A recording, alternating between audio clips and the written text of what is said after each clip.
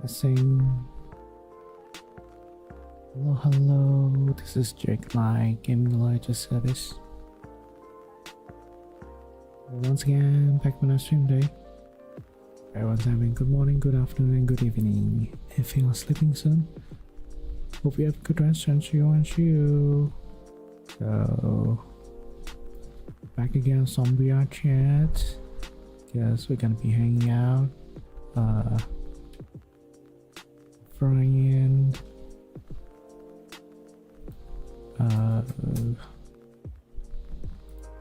Soon.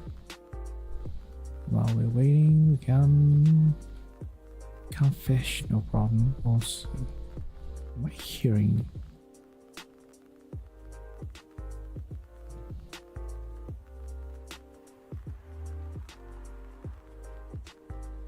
This is some construction or some maintenance work is happening outside. And hear some sort of ambience. Congratulations, you're the first. Welcome. Oh, why am I lagging?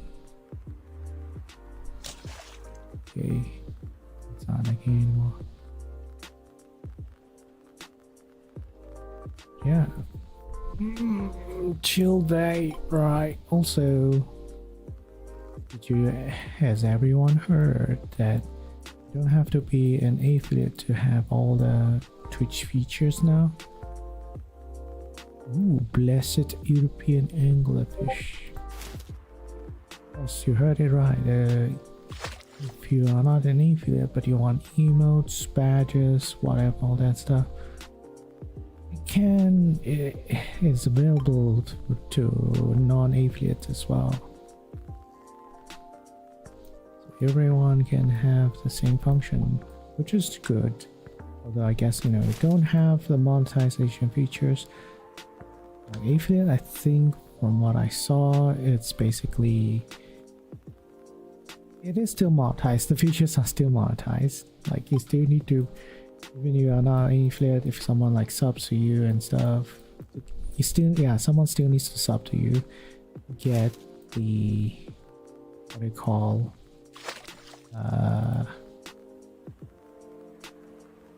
my dream is doing emo only. What is it? Why is that?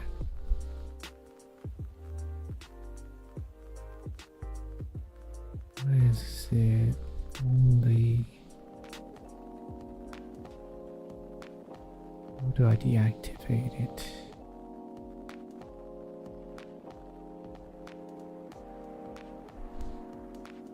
Turn off, yes.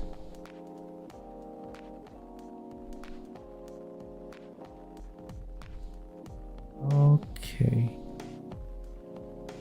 Is it my series spot's not working?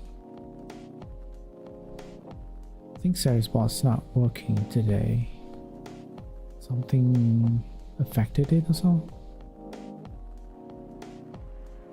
I think that's why shield mode is like not deactivated. Perhaps the new latest update affected series spot. I think maybe. I have to check that out later. Hopefully it's not affecting my. Hopefully it's gonna be fine for this session at least.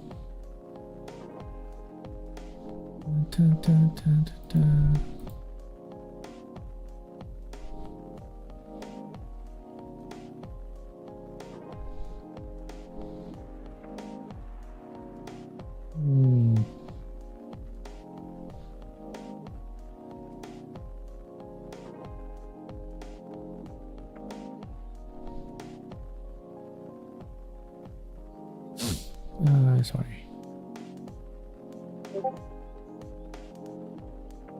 This look like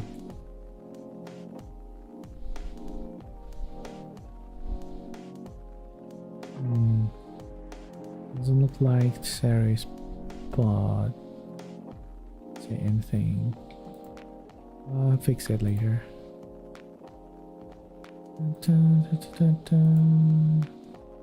Hello, Maddie. Right, yeah. Continue doing this now.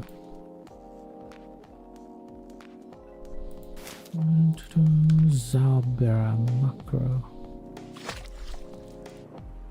Yeah, it's I believe it's a good change they made. Yeah, I wouldn't say helps much, or in terms of like it gets people more interested in using Twitch, I guess. Other than that,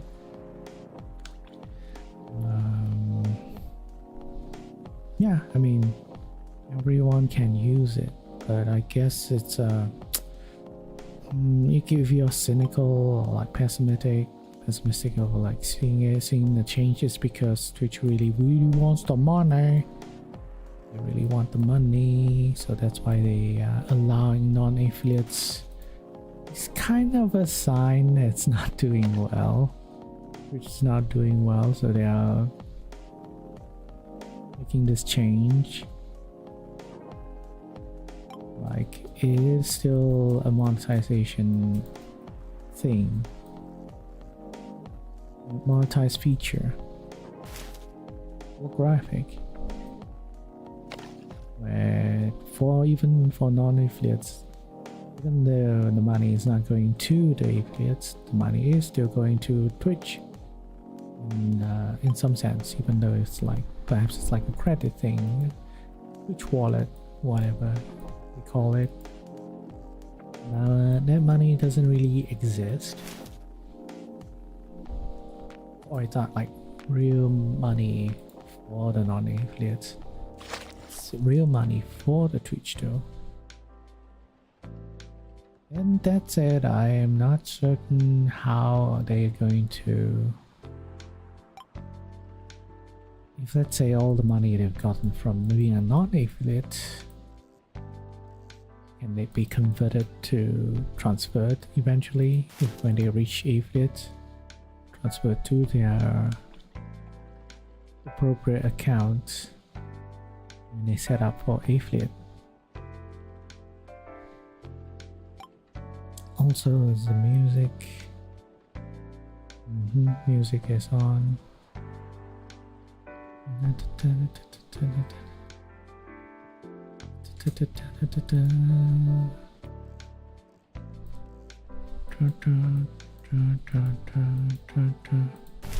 Macro.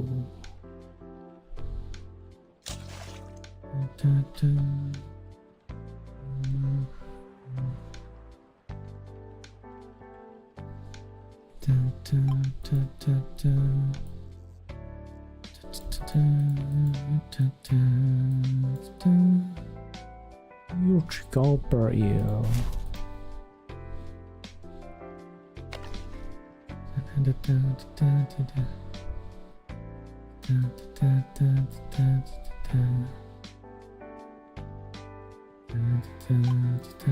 Ooh.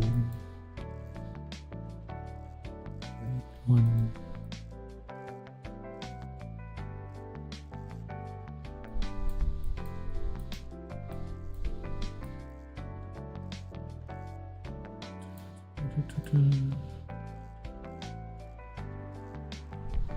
Yeah. No. Didn't get the rhythm.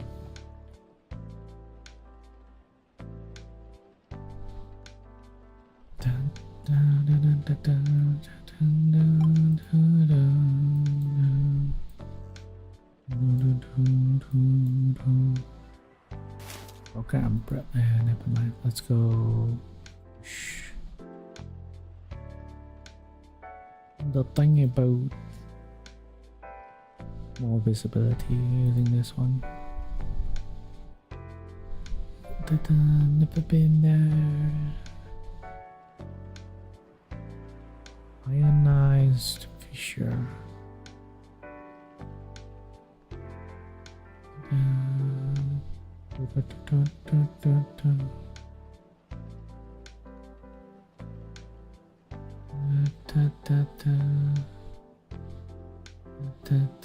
Oh, there are something over there. There's something over there.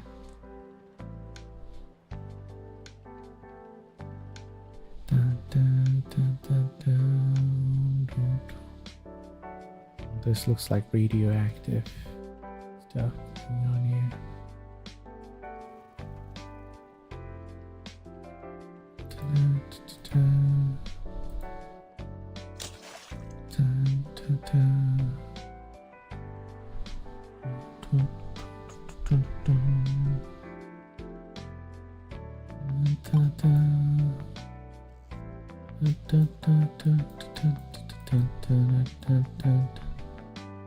Dock.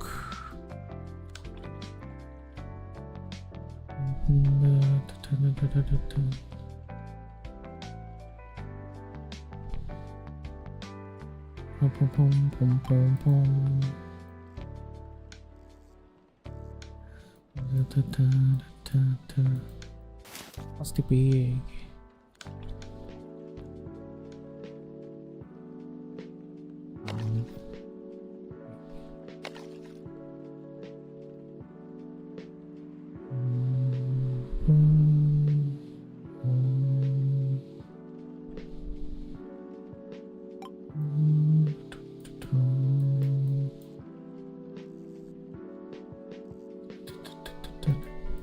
Where are my radioactive fishies?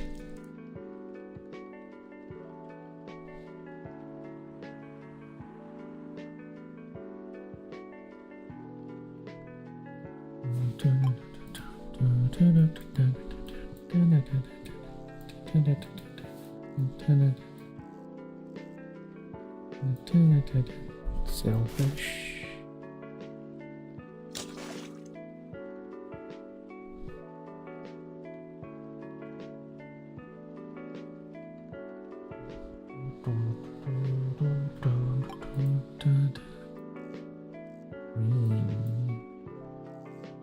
Does it mean radioactive? Doesn't mean radioactive.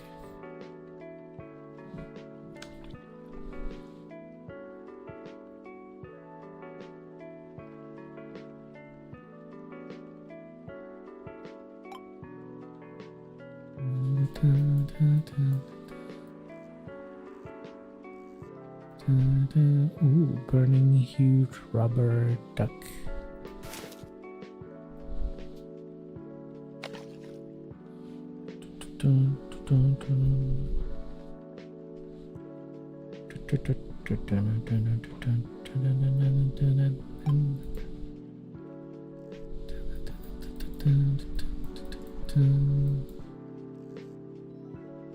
Nothing.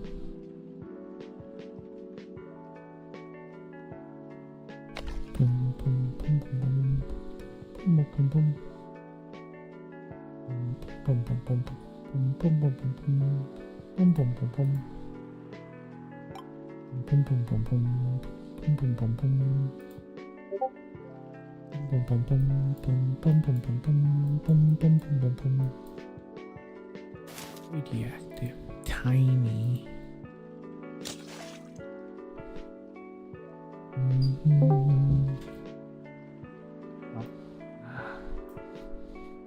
Hello, Val. Oh, wait, hold on.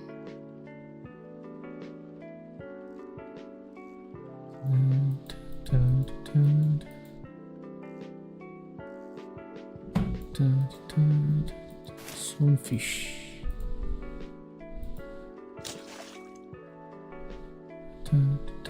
Hello? Hello, hello. Oh, there we go. Hello. Hello, Val. Hi. Just gotta log in. Sorry, I was trying to find my headphones. I thought I left it here on my desk, but apparently not, so I had to go find them, but I got them now.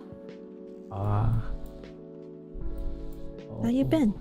I'm good.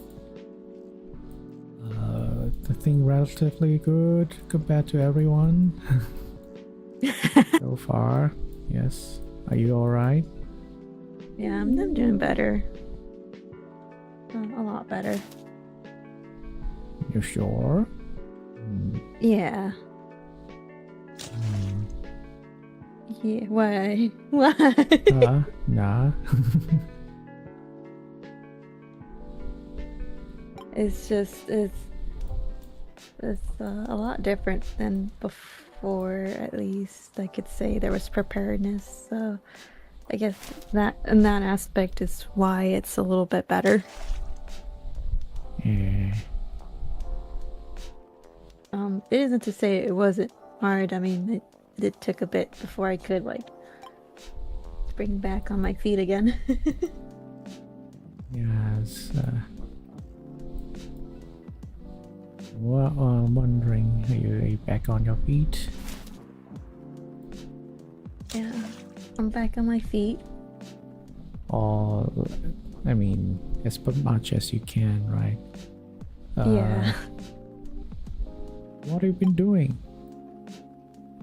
I've actually been going back to pursue like my second level of pharmacy tech. I call it second level, but it's like, I guess it's like the next step, like a higher certification. Higher For that? certification? Yeah. So like I have one certification, but it's more like of a student grade, I guess, if I could make sense of it.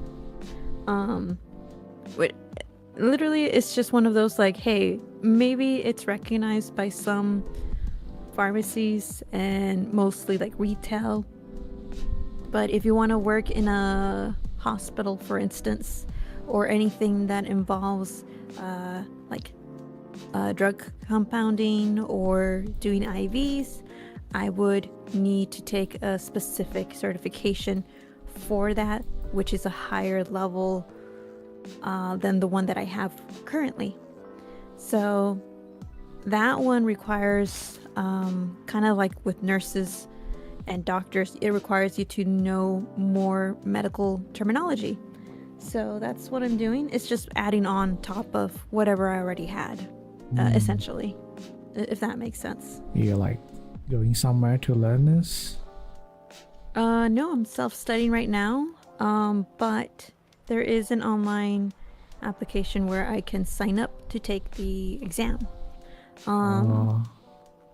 But eventually I would need to take also additionally like an online quote-unquote course, but that's only for the backing.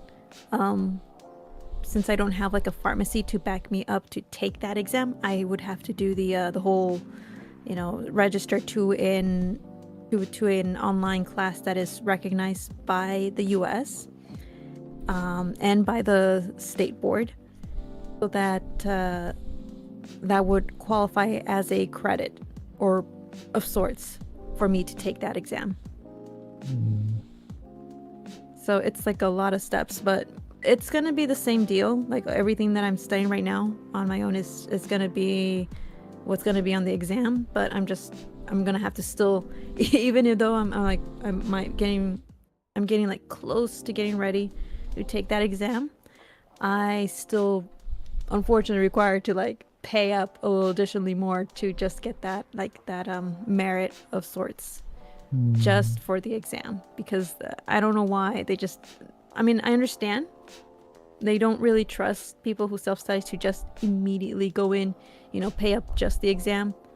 They kind of want to see either A, at least are some of the choices that they have, either A, you have hours in a pharmacy,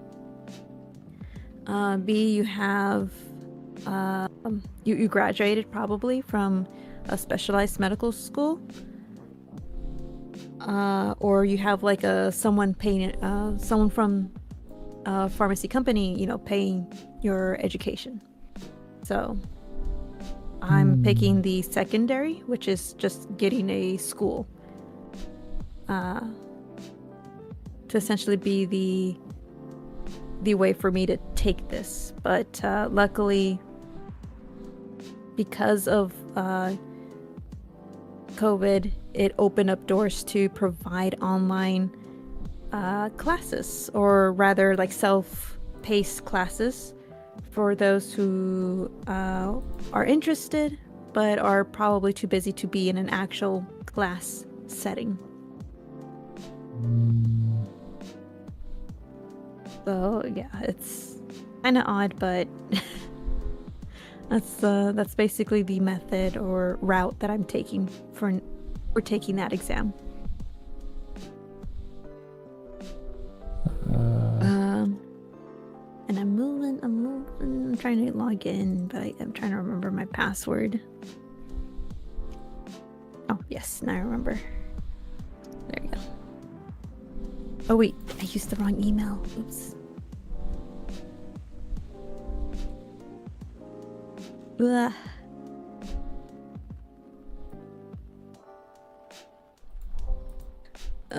So yeah, that's what I'm doing. are you, how do you say, like, I guess like you have plenty of time to do it then, right? Plenty of time to study. Yeah, so I have been studying that using the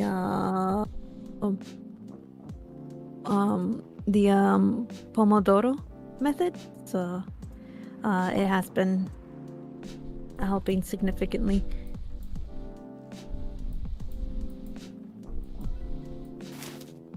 To just stay focused.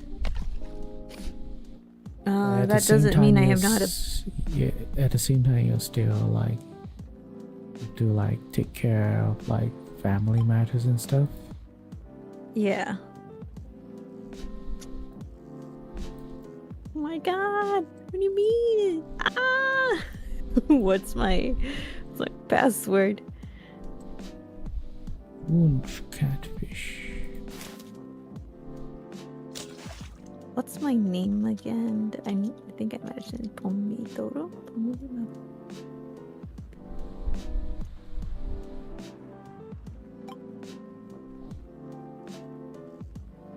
Is my user still?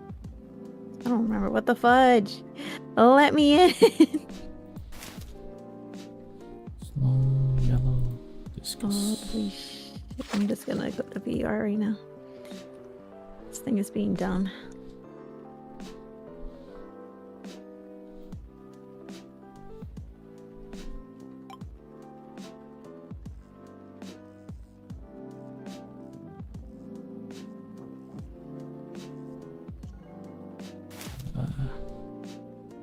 I'm gonna go reset my password. So aside from like studying, there's not much else you have free time for then. I been drawing a little bit, just a little at a time when I can. Playing a bit of games when I can.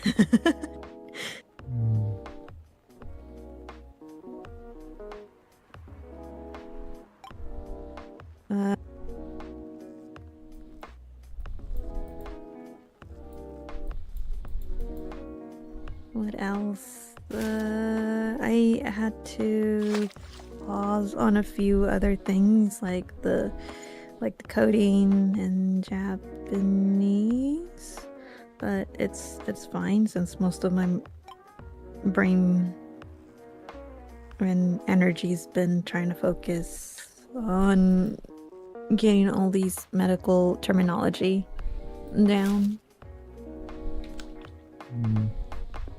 Do you set yourself like a time limit of like studying or something? Or you like study until you're confident to take the exam? I take a time because one of the things, like, in order to really really learn the material is to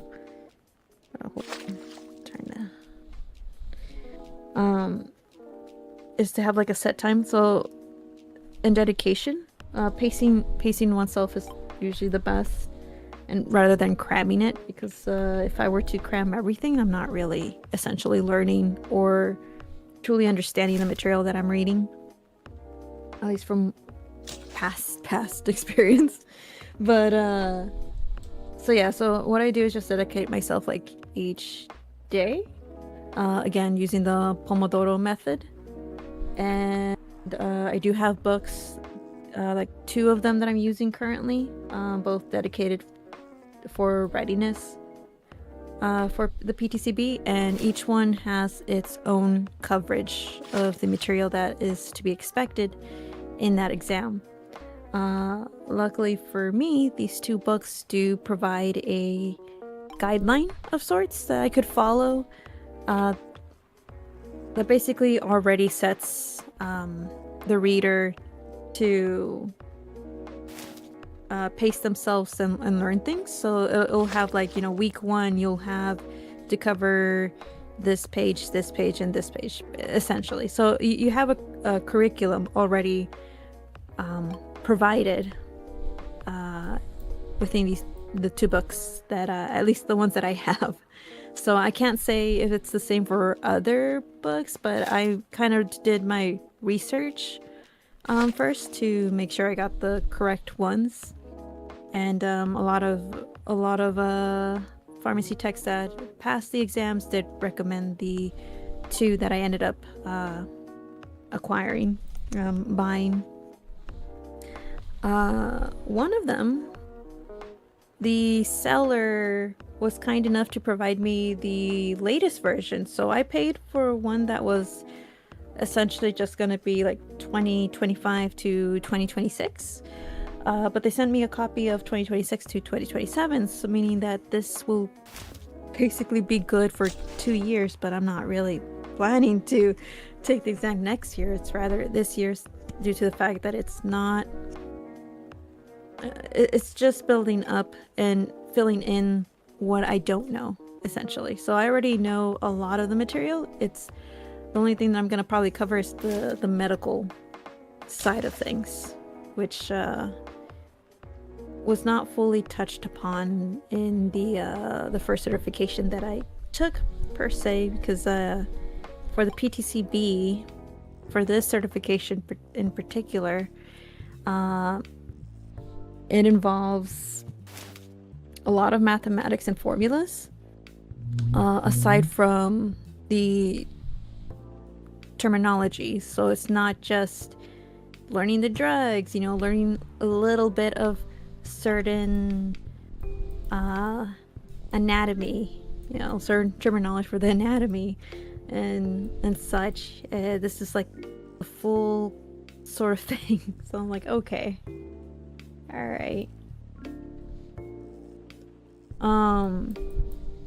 Even though once you're like in the field, like even though once you're there, technically, you know, as a pharmacy tech, I wouldn't be literally using all of this medical terminology because I'm not the one writing the scripts. It's still required because certain medications or certain doctors' prescription notes they might write in, you know, there's an off chance that they might write in the medical terminology rather than, oh, you know, pain meds.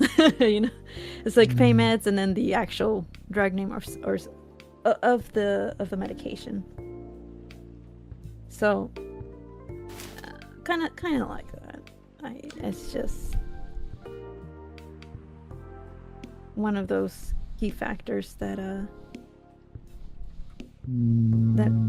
but ultimately your learning is to differentiates. like get a better chance of getting a job. Yeah, pretty much. Yeah, because with this current certification, I'm like limited. I am very limited to certain job positions because a lot of places prefer technicians to have the second, the one that I'm the PTCB. So they prefer that over the other certifications. And again, it just depends on the place. But if you want a better paying job within the field, then it's better to have a higher qualification than, you know, just your starting certification. So, Just realized Fuki Tech is not showing up. Fuji Tech. No. Yeah, like guess do you still have trying like to an log in. estimated time of like when you will take that exam? I Like by the end of wanted. this year? I was gonna like thinking of like this month, but then a lot of things occurred, so I was like, I can't do it this month. So, but I definitely want to do it within this year because it's just it's not something I want to take too long. It's like if I could take it as soon as possible, I can, but it ultimately falls back on how fast and how well I can memorize or learn the material. Then, you know, just take the exam and simply forget everything that's been learned from these study guides and material.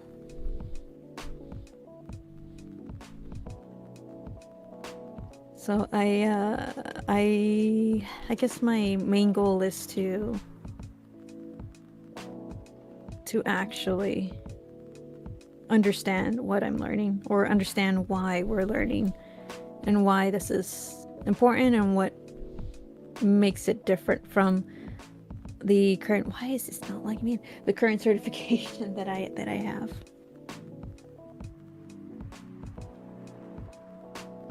But yeah, that's pretty much what it is. Trying to figure out why it's not letting me in.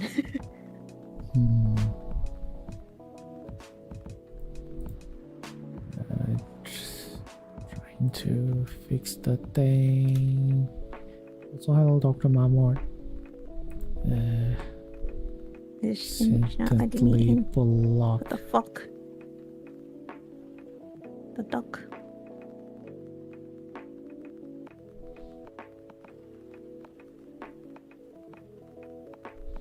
Why are you saying error? Oh my god! Log me in. Get me in. Get me inside. Do I think I have log out. I don't know. This VR is dumb. Log in.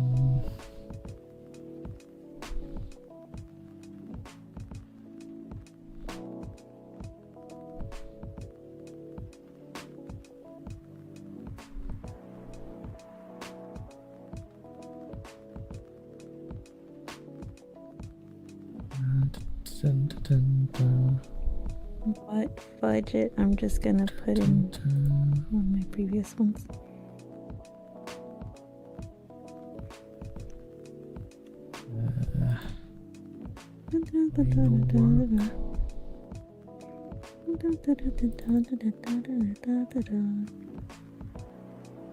Refresh.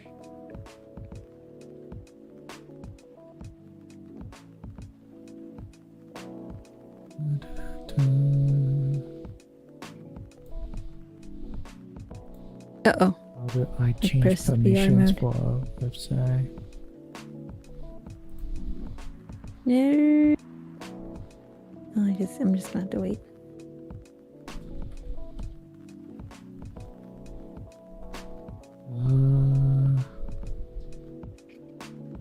Okay, there we go.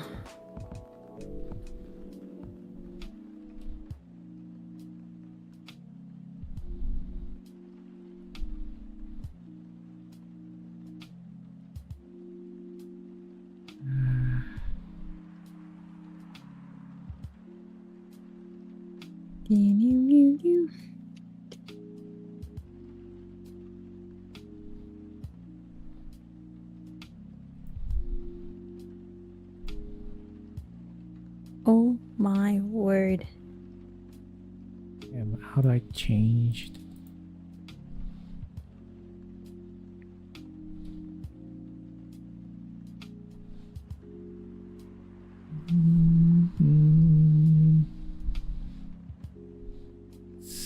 settings, privacy. Finally.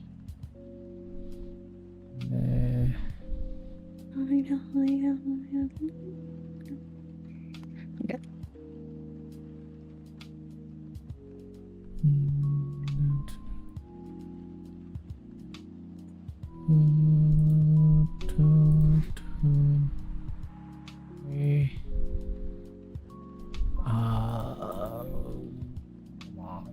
Wait, so laggy.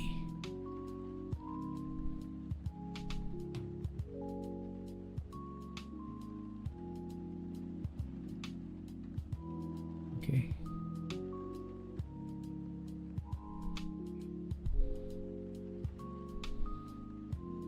There we go. Okay, reset. But yeah, oh yeah, that's just what I've been doing. Studied, setting up. So yeah, one of the helpful things that I made for myself is like, or invested, was getting these dry eraser flashcards, so I could just reuse them as much as I want until I guess until I can't erase them anymore. But I've had no issues so far, so they've been pretty good. Been able to reuse and change the topics of things that I'm learning.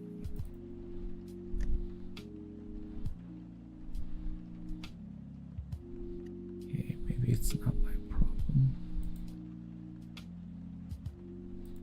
Did you figure it out?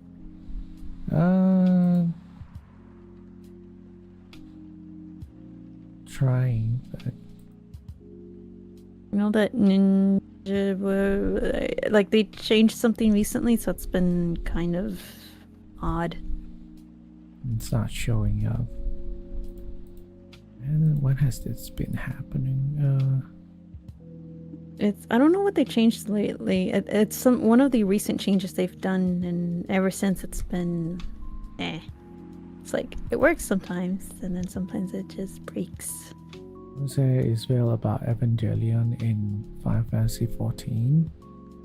Yeah, they announced Eva for the next raid, but that's going to be the next expansion that's coming in January 2027. So if you're interested in playing Final Fantasy 14, is a good time to start.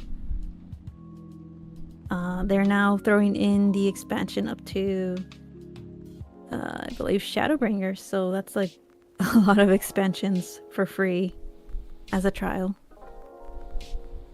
Like quote unquote trial. I don't even know if it's considered trial because it's all free. It's a big free.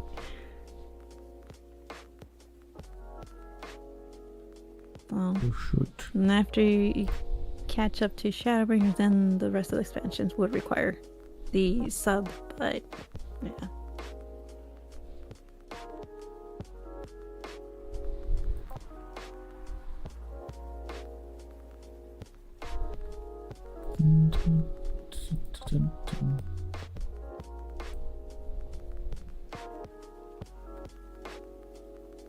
So, yep.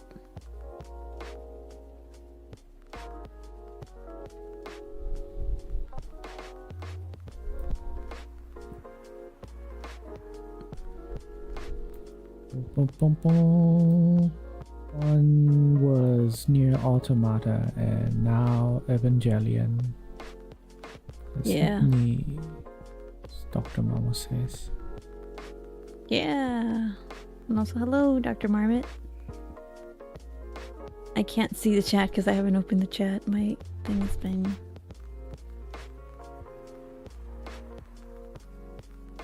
It's okay. I will read them to you.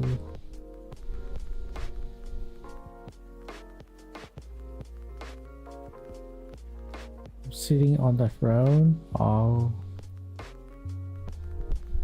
Wait, sorry. You're in the game. We can invite you. Spawn.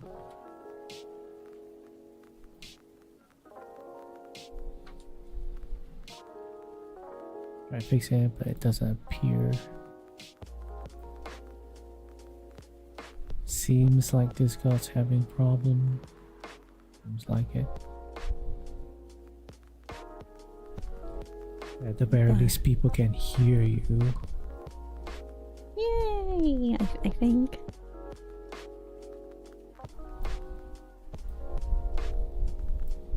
Holy moly! Not even the source problem. Change the source. It's the same thing.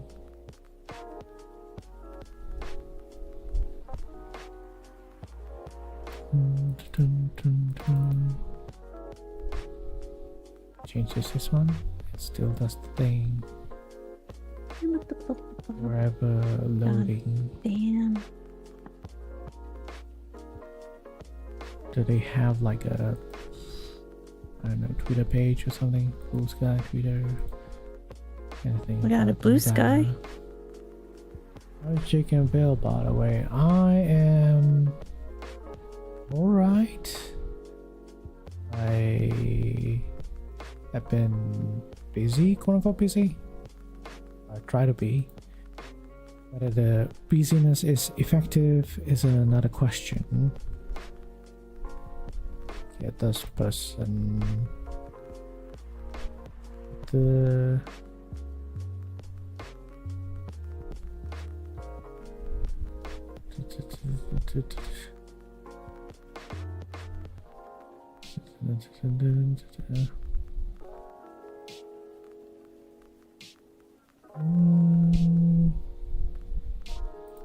Is it just me? It's a me issue. Also, did you see my invite to the game? Oh. No. Well done. There you go.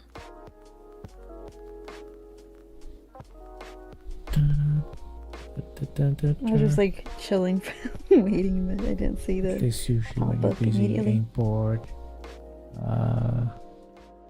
Yeah, I mean, I'm not bored. Just like a wish, something I can do. Just immediately, have people interested in in the stuff I'm doing.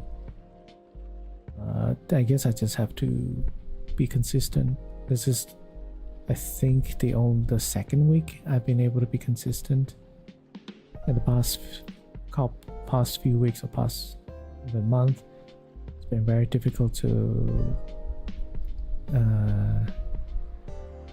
get like few streams in a week. And then the original idea of like doing more collabs, not really good.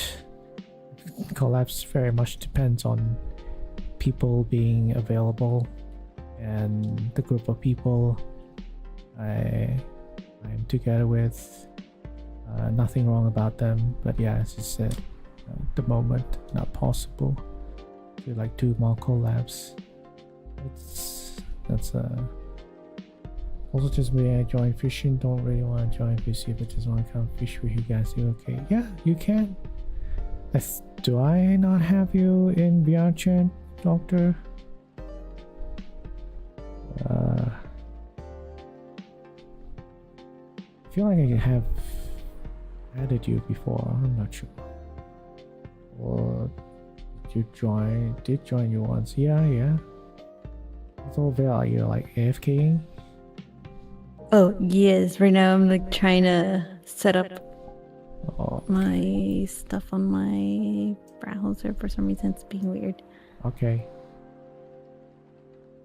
But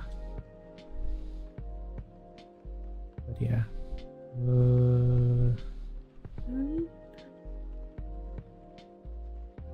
So I'm trying my best to do solo streams. Not my best. My weakest actually. My weakest how do you say, area expertise is solo streaming, although that doesn't make sense. So that for a VTuber streamer to not be able to stream by yourself effectively, Just gotta do like, I don't know. I don't know how to explain this. It's just I think it's just luck. It's just a matter of luck. I don't think it's. I've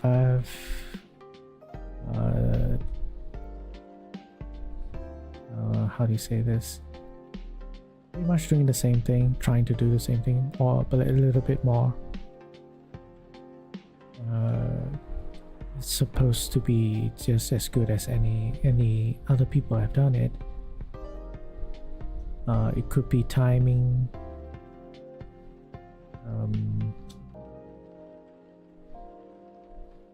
I feel like it just depends on the crowd too, or what it is. Sometimes you get people interested on certain genre, and if you dedicate yourself to a certain genre, sometimes it works. But again, just depends on comfort levels too, and how you perform, I guess. It's very much that, yeah. Need to find people to talk to. At the moment of like how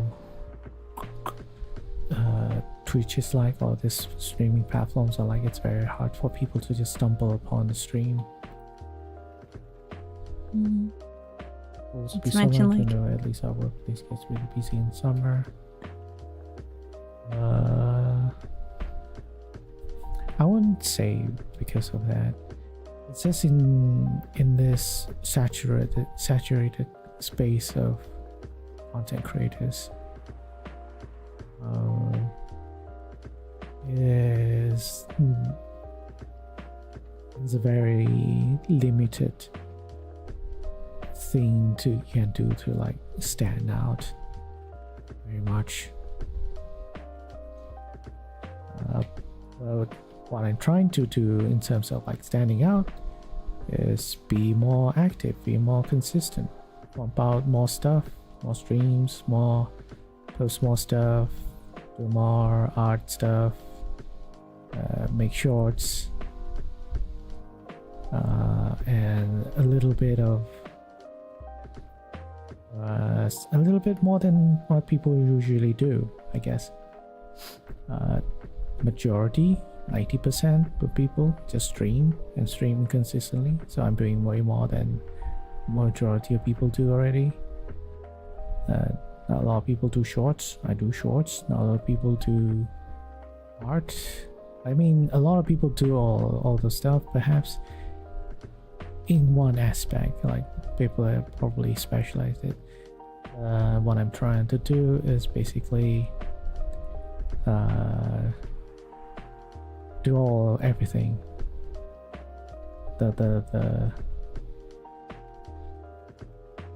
To stand out, to also appear, I don't know, to be as interactive as possible, to be available as possible.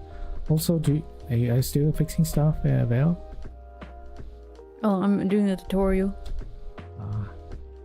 How the heck? It's pretty simple. Have you played Stardew Valley before? No, oh yeah, I know. You don't play. You don't play Farming Simulator. I forgot. You forgot.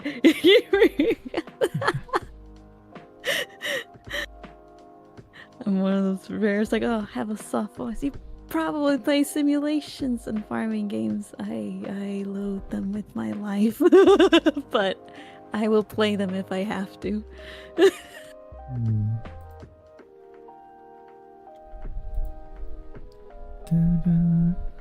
Or if I'm convinced enough and I'm like, alright, I guess I will. I was just gonna say, like, the fishing in mechanic in this game is like Stardew. Yeah, I was not too sure about streaming anymore after getting EP last year. Can I just stop there? It's about, I don't know, yeah, there's no need for affiliate to have emotes, badges, all that stuff now. Although they are still monetized for non-affiliates. Anyone can have emotes now for Twitch.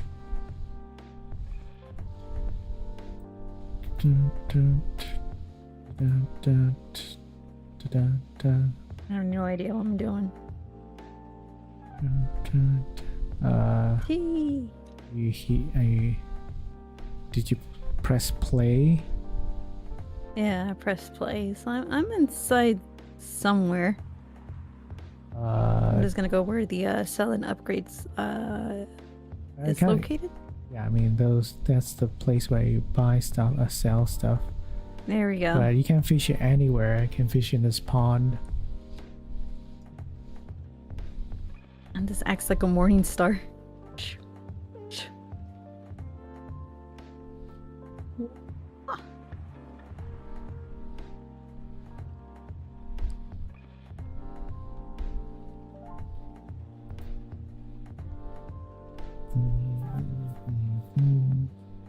Boom, boom, boom, boom, boom.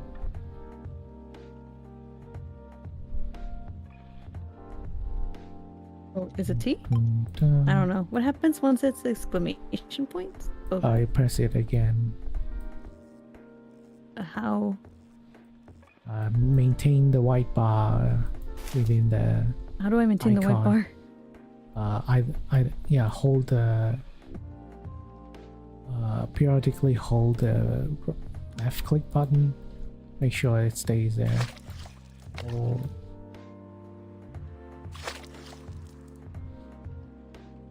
There we go. Yeah. that's it. Alright, And how do then- I? Is this a? You click again the same button. Collect Oh. it. Oops.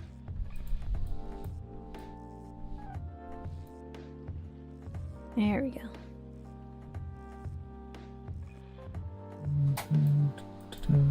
There's also fishing in Final Fantasy 14, but it's a little different than this. Almost every Square Enix, almost Right. every Square Enix game has fishing. What is here?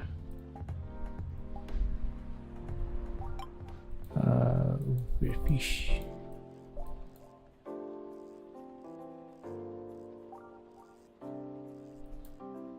Nope.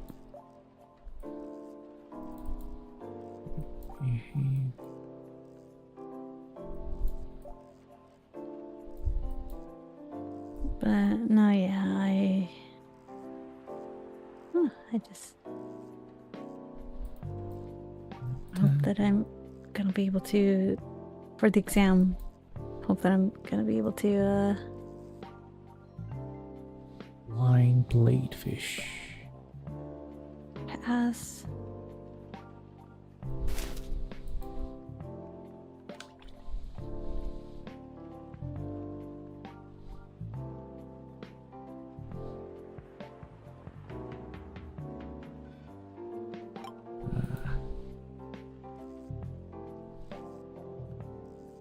I'm playing Black Myth Wukong though. Very fun. Ooh. It's kind of a mixture of Souls-like game, but like God of War style of like upgrading mechanics. Hmm. And it's huge, I guess, in terms of content. It's literally huge as well in size. It's about 150 gigabytes. I've been playing for like maybe a few weeks in there. Not only am like reached the final chapter of the game. A lot. It's I don't know. It's my first time playing a AAA game that it's had probably can say have way more content than even Elden Ring. Even though it's an open world, the sheer number of enemies, different type of enemies in the game is like amazing to me. Like every chapter, every different world has different enemies. Some only a minor minions, or like they reuse something about them. Most of them are like original, and they are somewhat like based on the Journey to the West story. So there's a lot of like or whatever enemies you face, there's like a shit ton of lore. I don't know if they made it themselves, but each enemies have their own like short story talking about what they are. Oh, the generals, the bald man. Oh man, what? He's not actually bald. He's not actually bald. Oh. It's just the name, the nickname. I'm just surprised that a story about a monk journeying to get Dr. holy Marmot. scriptures has so many characters in it, or like so many different kind of monsters. Monsters in the game or enemies in the game are called Yao Guais. Basically monster, I don't know. Or like in Japanese is yokai. Yokai. I think it's the same thing. Yokai, Yao Guai. Yeah, I understand. I've read a couple of like Chinese materials and both folklore and fantasy. Very imaginative. It's not just like like how do you say, monsters, simply very simple, straightforward monsters, because they mix in a lot of Buddhism in it. There's a lot of Buddha themed monsters. Because in the story, in Journey of the West story, is there's Yao Guais, but also a lot of divine entities, divine beings, which is a mixture of Buddhas, divine entities like Buddhas, but also they have the Jade Empire or Jade Emperor.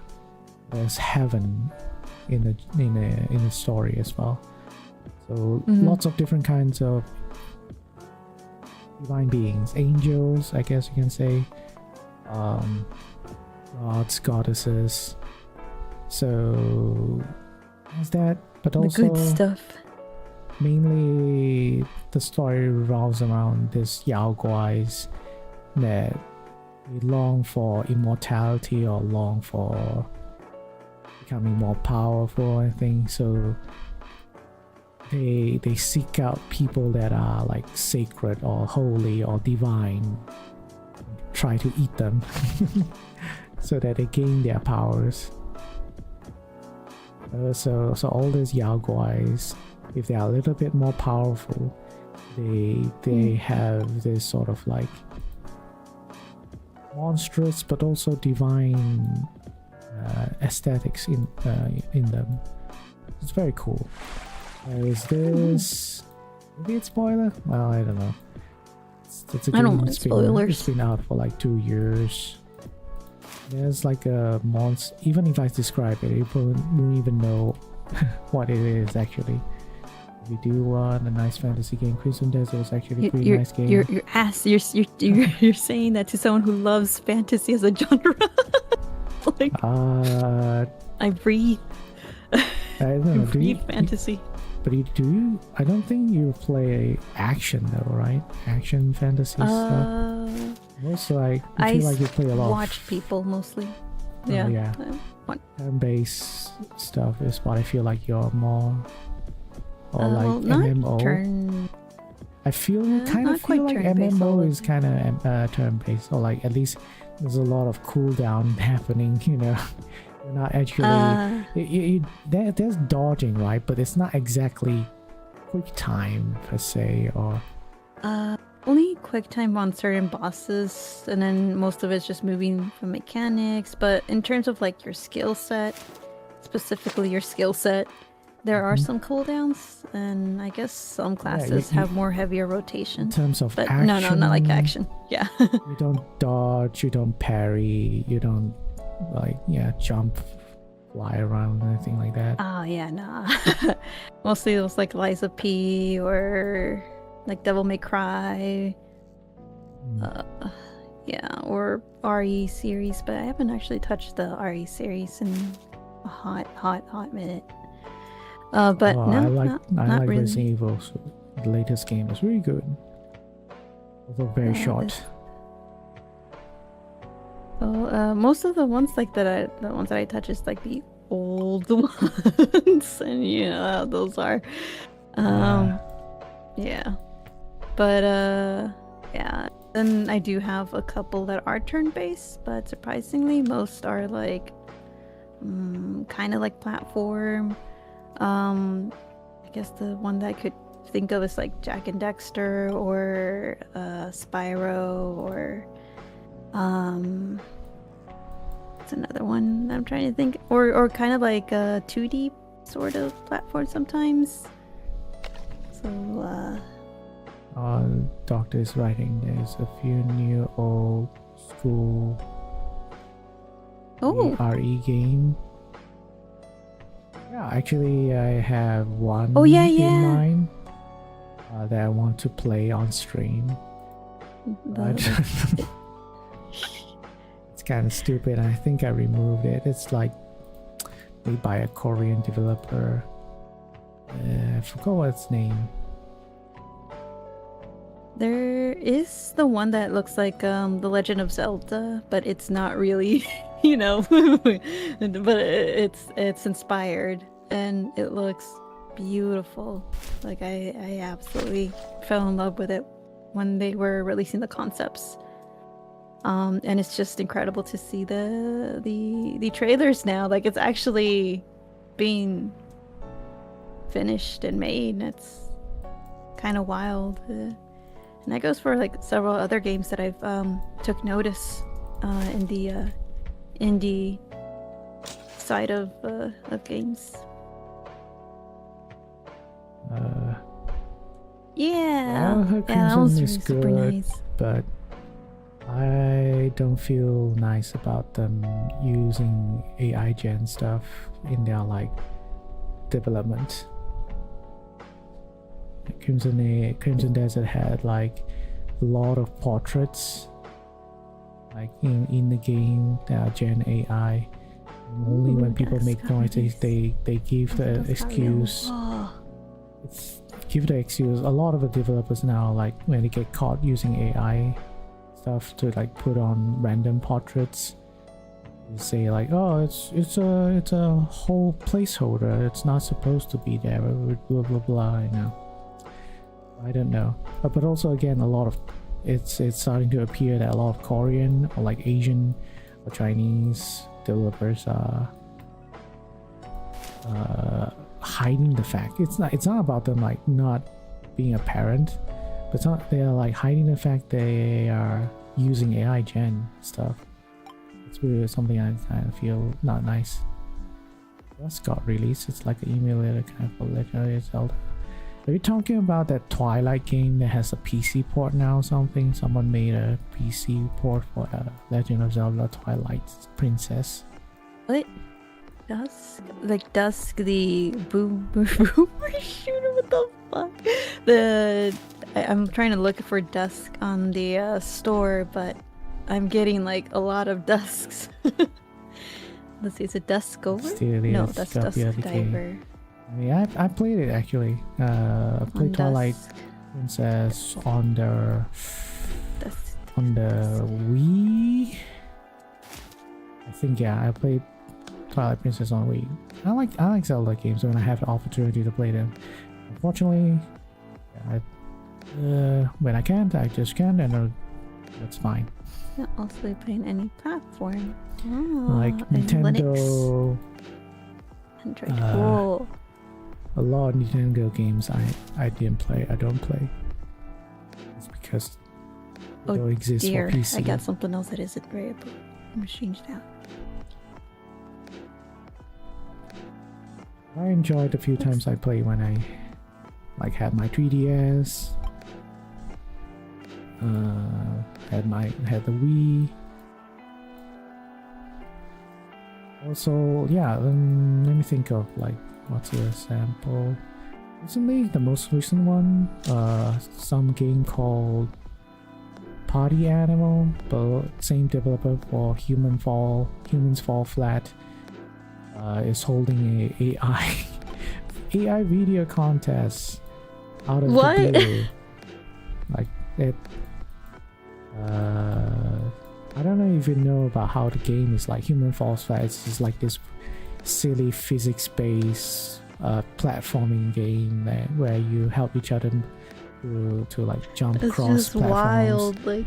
And the How party did you- animal is like a fighting or competitive, not silly competitive game where you fight each other as animals.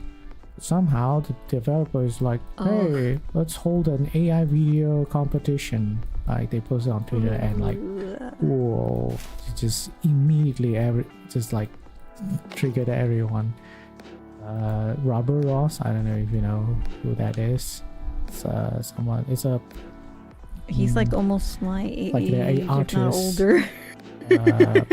Prominent artist. I knew him from Game Grumps. Yeah, Ross posted about actually it. delved a little bit on AI too, and I'm like, Ross, you of all people. Fucking Ross. But yeah, it's really stupid when you look at so many AI games now on Steam. Yeah, it's really stupid when you look at the rules for the developer put for the contest.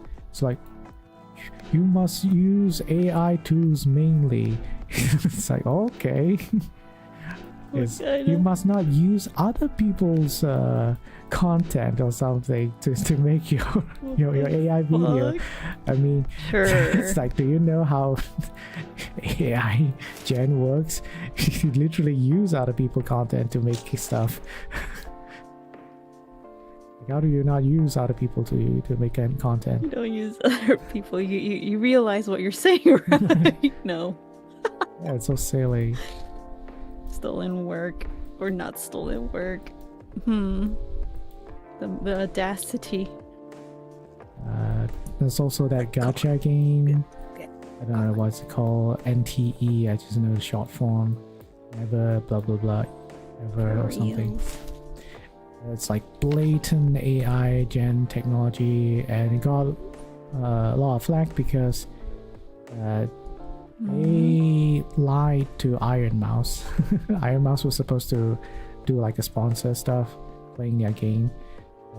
Iron Mouse found out that it's like there's AI gen stuff and just like told her representatives like cancel the sponsor. Let's point out like they use the AI for the billboard ads in the city too. So it's like, damn. damn. Literally using the what do you call? There's an anime movie called Weathering with You or something. Used its trailer and with an AI filter on it. They didn't change anything, just use an AI filter on it to like give it a different feel or something. Call it a day as well.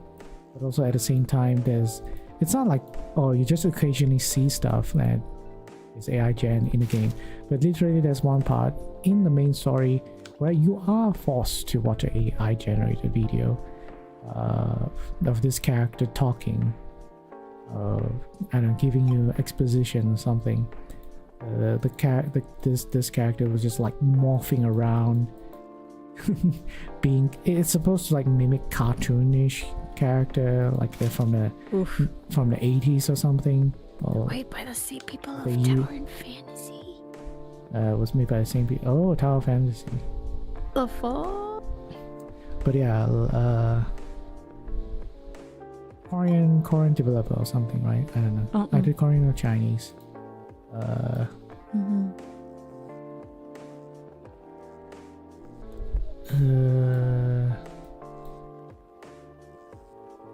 yeah, it's getting more apparent now. At least we reached level 50. Apparent with AI usage and stuff. Easy for people Yeah. to for me, I guess, to just okay, I'll just ignore it. I don't know how do I feel. It's like it's kind of silly. Like they advocate the use of AI, yet when it comes to advertisement or like trying to be transparent, they don't do it. Yeah, like- if developers are so okay with AI technology, why don't they talk about it more or like promote about it more Like- until why wait people to discover it and then I'm sorry. Like just Right. be a parent, and then you'll see who's like okay. See what at the least- actual gaming community or like the gaming market actually wants that, Yeah. right? Pretty much. It's just they know that they probably may not do well, and that's why they hide it. But it's like, if you know already, Yeah. why are you hiding it? Why are you like trying so hard? Damn, like being counterproductive or to the goal. And you know, if you For the hell, big fish, yeah. I can fish even bigger stuff if we are like in the open sea. But yeah, this game, this VR chat world fishing game is like very in depth for some reason. There's multiple different islands or regions you can fish, and they have their own unique fishes if you go and fish there. But also like there's an upgrading system that's pretty in depth as well. In this island that's upgraded, you can upgrade your rods and tools and stuff. If you go to other regions, they have better upgrades as well, and sometimes they have their own unique feature. So this game in VR chat being free is just like, oh my god, unbelievable. There's also Animal Like Crossing vibe. I don't know about that.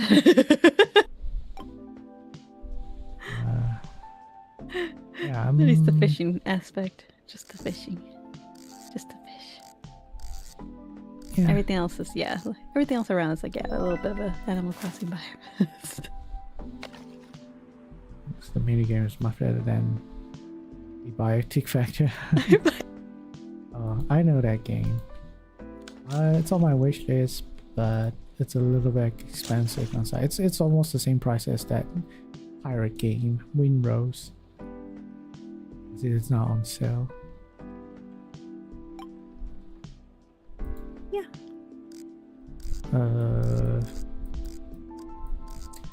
Yeah, it's supposed to be this strong support or indifference in a lot of Asian countries about AI for some reason.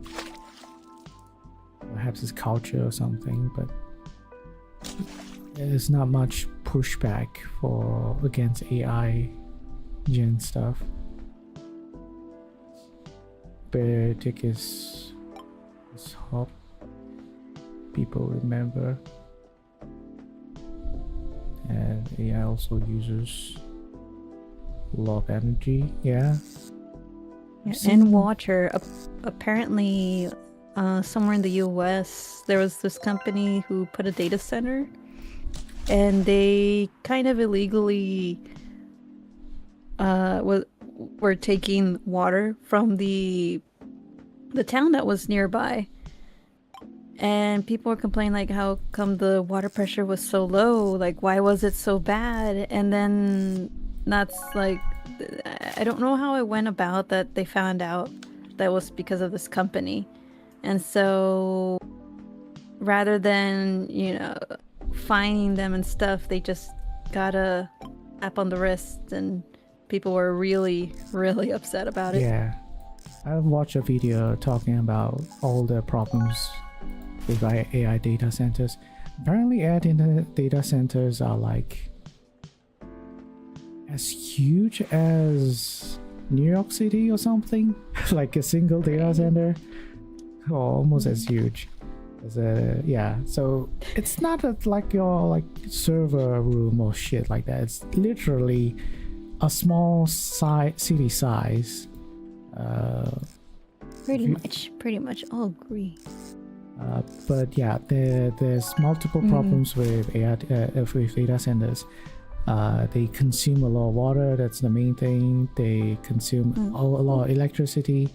But this indirectly affects any residential or other commercial whatever areas that is also utilizing this water and electricity.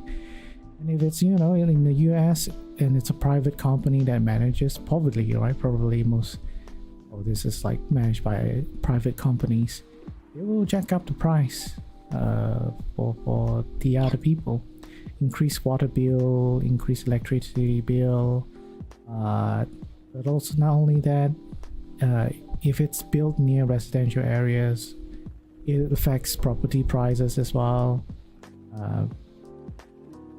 Weirdly enough, the property prices will increase, not decrease, because they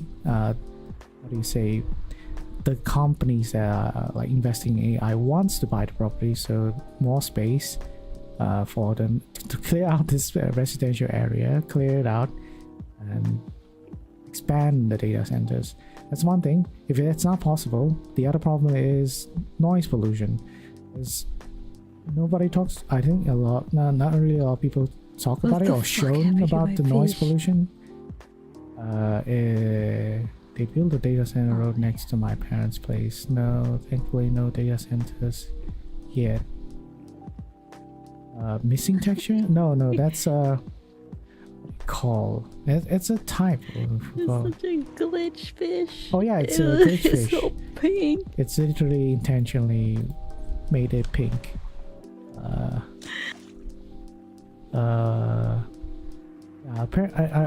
think I shared a video of like my Discord server of how a data center actually sounds like. Yeah. It is like a high-pitched noise apparently. High-pitched humming noise that is 24 hours in operation, and this person was recording the data center from the outside premises, like at least maybe I don't know 100 meters away at least, and it's very loud. I mean, imagine people living there, and I think I've seen accounts of them saying they have to build noise insulating windows. Some of them have to like live in basements to not hear the sound, lessen the sound. Oh, it's gonna become an underground city.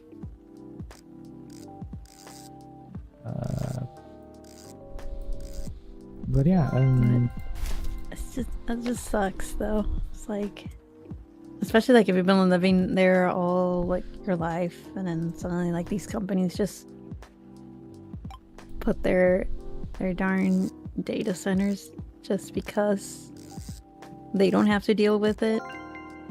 it's also partly the government's whatever government's problem as well. They don't really consider how much of a problem data centers, and they just if companies approach them to like, hey, I want to build a data center, you still just have to comply the usual I don't know, factory building requirements, approvals to get from the government to build something or develop a data center.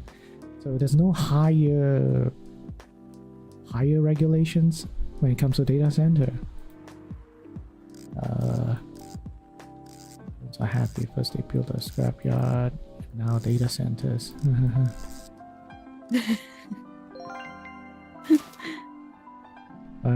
In Malaysia, I think I saw a video built a data center in a supposed industrial zone.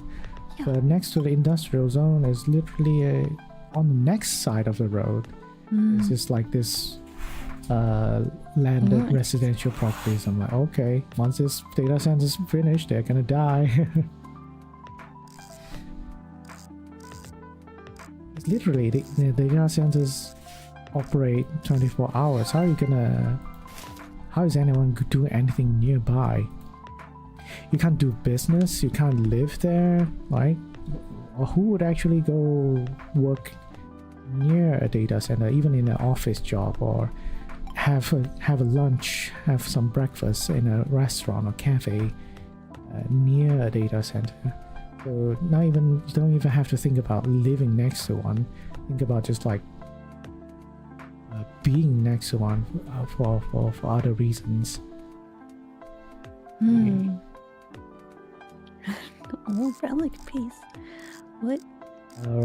Relic piece, I think it's used for Whoa. something in a different location. There's a lot of different islands here, and you get a lot of different kinds of fishes. Some of them, I think if you get a cursed fish, you need to exercise it to make it more valuable, I think.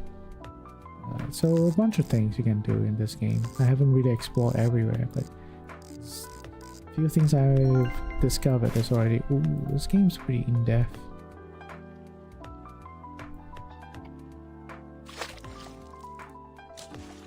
There's NPC with The small rubber side quests. ducky! I guess don't sell it. Oh I my don't god. know. Maybe. Some stuff, yeah, like there's bounties, like the shop was mentioned, like there's a specific kind of fish we will buy from you with more at a higher price or something. There's that. There's also side quests, random side quests here and there. Yeah. Alright. Yeah. So you mean there's like more places then? Yeah. How do I put this? How do I store this? How do I have a boat you can like ride to other places, but then again you have to get better and better rods to fish more rarer or valuable How do we- fishes. Do we just like sell it here? That's a very not sure. You sell it. Ooh, got a glitch. Right. You talk to the NPC, the cell here. Where are you? Here in the garage? No, that's the boat. Uh-huh. Follow. Ah. Up in the cell here. You know, there's a big sign that says "sell" here. I was like, Hey, talk to it's the first one of the first talk things. to an NPC. Move close enough and press E. Yeah, let me. How do I? Press, There you go. yeah, right click to E? here. This NPC here. Oh, E.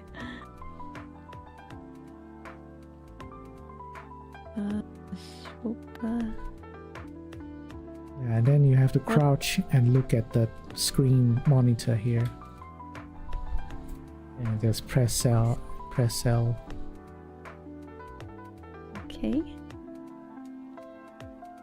And you sell everything. And then you got the money, you go here where all the rods and lines and bubbles or whatever, you can buy them. You can click on them and inspect their stats.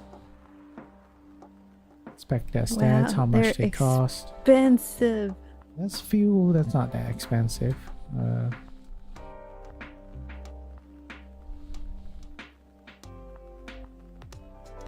Aquamarine line, carbon line, a blue Here, should I jump by the bobber. toy rod? That doesn't seem to... Yeah, I mean, it's a little better than your base rod, but if you can save a little more, just buy something better. It just looks cuter. That's the only upgrade. The rod I have is bought from a different island. Ooh. Yeah. Ah. How about this one? Wow, I'm poor. I'm poor. Yeah, you guess just I'll gotta just fish take a- more. I guess I'll just take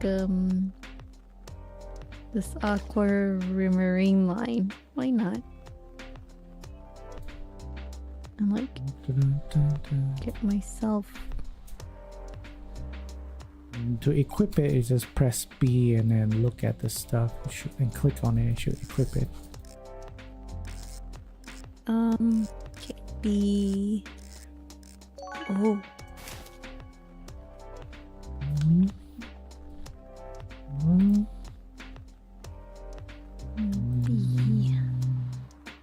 I guess. I mean. Wow. Why is a toy rod expensive? It's a toy.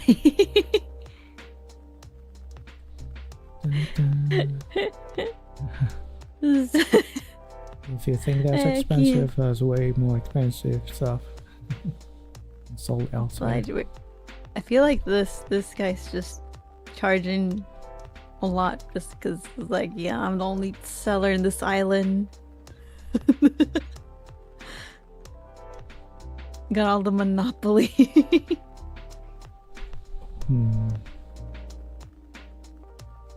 How much higher does it get?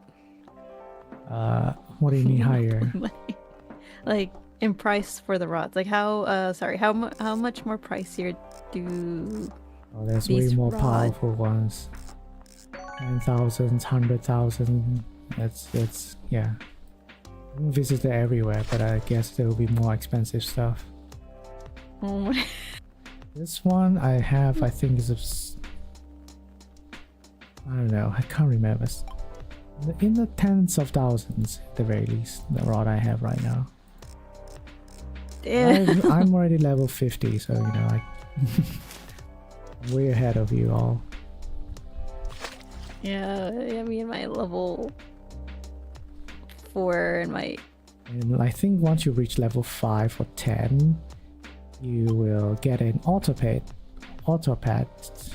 You can press P and then place a pet on any body. Peter. What? No.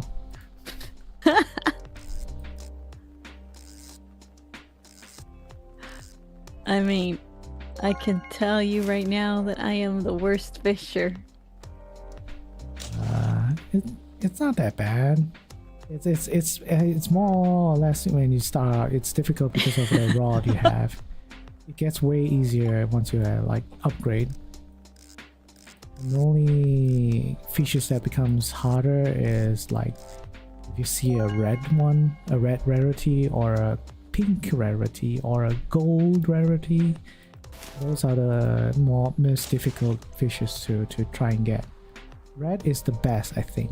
Red usually, whatever I caught, it's always like a giant fish. I caught a shark, a great white shark before. Do I still have it in my inventory? I think probably. I caught a few giant squid. Let me show it because I haven't sold anything yet. Yup.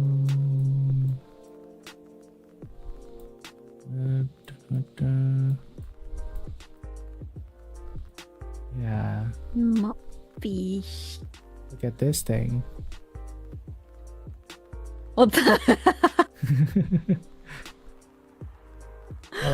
It's huge. Yeah, you can pick it up as well. It's interactable. I got an old book. Look, perfect. I don't know how to despawn it though.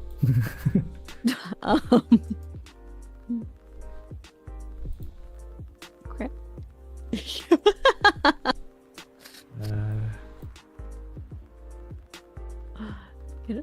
I got a.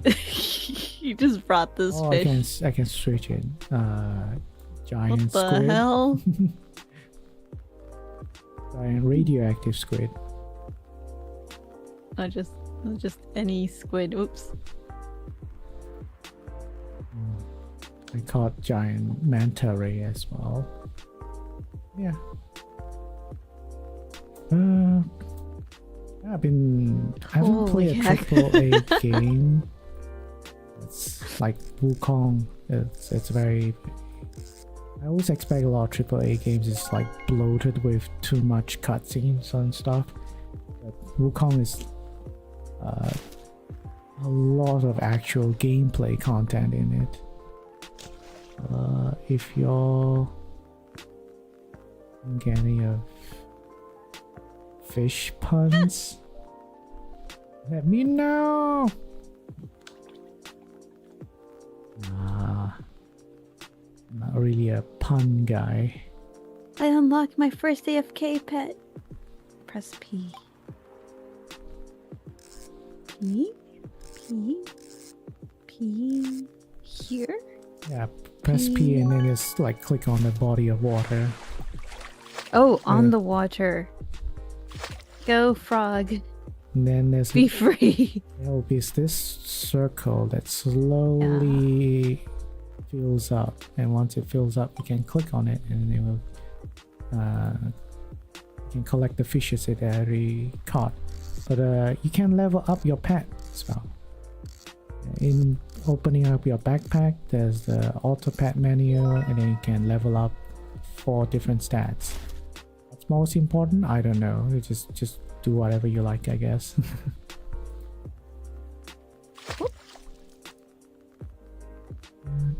Fish.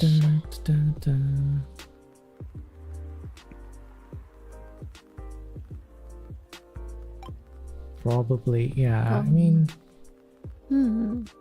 at low level, you wouldn't really expect to catch a lot of like super heavy fishes, but eventually, yeah, you might be able to catch the auto pet. Out of curiosity, have any of you fished in real life? No, I don't think I have the opportunity at all. Yeah, with the rod. Don't live nearby the sea or anything. Ooh. Okay, okay.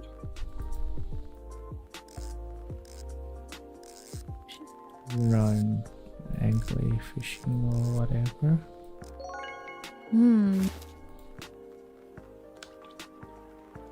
I've catfish but never actually fish. And reel. Throw the rod and reel. Okay, okay, okay. I see. Oh, okay, okay. I think I know which type. Vaguely. It's been a while. I have tried. Well, I myself have tried fishing in past, but like, I've caught no fish. I've been unfortunate. It could be maybe we had the wrong bait, or maybe just the wrong spot. But oh yeah, I've not had the pleasure to catch fish with anything that I put in. So, but my grandfather, on the other hand, he's an actual fisher. He's like caught manta rays, fishes of all sorts, and he'll just take it with him and prep them for food. Meanwhile, I just suck. I can't catch anything. This is not your thing. I've tried so hard. I'm like, come on. Doing the same techniques and using the same baits or something when I go with my grandpa. I don't know. Fish hate me. Fish don't love me. Or I'm just probably... Maybe they feel the tension. I don't know. I have no idea.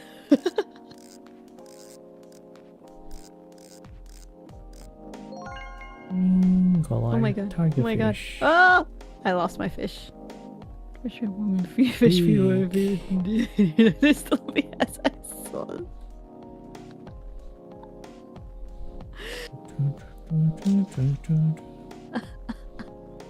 Big fish. Big fish. I can't even catch a freaking big fish. I'm just waiting for this. It's fine.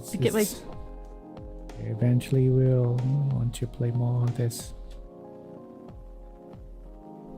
A shoe. Wow, a lost shoe, a tiny lost shoe. That's wonderful. I'm looking, although I'm gonna be sad once I finish Wukong though. Yeah.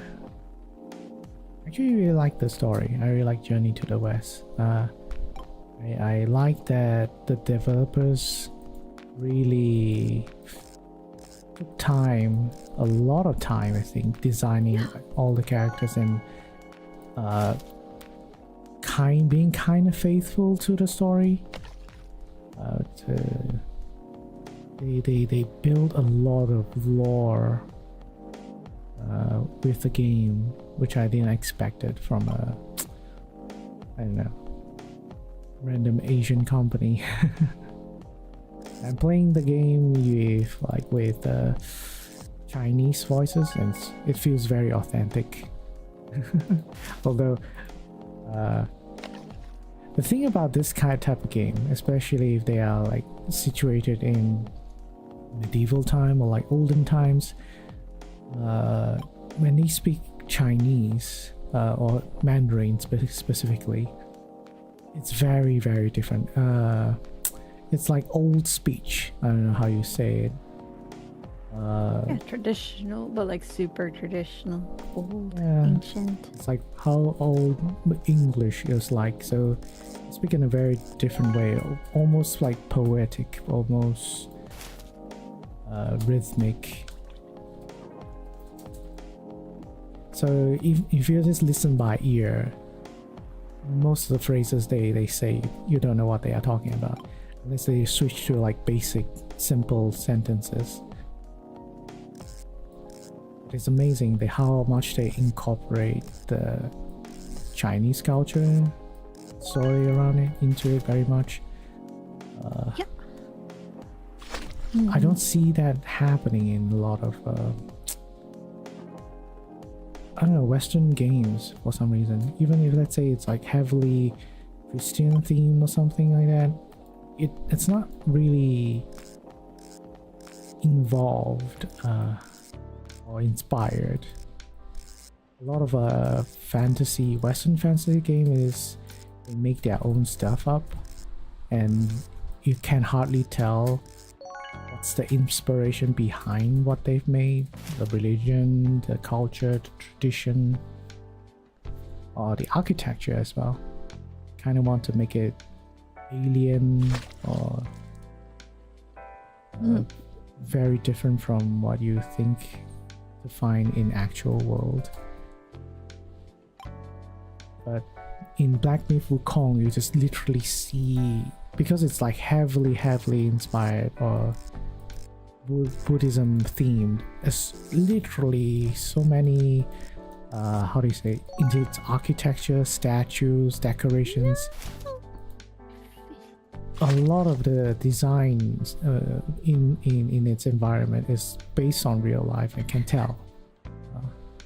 It's because I've been to some Buddhist temples here and there. Like, ooh, they have random Buddha statues here and there on the wall, on the ground. It's like they don't have to do it, but they did make the world feel immersive, alive. As you compare to, like, I don't know, other Western fantasy games, like, things just feel like they are put there because there's an empty space and they're just putting stuff there. Or even then, they don't put anything there, anything significant or like eye-catching. Souls-like or Dark Souls games try to do it, but yeah, if anything, only Elden Ring or Dark Souls games can try to do it. I don't know, I would say maybe it's dated, but Skyrim, well, wouldn't be a good example. Let's say a newer game. What the fudge? So you see what Dr. Marmot typed? Okay, so English. Oh.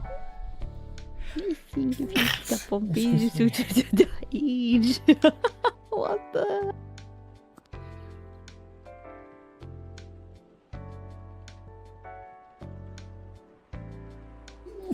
Oh, excuse me. Bless you. That was super itchy. No, yeah. Old. There's like a lot of. There's a lot of like different variations of Chinese, right? But what is the old Chinese language or like version called again? Or was it called?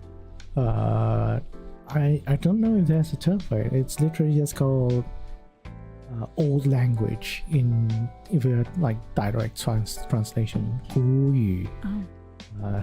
In Chinese, it's called 古语. Literally, 古 means old, like ancient, and 语 means language, something like that. So ancient language or old language. That's what we refer to.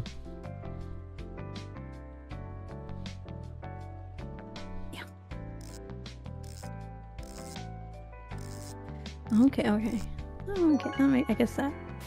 Yeah. It's kind of like with English, we don't really say like, oh, there's a special term for old English. No, it's just old English, ye old English, or something maybe. But there's nothing in particular. I don't know, from my understanding, that's what it's called. When I learned in school, that's what it's called. In practice, I think people. It depends on how level of education, I guess. Not everyone, in terms of depictions, entertainment depictions, or like depictions of old ancient China or whatever. It depends on who the person is in terms of education. The more highly educated you are, the more like you live in a wealthy or high noble background, the more likely you hear people speak in this sort of like ancient language or style. Whereas if it's more of a commoner, a peasant person talking, they might speak in more simpler terms. Yeah. Well, no, it kind of makes sense. It makes sense. Yeah.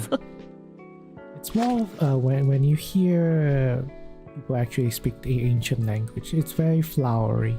A lot of phrases are idioms. I don't know what you call them. Idioms, phrases are used to describe something, or poems. That itself is very difficult. In any language, really. Yeah.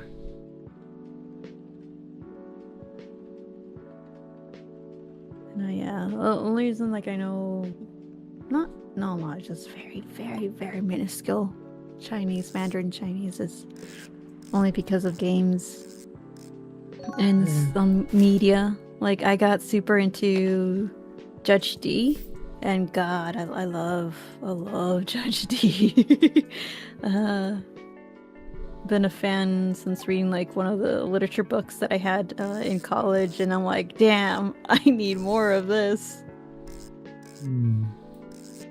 But when I discovered that they adapted some of it in Netflix, I was like, oh hey. So yeah. Huh. Feng Chi. I'm sure it's basically what do you call? What? It's like it's the study of. That's pretty. Of luck, I guess. Feng Shui is like the study of spiritual luck or whatever. Basically, what you do. What you do in a daily basis affects your luck. How you faced, how your home is decorated, affects your luck. the people that you interact with. Poop.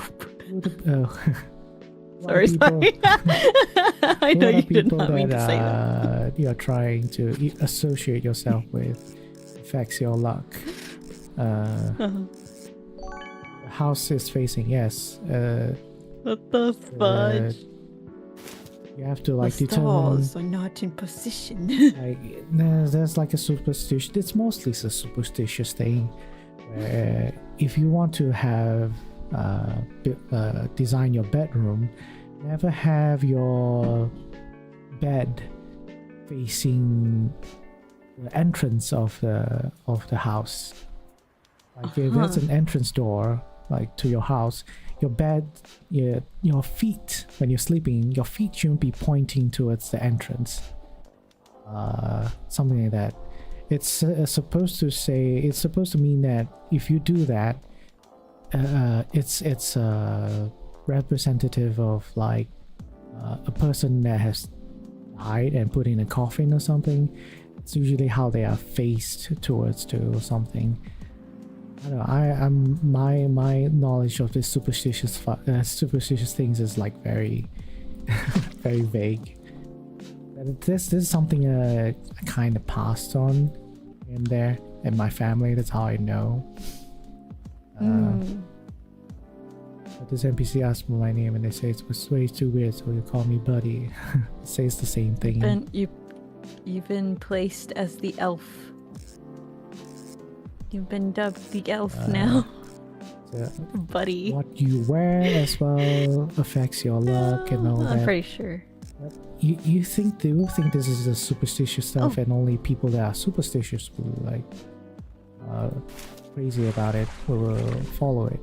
Apparently, a lot of businessmen, Chinese businesses, follow this kind of like follow it very, very strictly. They will do all sorts of ritual and stuff in office premises. How do I collect this? To like increase luck or like increase business. There we go. The number one thing they will normally do is like burn paper money or something to worship some sort of a Chinese deity. It kind of reminds me of like the luck. Aztecs.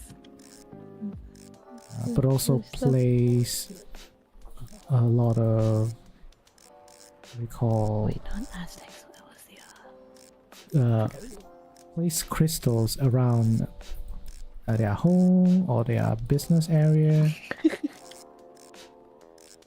portraits, bleedfish. I guess you're gonna get this.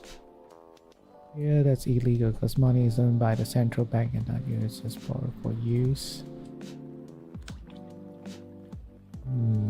How would they know? How would they know? What if you accidentally burn it? Do you have to like, hey, I kind of... No, not actual money. It's fake money. It's like money for worship. Okay. Not actual I was money. like, damn, I'm sorry. It's Can you imagine? Chinese Like, I'm gonna... superstitious traditional thing. 500. People, Chinese also burn paper money during Ghost Festival as well. It's like your what do you call it? Mexican. The what's that event that happens where you like spend time with your passed away loved ones? What? What's it called? A festival? ¿Ofrendas? Or Dia de los Muertos? Dios de Muertos. The one where... Dia de los... Dios? Not Dios. Dia de los Muertos. Not gods of the dead. This Day of the Dead. Yeah. But it's kind of close. Very close. Dia de los Muertos. Would do something like that. Chinese do something like that. There's like a month in the Chinese calendar where it's supposedly it's the month where the gates to hell opens. Should probably mute my thing.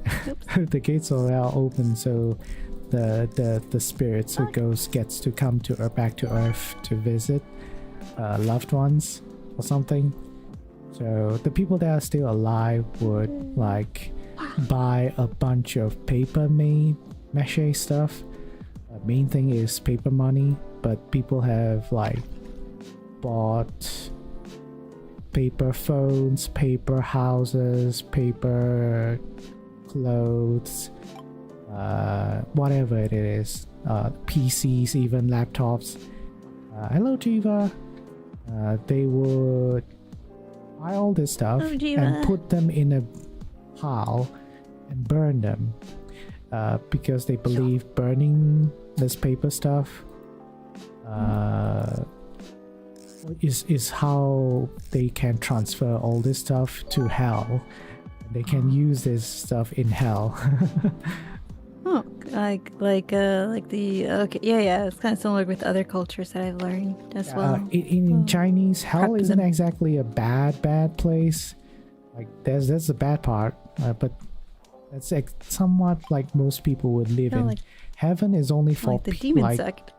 Heaven for Chinese is only for like divine people who have like enlightened, something like that, can live there. Commoners, whatever, live in hell.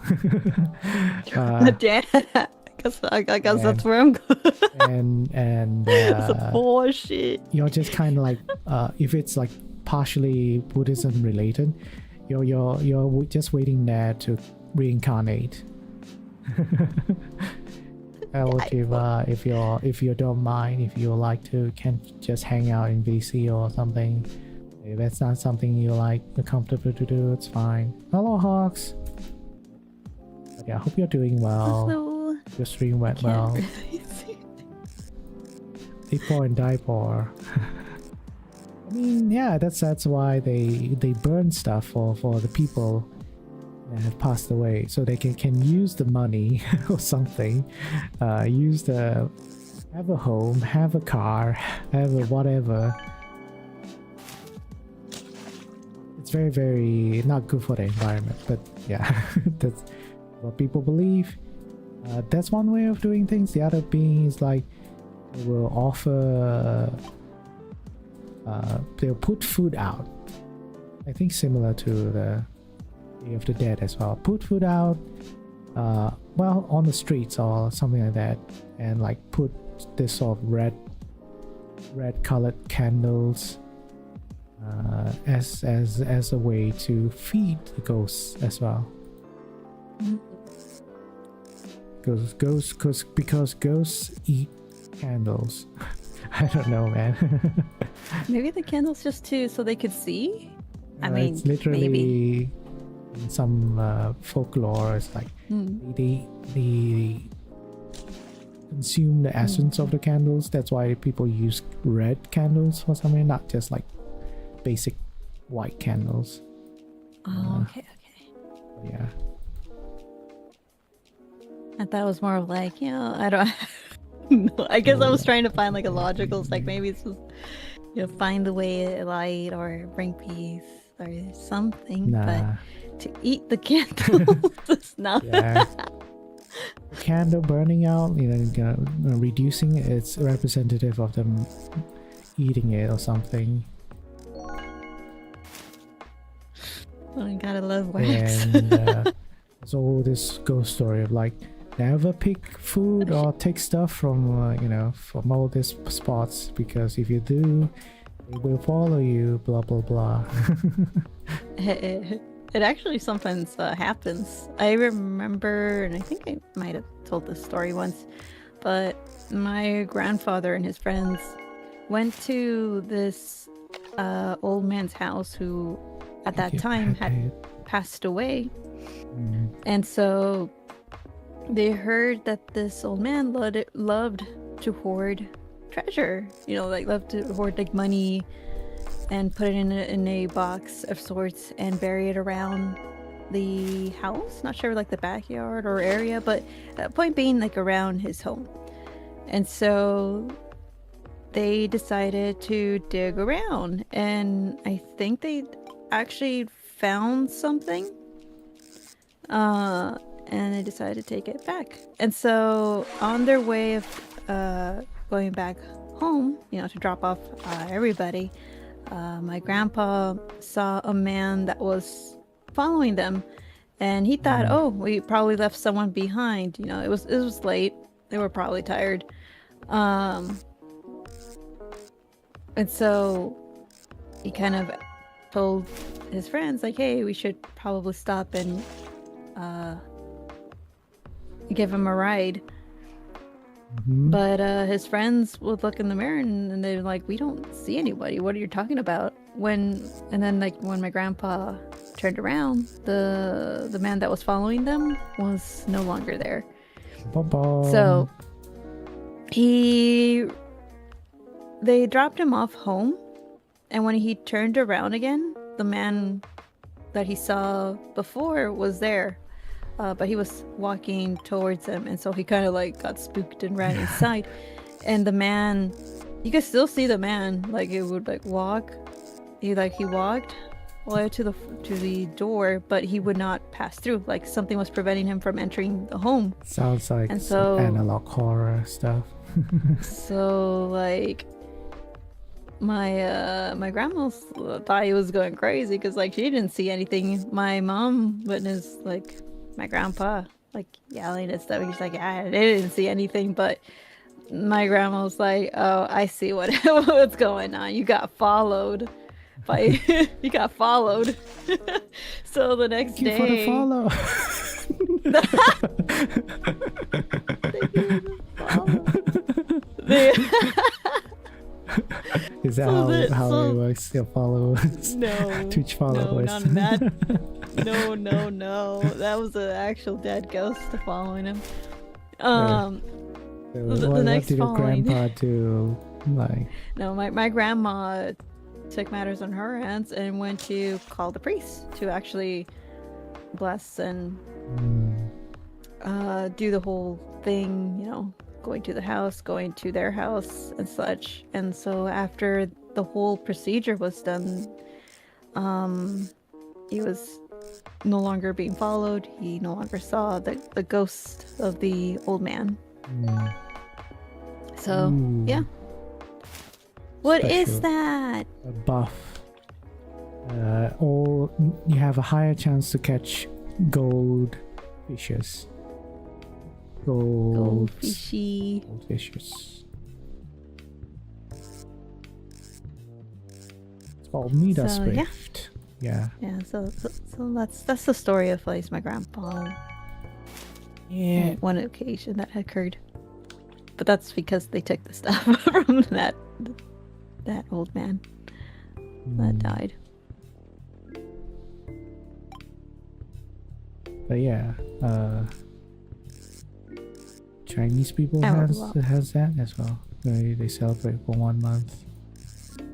I wouldn't say celebrate. I don't know. I don't even know if a lot of people still believe in it. I do still I think it happens during around at the beginning of August maybe, or around that time. And you start to see people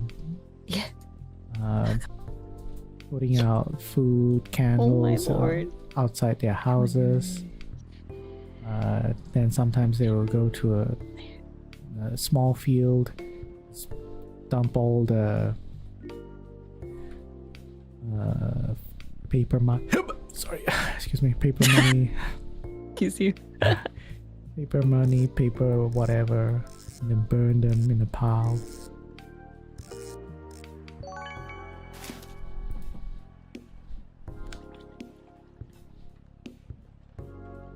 I see. Yeah. It's still pretty neat. I love hearing all sorts of traditions that are Crossing lines, still Hollywood, celebrated. what? Despite what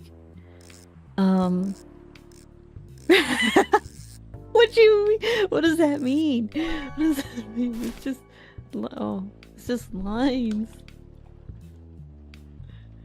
But What was I say? I just appreciate that there's like in a lot of places where the not celebrations, but the culture, or rather like the traditions, there we go, traditions are still being kept and Yeah, yeah. done up to this day. Trying to catch it. But yeah. Yeah, we're going on a tangent, but my point being that more games should really just like don't be shy and just like try to incorporate a lot of real world cultures, folklores into their games, or even religion. Like Wukong as a game, I don't think people were mad. They use a lot of like Buddhism characters in it. There was like a lot of different kinds of like divine deities that is based off from Buddhism. But it just made it more, I feel like someone that I used to believe in Buddhism has made it way more authentic. And they were being respectful, like very respectful in the sense they don't just like, oh, there's a Buddha and then that's it or anything. They or like try to make it weird or sussy or whatever. No, it's pretty how do you say, faithful to the lore, for faithful to the story, whatever how you would say. Since the story on Wukong in this game is I don't know, would it be spoiler? Well, not really. It's the main premise of the game. You technically don't play as Wukong. You play as someone that is supposed to be Wukong. Basically, when the game starts, it shows like Wukong has already done the journey, has already obtained the holy scriptures for the monk, and supposed to live his life peacefully with his monkey family or whatever. But for some reason, the heavens didn't want him to be around because they thought he was a threat or something. The entire heaven sent people to kill him. But before he was killed, he split himself up into like 5 different relics before he died. So apparently then there are like reincarnations of him, possible reincarnations of him, started to prop up years and years afterwards, like hundreds of years even afterwards. There are like these monkeys trying to find these relics, and then it's been like 1,000 years or something, and then you play as one of them, play as one of these monkeys to collect all of them, collect all these relics, so to revive Wukong. So a lot has happened in between Wukong dying and then you starting again. So it's in the world is like a really effed up version of Journey to the West. Like Souls-like, a lot of Souls-like games like the world is dying or like corrupted in very shitty place or something like that. So it's interesting how they kind of make this world work, because like in this world there's a lot of yokai or yaoguais, but a lot of like the yaoguais and divine entities have like been corrupted or mixed up to a certain extent. So you see deities are corrupted, but you also see yaoguais gaining divine powers, also corrupted in some sense. So it creates all this very unique type of enemies and narrative in the game.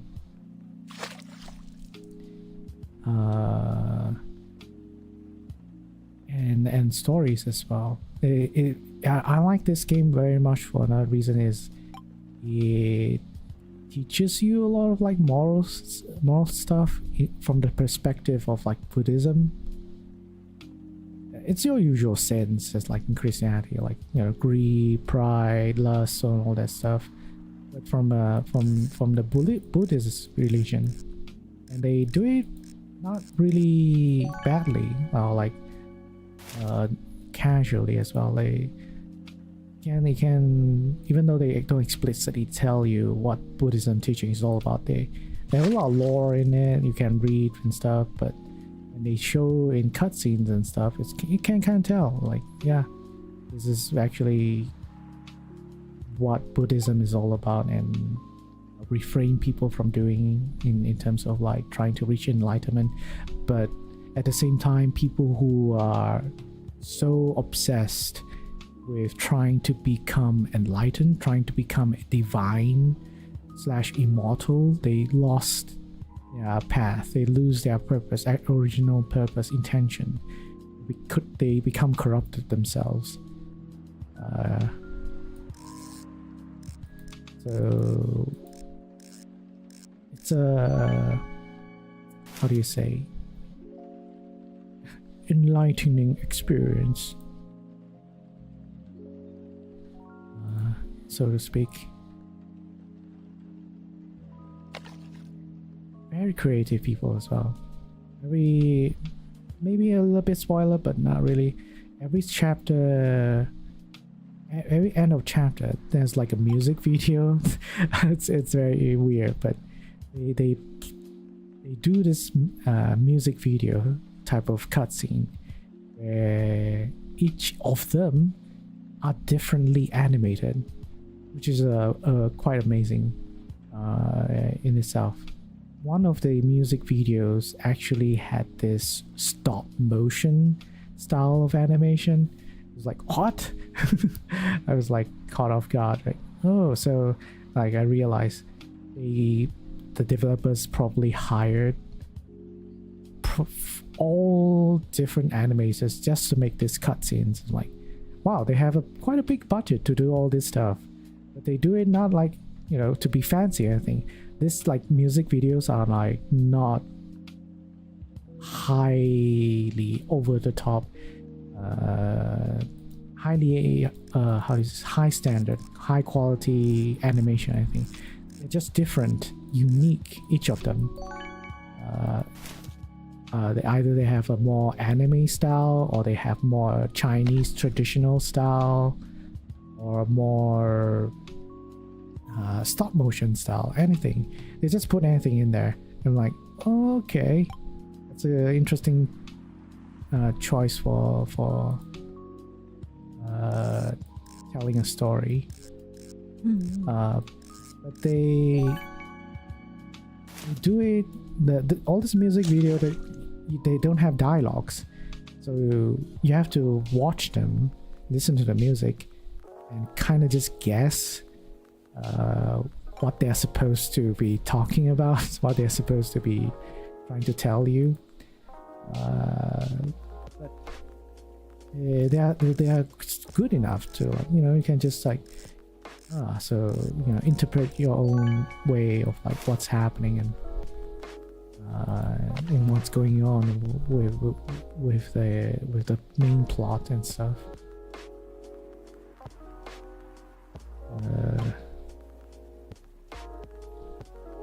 It's very one of the, like you said, one of the few AAA games I'm like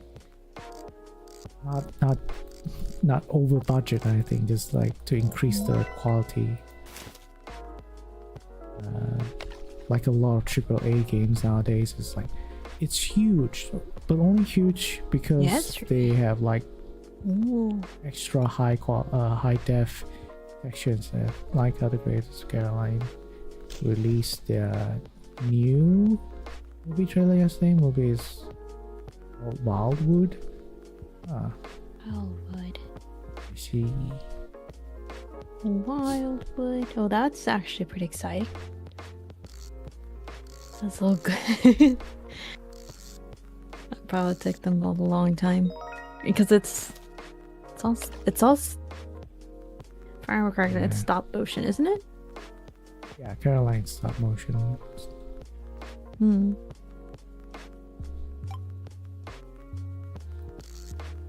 I feel like there has been a lot of AAA games that contains a lot of content in it. Like Resident Evil 9, AAA title, mainline series, the latest new game in Resident Evil series, has about 10 hours of gameplay. 10 hour plus of gameplay, even if you like explore everywhere, discover everything. It's very short. Try the world of Final Fantasy. You'll never leave. It's literally like 2 movies put together. October 23rd. I never finished the game. The world of Final Fantasy is so long. Like literally just cutscenes alone makes like 2 movies. Isn't that game like chibi something? Chibi style? Yeah. There's 2 of like them, right? The main characters are not chibi, but the warriors that you summon are chibi. Oh yeah. I think I've only seen my brother play it. And it's like packed full, but it is long. It is a very long game. JRPGs usually are long, right? Not like that one. Not like that one. That one was, I was surprised because mostly a lot of the games are not that long, but for a World of Final Fantasy they like really put a lot into the story, which surprised me since it's kind of like at the level of Dissidia in a sense, but just not like 14. I would say it's cheating to say Final Fantasy 14. Okay, it's an MMO. Yeah, that one's an MMO. It does not like, count. I won't count it as like a typical, game. MMO is supposed to have shit ton of story. Yeah, but like with World of Final Fantasy, that one is not an MMO. It's more of a spin-off of sorts, but with World of Fantasy is it's an actual JRPG, but it's not with the main line. It's like Crystal Chronicles or the Tactics kind of spin-off. Yeah, so I was again genuinely surprised when I realized how much story and content it had. I'm like, holy heck, I didn't even scratch the surface level. I thought I was like, oh, I'm approaching the end. Nope, there's still a lot more to go. Oh. Yeah, but from my experience, whatever JRPGs I played, it's always a time sink. Either because of like a lot of grinding, or there's a lot of cutscenes happening. Both if both are a thing, like you both have to grind and both have to watch a lot of cutscenes, and the game technically has a lot of content, quote unquote. But yeah, that's the thing though. When I play Wukong, I'm not repeating locations or repeating areas. I usually just go to them once, and that's it. They have 5 chapters, and each chapter is a different region, and it's semi-open world kind of thing going on. And they have their own biomes. Each 5, most likely each 5 locations not only have their own regions, but have their secret regions. Like if you imagine if you played Elden Ring before, or you play Dark Souls before with the DLCs that you can enter this separate area and you can just explore and has its own enemies and bosses. This game have secret areas like this for each chapter that totally can just like, they can just put this as like DLCs, but no, it's the main game. You can access this area just by playing the base game. Going through, like, there's a lot of shit going in there, and then it's not repeating enemies as well. Each area has different unique bosses, different unique enemies, minions, different unique environments. It's like, what the hell, man? I'm just amazed at how much you can do in this game, and it's not repeating stuff. It's not repeating enemies, not repeating bosses. Actual unique content at every step.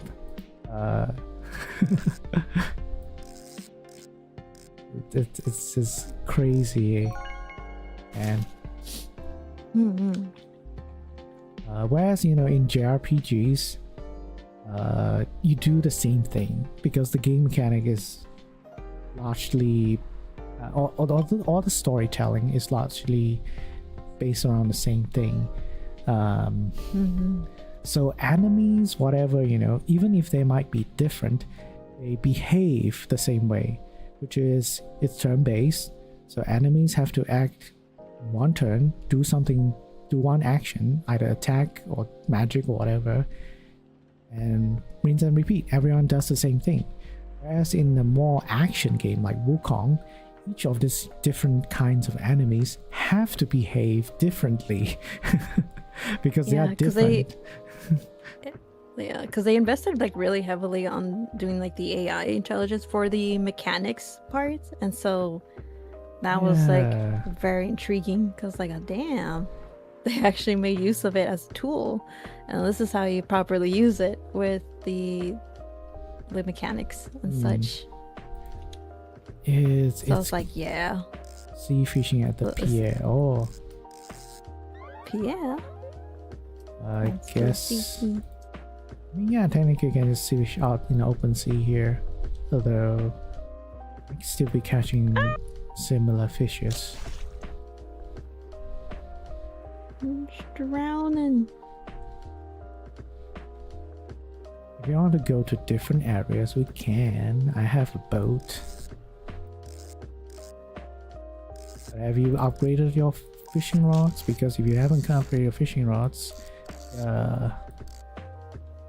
won't have be able to catch much.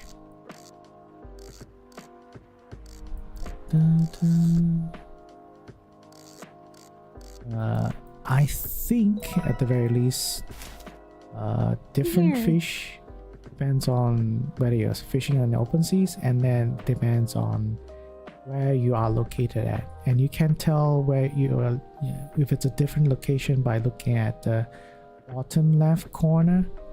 It will say what's the name of this place right now that you're standing on. Right now it's called Coconut Bay. We're in Coconut Bay.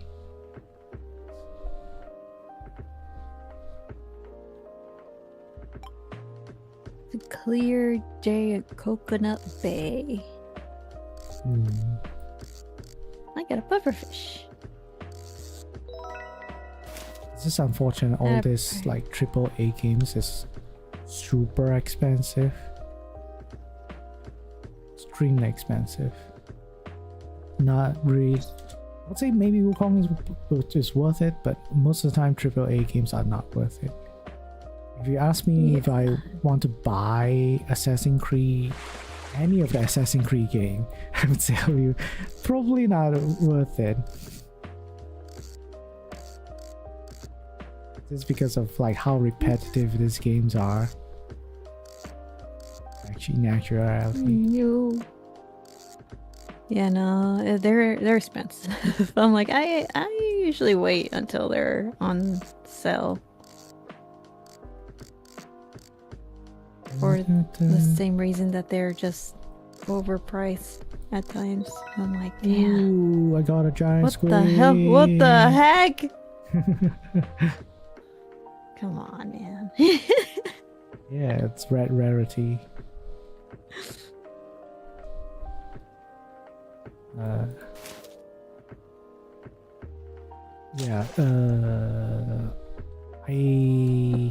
Wow, a plastic When bag. it comes to this wowee. kind of games, I sail the high seas as a pirate. If you know what I mean. Seeking One Ha, ha, Piece. Ha ha ha ha. Uh, What? Oh, it's one of those. I don't know what it's called, but what's one of those?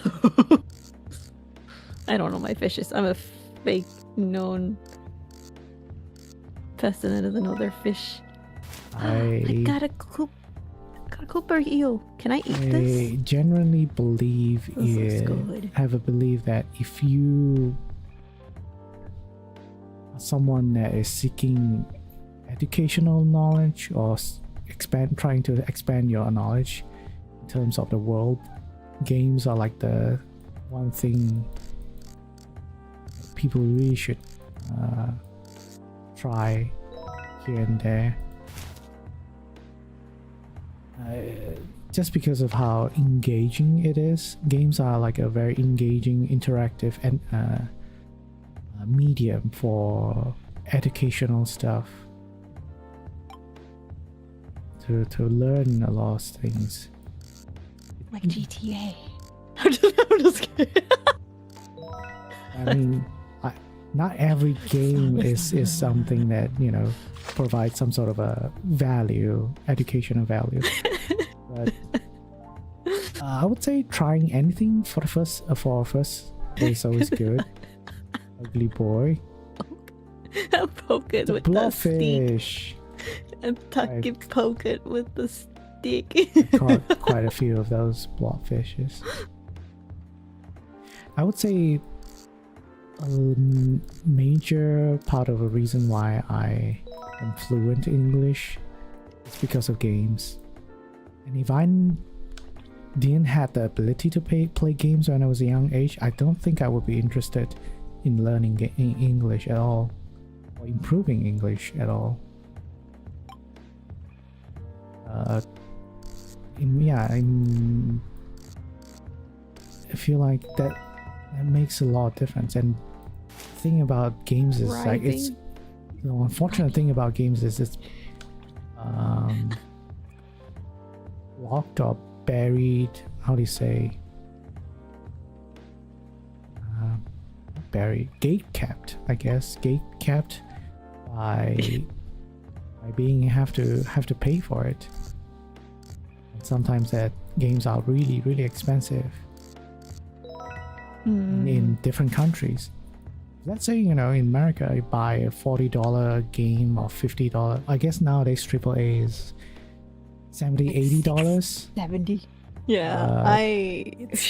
If let's say we don't convert it in Malaysia and then just say, yeah, that's how much it costs in Malaysia as well, acceptable. But the thing is, in Malaysia, that if it costs $80 and you convert it, it will be about 240 ringgit, which is a month's worth of food. You know, a month's worth of food. So what can you get for $80 in America, Bill? With 100? The $80 I don't know game. 80. What else? What if you didn't buy a $80 game? What could you use that money for? Groceries, and even then with the groceries you still need like hundreds or so depending on how much food you need. Is it like a month's worth of food? No. No, so it's I wish. If you convert it to Malaysian ringgit, yeah, it's a month's worth of food. So like a lot of countries that don't have the luxury to play games. So in a sense, like I feel like that is a bad thing. It might be a bad thing in some sense of people are less progressive or people less open-minded because they have less access to this kind of entertainment interaction. Oh my god.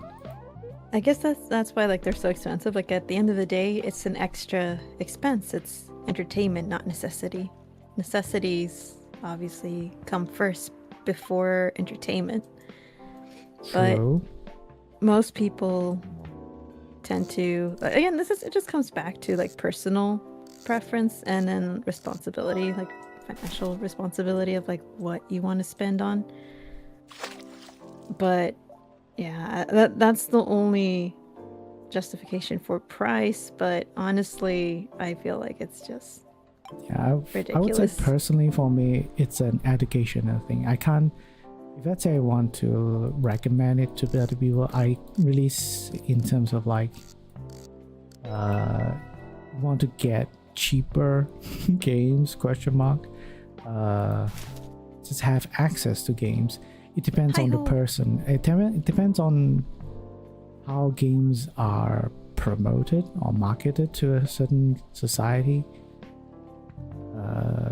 Because you can have people can play garbage game and not learn anything, might even get addicted to it, like, you know, play.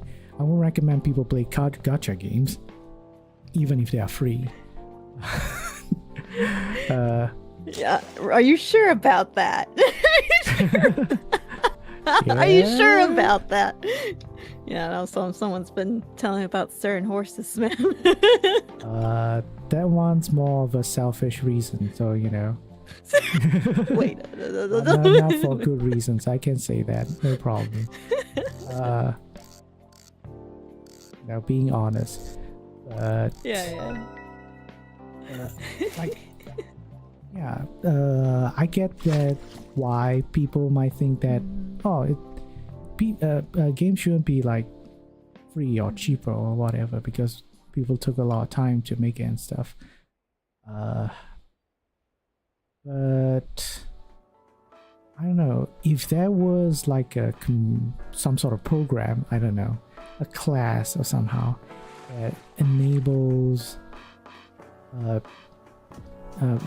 so teachers or lecturers to selectively or critically recommend games for people to play to increase their knowledge, increase their information about the world, about certain topics, subjects, maybe science stuff, maybe even if it's like fantasy, perhaps learning about mythology. I mean, learning about mythology, you can folklore and stuff.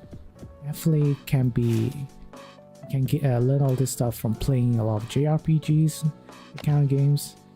Or learning about scientific stuff, you can play a lot of science fiction games that emphasizes a lot of exploration, space exploration, or wacky scientific things that might happen, or have this like cool concept of like time traveling or multiverse theory, multiverse theories, or philosophical games talking about life and death,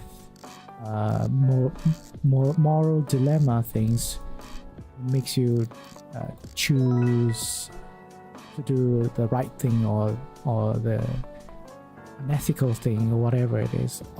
This kind of games I feel like is very educational, alongside with games that like have stories talking about other people's lives, of how queer people lives are like, how people get through grief, how people go through hardships, difficulties in life,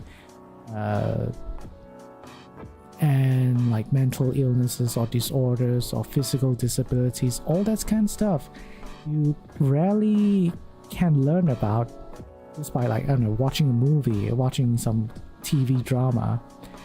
Whereas when you play this kind of games, people who make this kind of stories usually have personal experience or have talked to people, interviewed people who have this kind of experiences, and turned them into interactive games that people can experience themselves, learn about themselves. So yeah, I mean, there might be a lot of garbage games on one side, but there's a lot of hidden gems here and there that people can learn about. Assassin's Creed, for what it's worth, is a really good game to learn about history. At least when the older games. Well, that's kind of debatable. Depends. Debatable But in terms yeah. of accuracy, but it's a good place to start, right? It's a good place to get people interested because it's visually engaging. You get to see all these popular historical characters, important historical characters. You get to witness all these historical architectures, buildings, environments, ancient ruins, that how it was, how it looked like, or important events that happened in the past. And you kind of like go witness what happens in these events. Although I guess yeah. Like I guess yeah. it goes back down depending no matter what type of media, it just falls back to the individual. If how much more are they willing to deep dive into the material that they've consumed? Do they want to be educated? Do they want to find out the accuracy of things that they consume? Or do you just like to enjoy it, relax, or and take it as it is, even if it's not factual? Of course, yeah. Or not. Yeah. The very first thing anyone has to have in terms of not be misled and misinformed or become totally disillusioned with reality is first, a person requires critical thinking. That's it. Everyone should have some level of critical thinking, right? So Sorry. common sense would mean that if you That's what I have critical thinking, it shouldn't be a problem of selecting the right games to play to enhance your own self in any ways, whether spiritually or in terms of gaining knowledge or in terms of gaining witnessing understanding other people's lives more better. So yeah, at the very least, in theory, games should be a beneficial thing for people that can think for themselves. I don't know. I would say, yeah, a large part of how I am as a person now is because of games. Without games, I might be a shitty asshole. At this point, still a shitty asshole.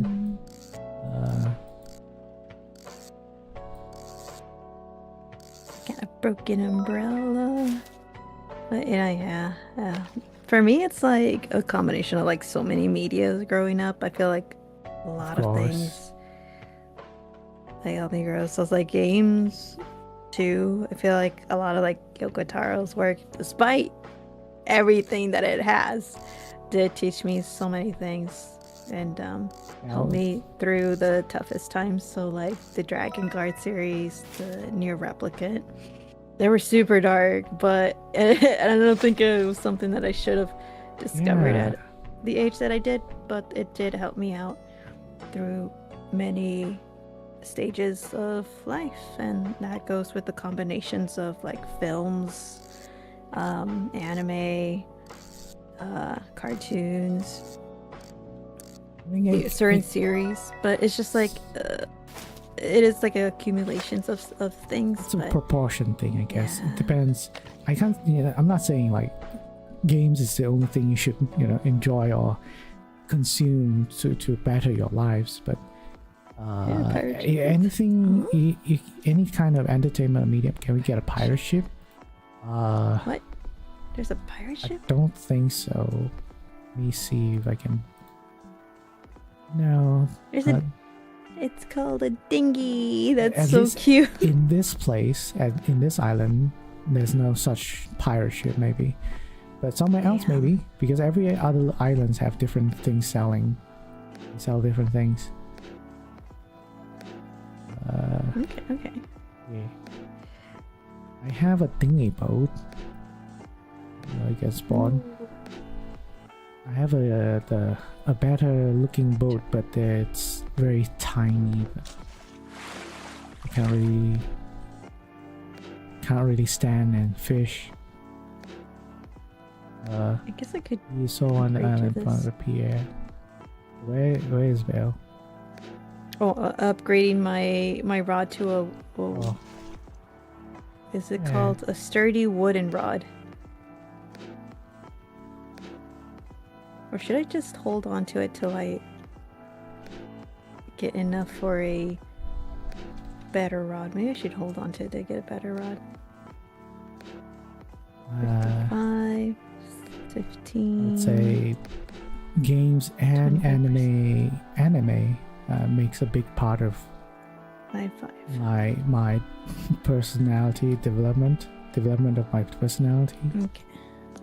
Back to fish. Mm-hmm.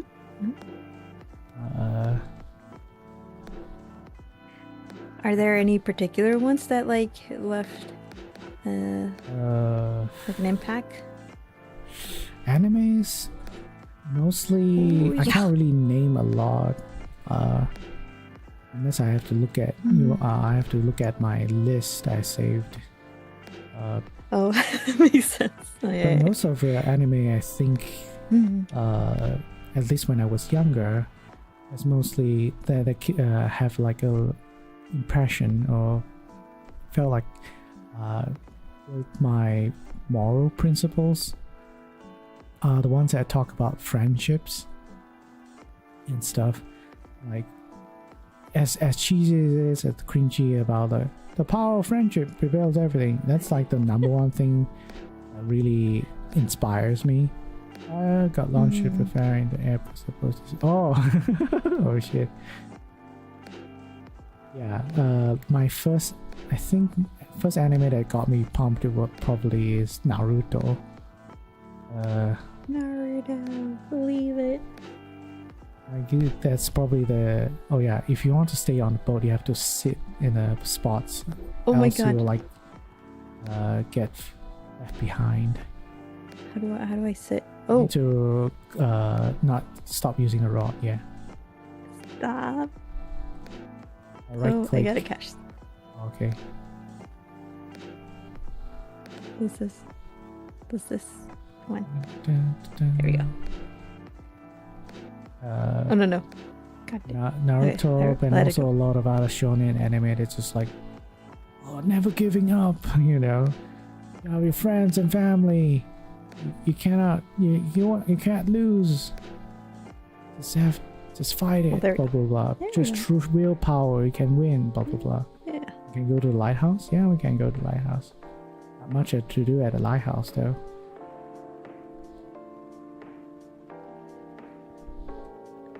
I think I've told the story before of like how like I got introduced to anime like by my uncle, so a lot of it was through like that's horrid anime. So all it was like subtitles, and so I had to like watch anime with subtitles and still in Japanese. But one of those first animes Guess I that's remember not I was really a like spot to stop. Canon, and then there's like a ton of other ones too. I just don't remember. That was also like a romance. Yeah, there's a And dead body then- here.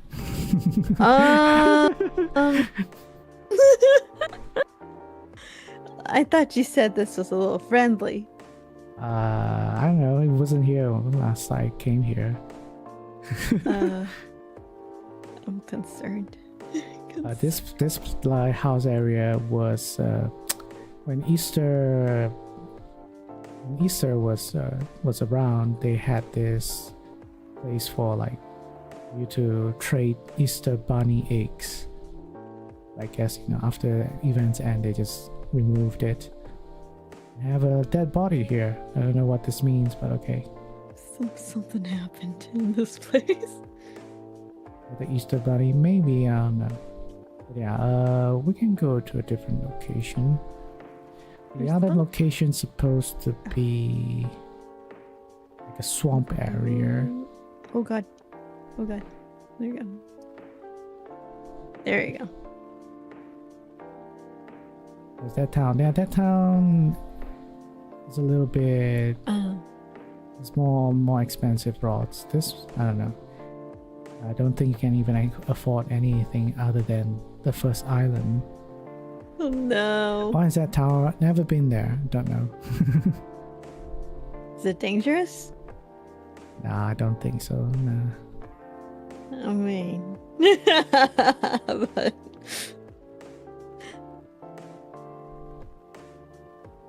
But yeah, and then aside that, there was like TV channels that also had like anime. So sometimes it's like the Candy Candy, Dragon Ball, Saint Seiya, Sailor Moon. I think there's some of Doraemon and so forth. Like there was a lot, like a lot of it. Are you Super Saiyan Kakaroto cake? Yeah. Kakaroto or Carrot cake? Welcome to the Tanglewood Coast. I don't know. Oh shit. Oh god, I accidentally got up. It's fine. Sometimes you can see scraps. I don't know, you around the world. You can click on it, get in. Collect. Also, yeah, there's an inn here, so you can save in the inn, so that when you play this game, you spawn here instead, if you want to. Building's completed. Oh, Home point. yeah. And then oh, how do I get out of here? Oh, this way? Just click on the Right here? door. Ah. There's a shop in here, but yeah, this sells the thing I'm using right now, which is really expensive. 25,000.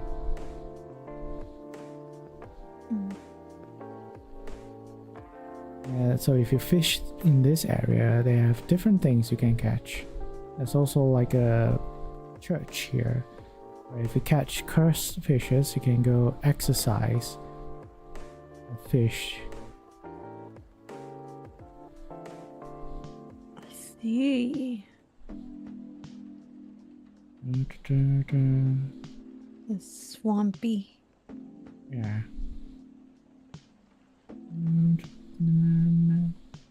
Is this like I could catch something? Maybe. Yeah.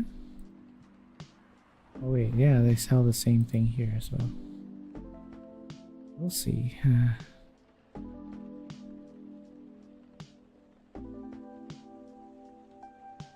Yeah, the boats have different stats actually. Yeah, faster or some shit.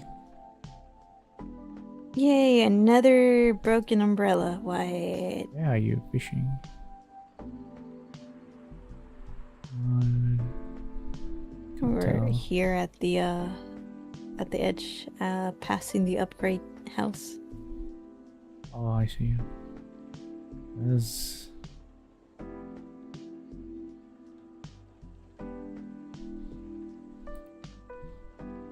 A shoe.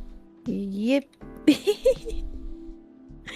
Who's dumping their broken umbrellas, their shoes, their books?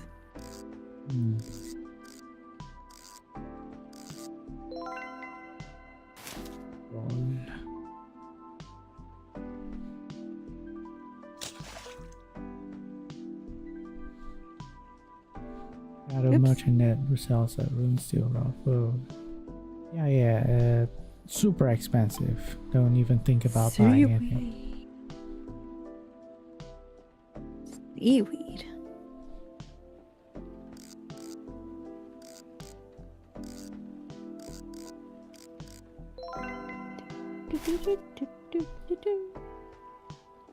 Yeah.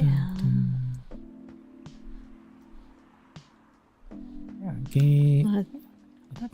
I feel like how a person is like is very dependent on what they consume in terms of entertainment. much less about what education they have gotten. In schools, you learn about stuff, yes, you socialize with other people, but movies, stories, games, anime, whatever is the thing that like the thing you learn about how to be a person, question mark. You learn about morality, you learn about philosophy, you learn about what's important for other people, what's life's goals.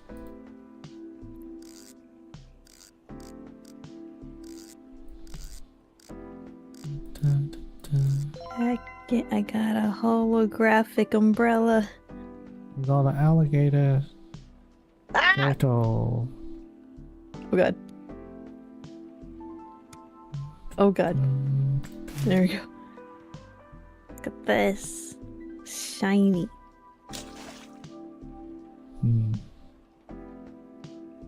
Disney movies. I have vague memories of Disney movies, but I don't really feel like they were important to me.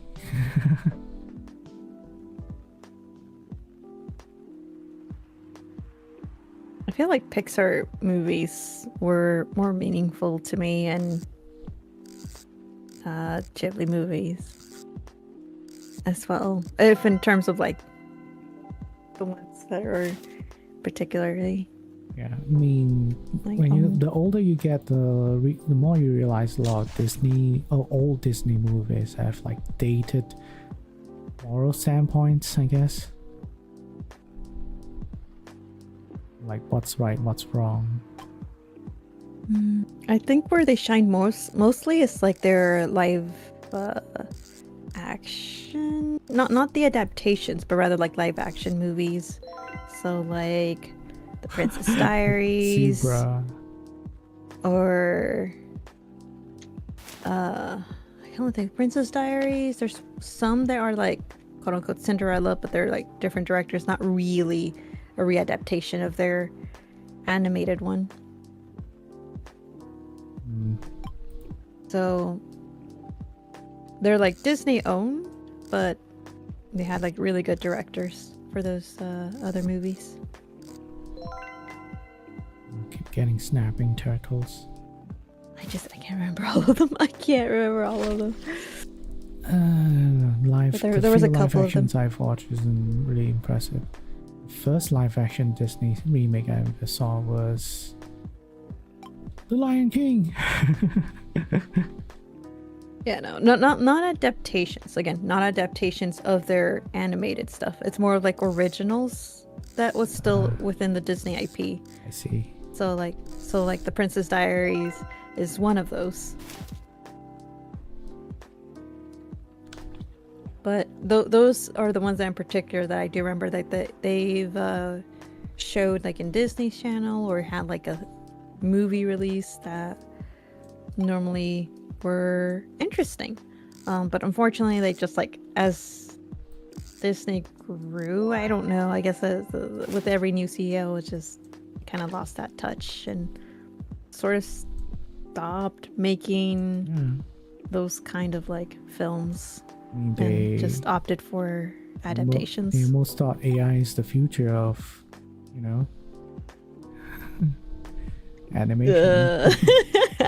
Yeah, they partnered with OpenAI until OpenAI dropped whatever Sora 2. Walt Disney rolling on his grave, despite not being a great guy, but still, he did pioneer a lot of things that I could give.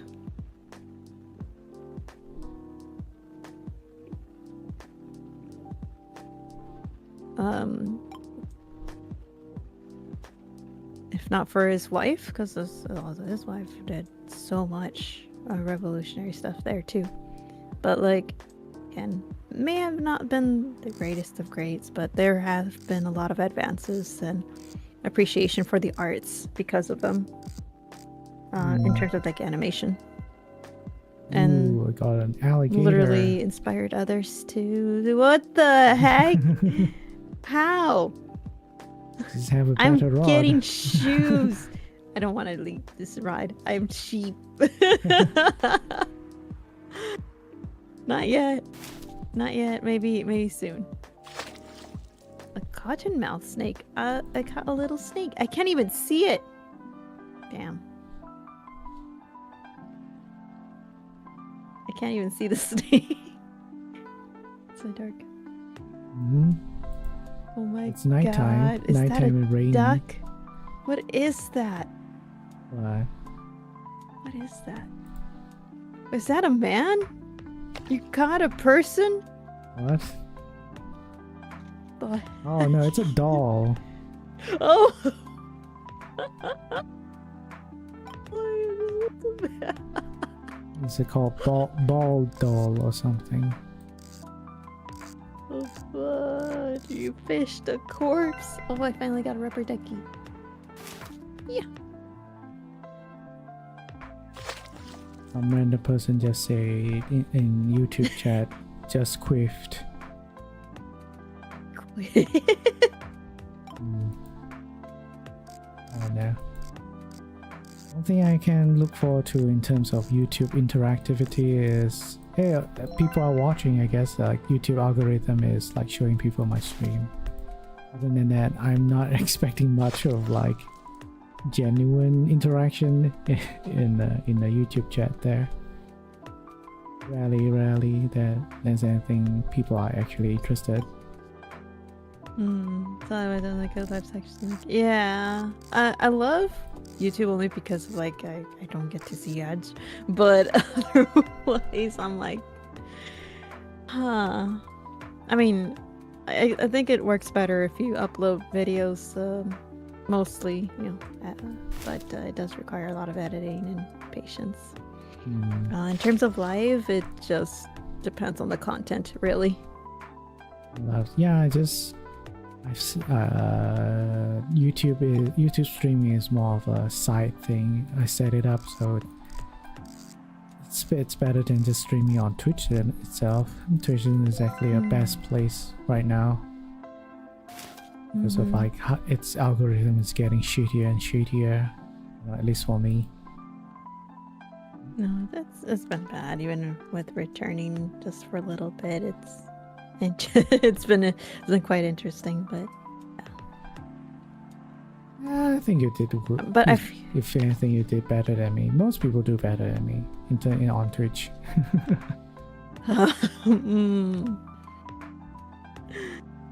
Like I said, in our friend group, if only you could all just like stream consistently, it's 100% you're gonna be better than me. I don't know. That's the one issue everyone has in terms of like in our friend group. It's just time, not enough time to put in making content. That's it. But the moment when you stream, the moment you do something, you don't feel like you're just starting out, right? There's always someone waiting for you for your stream to talk to you. It's not something I experience every stream, or like even half the streams I do.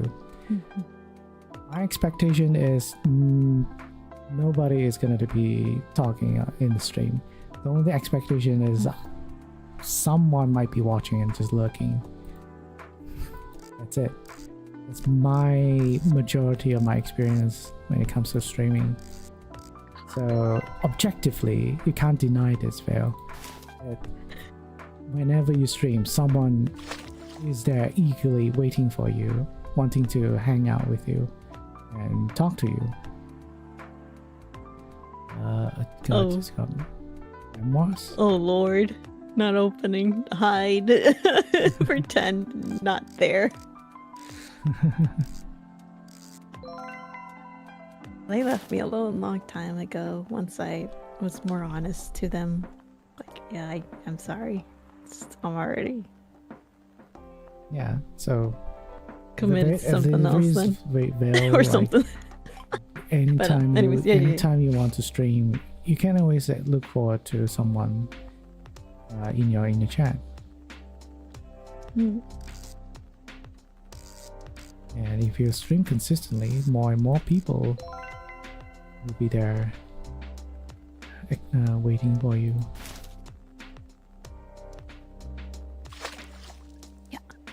Yeah.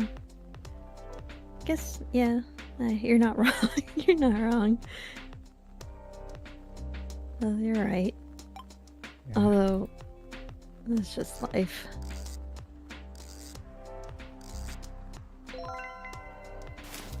And So, technology. In my say, PC. Lofi, Nemo, Naomi, Neon, Knock as well. If everyone could had the potential, everyone has the potential. It's because of personal life, it's not possible to do like streams consistently and regularly.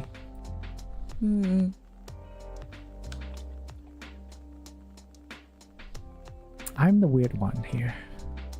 In terms of like, no matter how much effort I put inside, seems not budging much.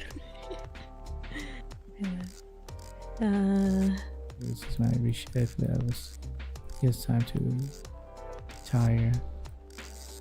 I mean, you were doing it, most people do it for fun, most people reaching affiliate isn't that difficult. It's just a matter of either one, how do you say? Either you intentionally try to gain the affiliate system, not saying to use like view bots or anything, just reach the requirements by I don't know. God. You just need 2-3 of your friends to watch your streams. That's it. And do that consistently and you will reach affiliate in no time. Most people don't get to affiliate because they stream without the intention of becoming an affiliate, or don't know how to like just do it efficiently to get the affiliate status. No, yeah. I think when I got affiliate, I wasn't even paying attention until like so like my mod was like, hey, you got affiliate. I was like, what?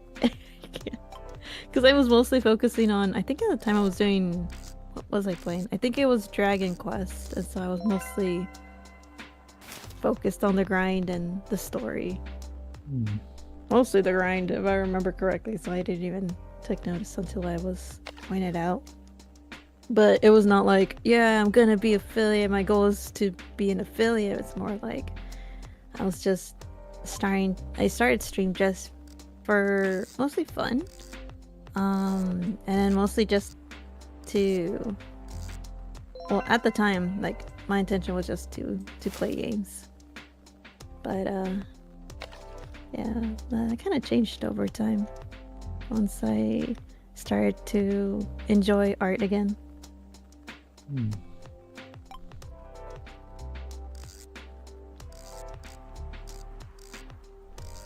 And then it got a little bit harder once life got a little bit more difficult.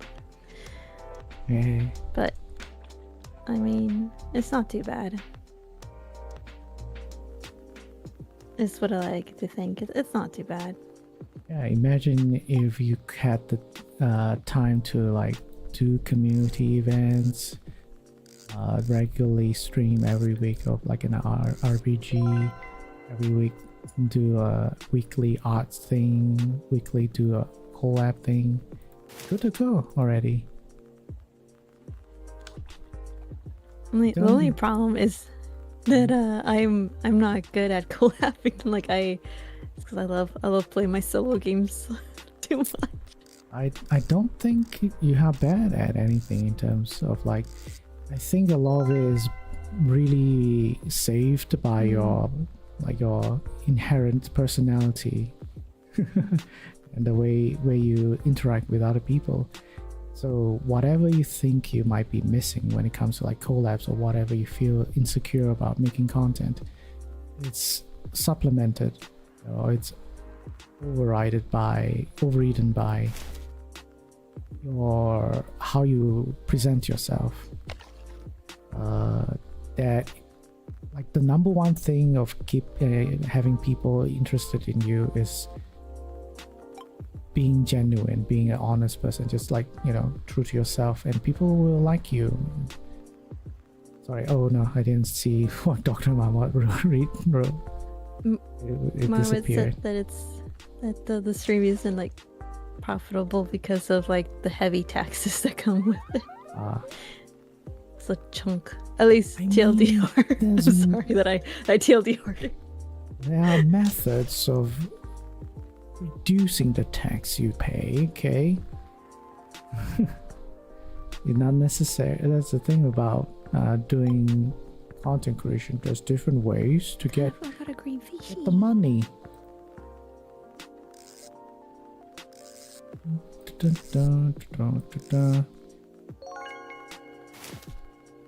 And also, I don't know how much you would.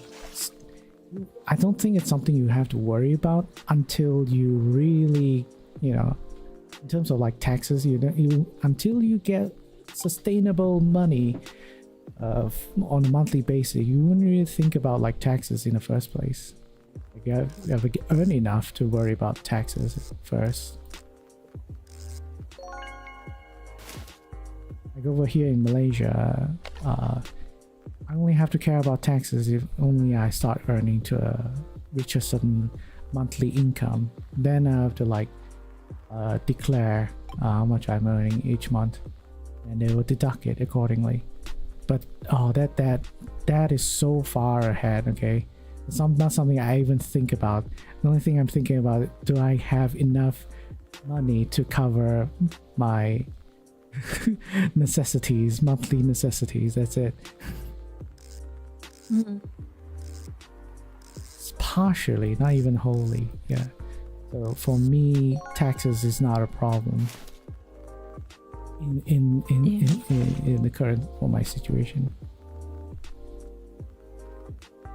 With a savings, I don't only have €8 in the bank at the moment. Damn.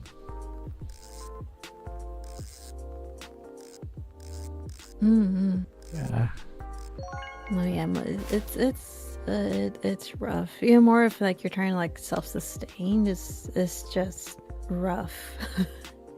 So it's just a mixture of like at least like currently like right now, it's like I definitely need to upgrade my certification, just because the certification I have is not even enough for me to be like sustained off of.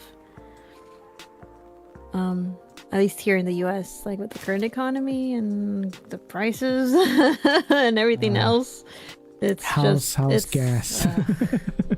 Wow, this is great. I love the price. It's lovely. It's in the $8, right?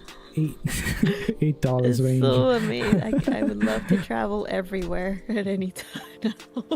8 is a good number in Chinese.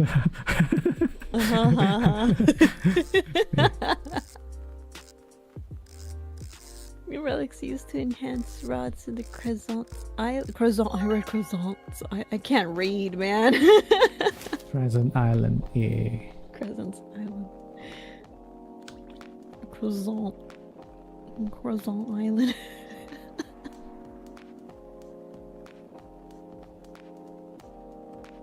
Croissant. Man, now I'm craving croissant. Like a nice warm croissant. That would be so good right now. I haven't had an actual good croissant.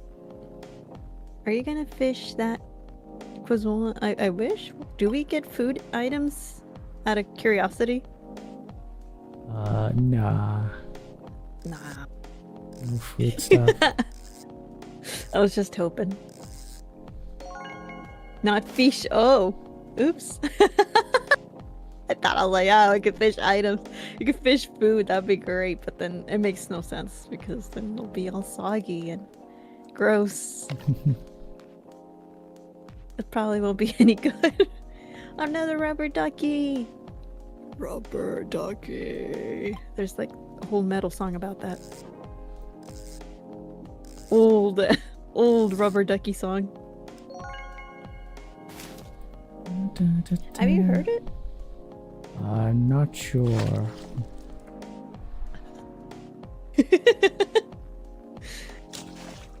Soggy bread. Hold on. Let me see if I can find it. It is an old YouTube video. A relic of the past, I like to call it.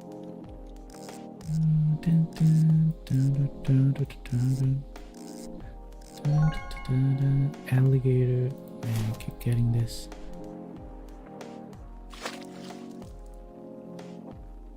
Yeah, last night I talked to Naomi about how to differentiate alligators and crocodiles, which is confusing itself. Trying to remember it. Is to remember the starting letter of alligator and crocodile, then you will identify which one is which.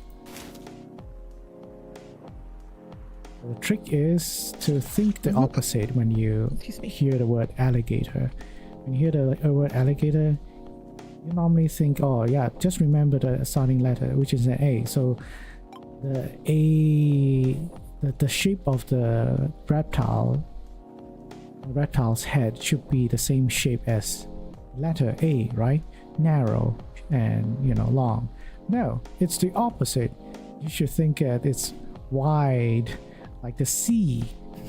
the letter C. That is an alligator. While the opposite is true as well. If you see an alligator, that has narrow nose, narrow mouth, it's a crocodile. Even though when you hear the word crocodile and starting with C, the reptile should have a wider mouth, but it's not a broader mouth. It's the opposite. I don't know why English words is like this though. Like, why did they decide that that's how you should name them? But then some other people kind of use different ways to identify it by saying, rather than saying alligator, they just use gator. I don't know, maybe gator sounds chunky or bigger or larger or something. They use the word gator. You just imagine a big chunky reptile.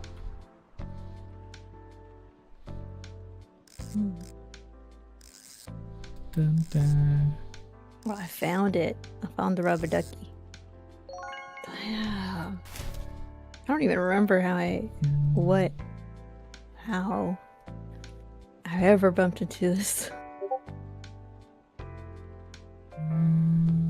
Relic of the past.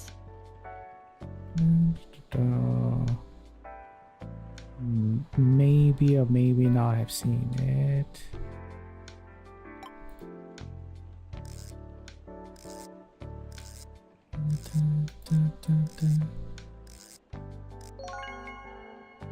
But I only remember this, but as a small clip, but that clip I can't find, but I found the original video at least.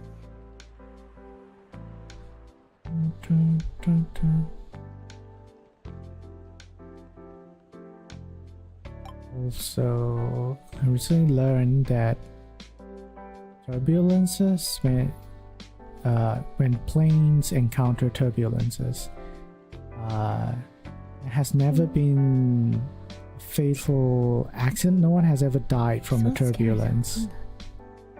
Apparently.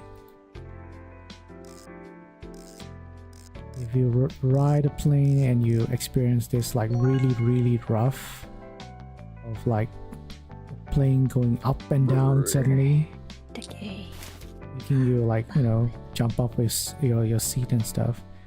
It's actually pretty safe. Even no matter how bad it is, because the plane won't crash going through a turbulence. So I guess it's kind of a relief of to understand this fact, because there was a time when I rode a plane. It was a terrible turbulence, and I thought I was gonna die.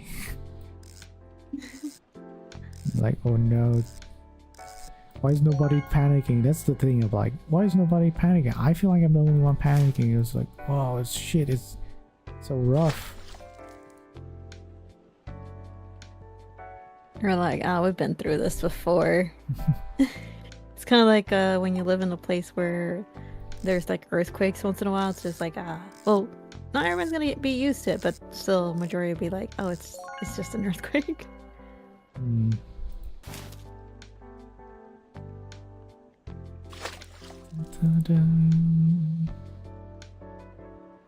Or like, I don't know. I guess the same like First where red. people live Oh, in that's certain very areas, tiny like red. like for Oh, me, I've seen this like before. living in an area where there's like Yeah, I caught tornadoes that would be before. awful. Yeah, multiple eyes. Wow.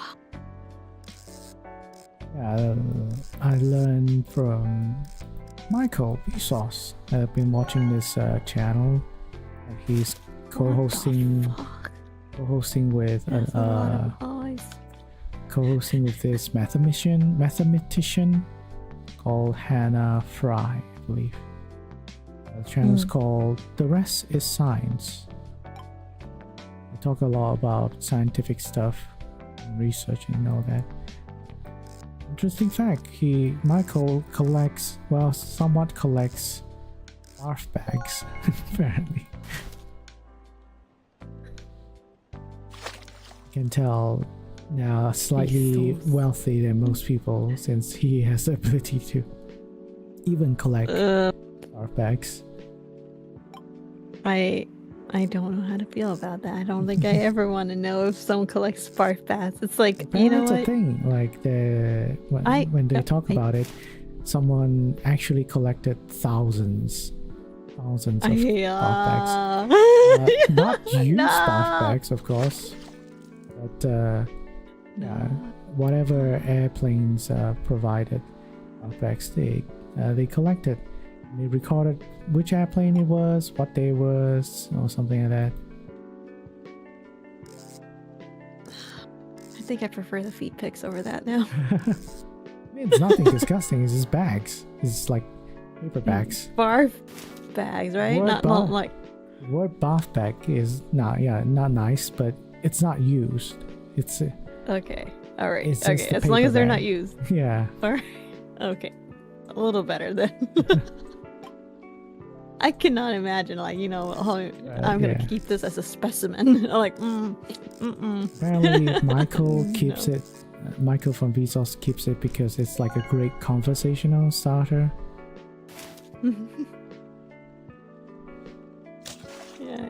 Paper bag with the visual. Really paper I mean, bag, the yeah. classic If you line. say, yeah, you know something that you want to know something that I do. Yeah. What is it? I collect barf bags.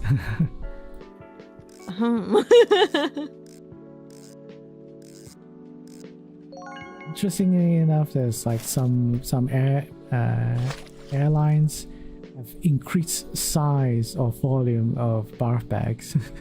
They advertise as like a good thing, like, and then the other co-host is like, I think that's not really a thing you should advertise about, having a bath bag that you can be used with another friend. Oh. It's like, why would any situation you want to use a bath bag with another person? It's like, you know, gotta share the illness. but also interestingly, a few times I've ridden a plane, I've never seen anyone used one or be so nauseous they have to use one. Mm-hmm. Apparently, in older times, back when airplane rides was a new thing, commercial airplane rides was a new thing, is when bath bags were more often used because of how janky planes were back then. They didn't have like good pressurizations or stability when flying through the air. So people vomiting was more common back then. Being nauseous and knocking into the ceiling of the airplane or something is way more often. Apparently, bath bags were only invented 1949 or something, in the 1940s, after World War II. Even though airplanes have been around for some time. Hmm.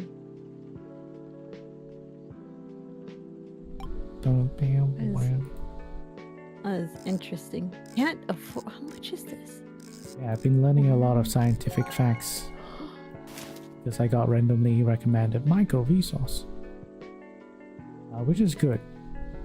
I want my YouTube channel to be more educational stuff and less drama shit. Drama slop. I've unsubscribed from, well, I've never been subscribed to Muji or like the drama VTuber channels. It's just been recommended to me because I've watched a few in the past.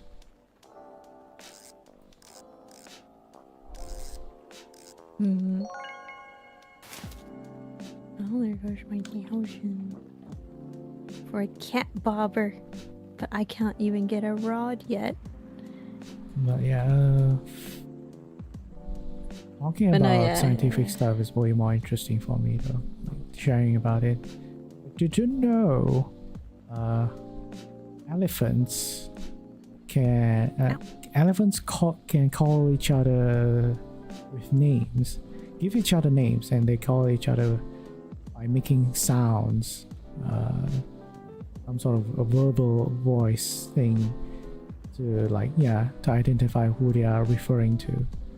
So back then there was some scientists who recorded an elephant calling another elephant name or something, and they use it to play back to this same group of elephants to see how they reacted, which had a side effect that they never tried again. They never tried doing this experiment again. It's because they accidentally recorded an elephant's voice that had died, passed away. So this group of elephants, upon hearing a voice from an elephant that passed away, distressed them very much. It made them very stressful. Especially one of the elephants was the daughter of this passed away elephant. Holy shit. And apparently the daughter elephant was so traumatized that it continued to search for the mother after hearing the voice for days, looking for the dead mother. Very traumatic. Just imagine that. I think we're almost mimicking the same with AI for some people. Yeah. It's just horrifying. It's like the elephants had no understanding of the technology used to recreate a voice, so they really got traumatized of like, how is this happening? And it's just like cannot understand at all why, and just like really believed their that relative just spoke to them. Like they don't even have the concept of ghosts or spirits, so it's really jarring to them, to this elephant. So just hearing something that died, a voice of a relative, a loved one that died. It's very hard to imagine how that's like. Man, that's sad. Yeah. Oh, the poor elephant. I think they were talking about this because they were trying to learn about, or trying to have this overall discussion about crying or sadness as an emotion. Like they are discussing about why humans cry, or why in general animals convey sadness. Like in an animal or even evolution side of things, why do humans cry? It's a great conversation. They talk about. One of the reasons they say is to show vulnerability or something. Because it is a emotion, very first emotion that humans have when they are born. You know, babies when they are born, they literally cry. They moan, cry, and the reason being is to like simply get attention from the caregivers, the mother, wanting food, wanting something to be taken care of. It's the reason why people cry. The study of adults crying is rare because perhaps because of society or something. It's very rare to document adults crying on a how do you say controlled environment, because people can't cry on command. If they did it, it's more like acting. So to find an adult crying naturally is very difficult to record, document in a controlled environment. I think Michael said something about like last time he joked about last time he cried was like a movie 20-30 years ago or something. But actually in actual reality he did cry much earlier. So like I think his father passed away or something. But he described it in a way that it's like not your usual normal crying or sobbing. It was just tears flowing. I think you would like probably enjoy like the midnight gospel that also goes into depth of certain topics of such. Cause like yeah, it also. But yeah, main point is some people or like scientists theorize that crying is a way to improve emotional state or mental state. Either during crying or after you cry, supposedly helps with improving your mood, improving your mental state. I got a curse bald dog. You got a curse one? Or you can purify it, exercise it. There's a church here if you want to go there. Can I sell it like this or no? You can sell it, but I think it's not as valuable. Oh, when you purify it, it becomes blessed. Okay, trying to find the church wherever it is. The church is on top of this small hill here. It's not hard to miss because it looks like a Sauron tower. Oh, okay. That definitely looks like Lord of the Rings. Yeah, but it's like a church. It's holy. And there's an NPC walking around here. It looks like Splinter Cell.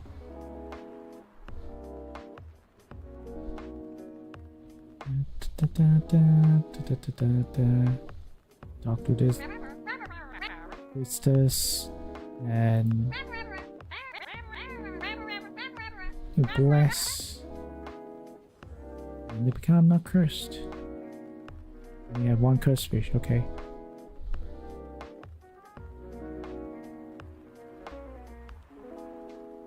Or if I want fish, it's not even a fish, but we'll call it a fish. Oh yeah, there's a headless NPC here walking around. Oh, Doesn't really do anything. Chicken and mashed potatoes? Ah. It's your breakfast time, isn't it, Doctor? Heck yeah. So that's what you made.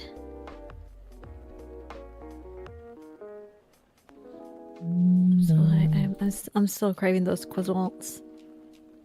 I just want croissant. Croissants are Nice. expensive. And warm. And I'm too lazy to make them, and now I'm stuck. Hello? Get me out of this rock. Around lunchtime, I see. Ow! I'm stuck. I can't get out. I'm stuck Where are you? in this Oh, corner. Well, I think you can't even jump. no. No, I I'm guess I have actually to- stuck. You have to click respawn then. Right. In the menu, there's respawn. Yeah. Should respawn back Where am I? here, right? Or I don't know. Let me press play. I am. back in the inn, right? Or Oh, whoo. Yeah, I'm good.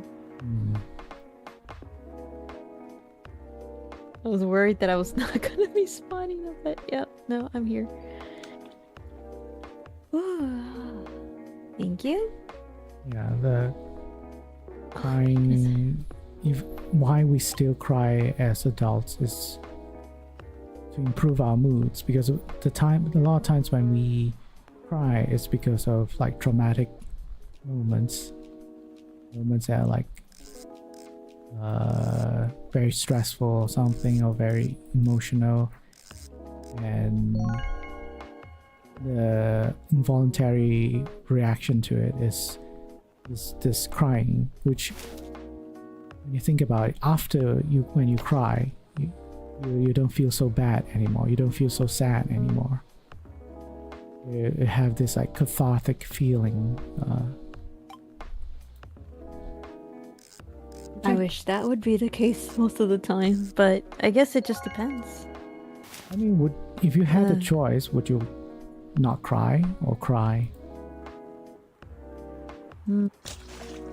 Depending on the situation, either not cry or cry. But it depends. No, your child is Depends on the actually situation. sad, I feel you like it can really press just on depends on the try. situation. Yeah, I mean, in an appropriate situation, and you're given a choice to cry or not cry, would you not cry or cry? Appropriate situation depends. And a sad moment, I don't know, whatever moment that it might be, it's appropriate to cry, and you have the ability to choose. I feel like if it's like a sad moment, I probably would choose to cry, just because I definitely been taught to like hold back tears and such. But you know, lately I've been more warming up to the idea of like it's fine to cry. Like one shouldn't be embarrassed about crying, especially if you're feeling sad. You know. Yeah. It does more damage trying to hold back the tears, because it just overall you're basically stressing your body by withholding that sadness. Yeah, it's something not unnatural, so why hold back, right? It's only you hold back because of what? Societal rules, I guess. It's the same as like you shouldn't be laughing at inappropriate moments, right? So the same thing goes with like you shouldn't cry in inappropriate moments. That's pretty much, I don't know, a social construct of It's like social construct and then also culture, community,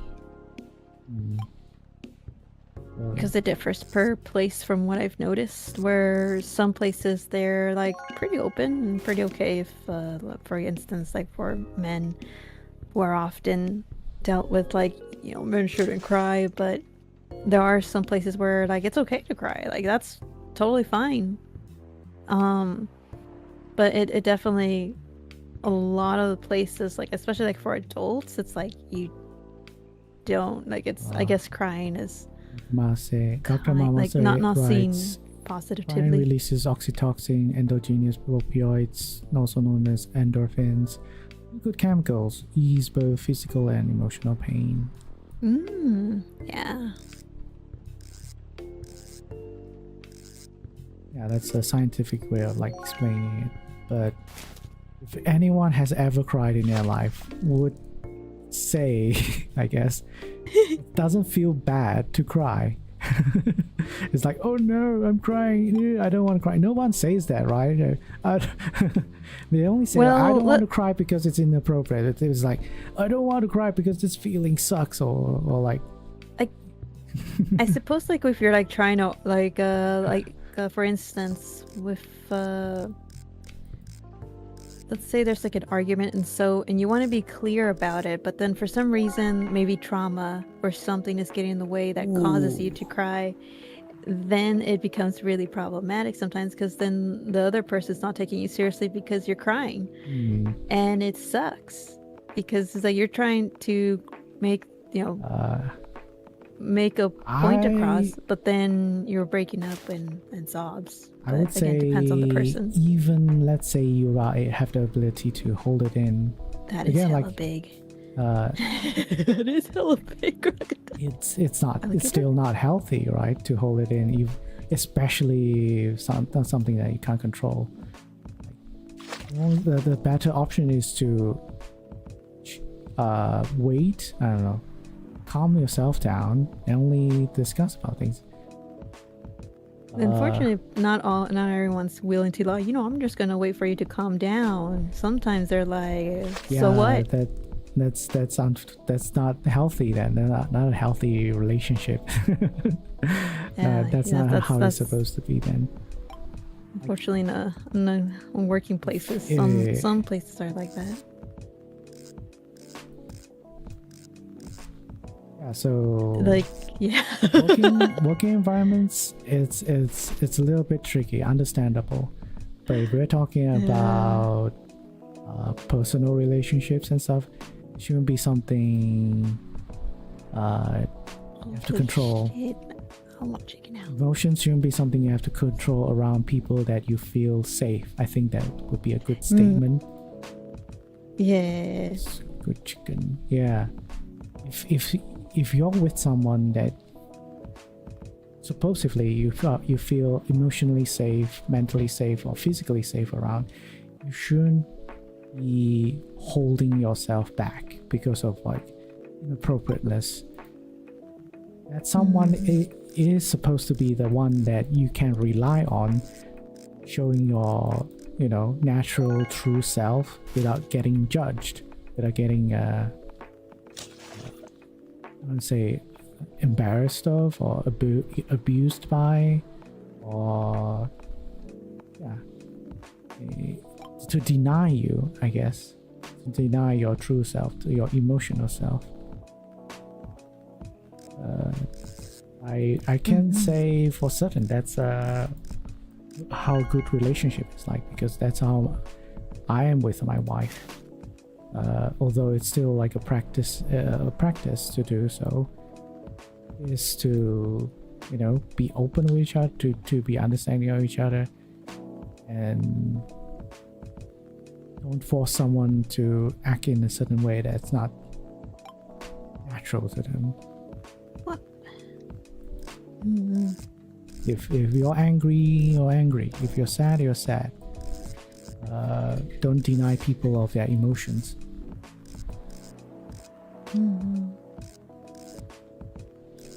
But also, again, like, the interesting fact, like, crying and laughing at its extreme That's the opposite. Some people will cry so much that they start laughing, right? They cry so extremely that they start cry laughing. Or some people, when they laugh so much that they start having tears coming out of their eyes. Isn't that weird?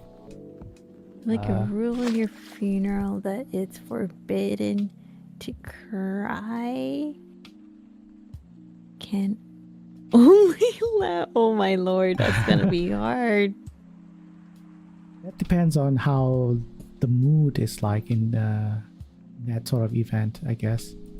If you can create a cheerful environment during when someone passed away, sure.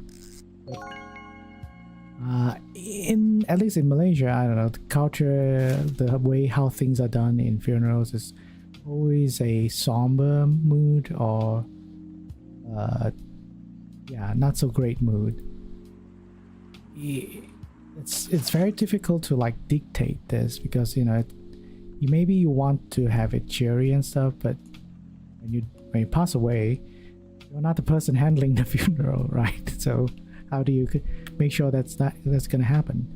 One guy who made a recording of him in the coffin knocking and yelling, "Let me out!" Okay, yeah. So I would say best would be to try to make it an event of remembrance. Funerals being like a process of celebration of person's life rather than mourning of their death. A lot of culture it's the latter. It's made in a way that's to mourn a person's passing rather than to celebrate the memories you had with the person. That kind of ritual or that kind of funeral process needs to be, how do you say, cultivated. Needs to be really, really forced upon the ones that are still living to do it. It's a shiny, yeah, it's a quote-unquote shiny. It's so blue. There's actual shiny if you caught the burning ones or blessed ones.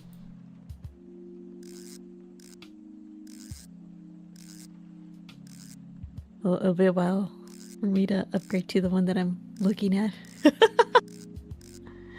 Boo-boo. Defu.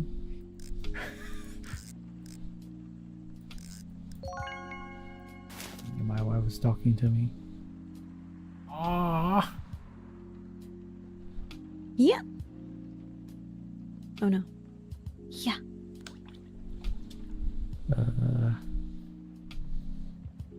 Yeah, both laughing and crying, I think, has the same effect or same purpose, which is to elevate a person's mood. You laugh because it feels good. Crying also feels good. It's not really a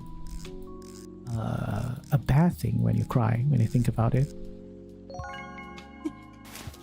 It's basically, like you say, Vel, the body releasing the stress build up. Because like as you said, like sometimes crying can be therapeutic. I can't even say it right now. There we go. Thank you. And it helps. And at times it just feels like it could actually damage your heart, quite literally. Damage your heart? Yeah, because you're straining your like your heart essentially. If it's a lot of pain, you're essentially like tensing up inside. So it's kind of like depends on. Is that for people that have like a weaker physical health or something? No, not not really. It could happen to anyone. Like, and like, if you look into studies of like I mean, the scans, you'll probably get to see some of that. can be said the same for any kind, even for laughter, right? Laugh, if you laugh too hard, it Oh yeah, you becomes can essentially break painful, something. yeah, in some like muscle areas. Yeah, so the same applies for crying, but for like deep sadness. Yeah, I feel like that's more of a exception rather than a rule. Like, if you go to the extreme of having too much, you go to the extreme of an emotional state, anything can be bad. Yeah, so the same thing. Yeah. Agreed. Too much of a good thing can be a bad thing. Like, Yeah. experiencing like just, I don't know, too much good chemicals is a bad thing. Like, it's just pretty much the same like having too much drug in your system, and it becomes bad. Because the purpose of all these chemicals is to, or all these reactions is to put you back into a balanced state.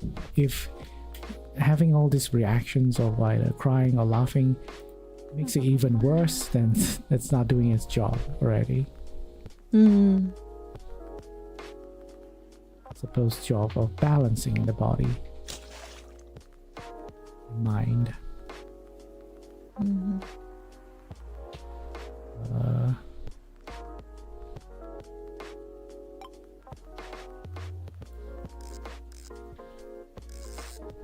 Yeah, I like this like discoveries or like educational stuff. It is helpful for people to learn about, because then you'll be like, oh, it's not so bad to cry, or it's not so bad to laugh whenever you can.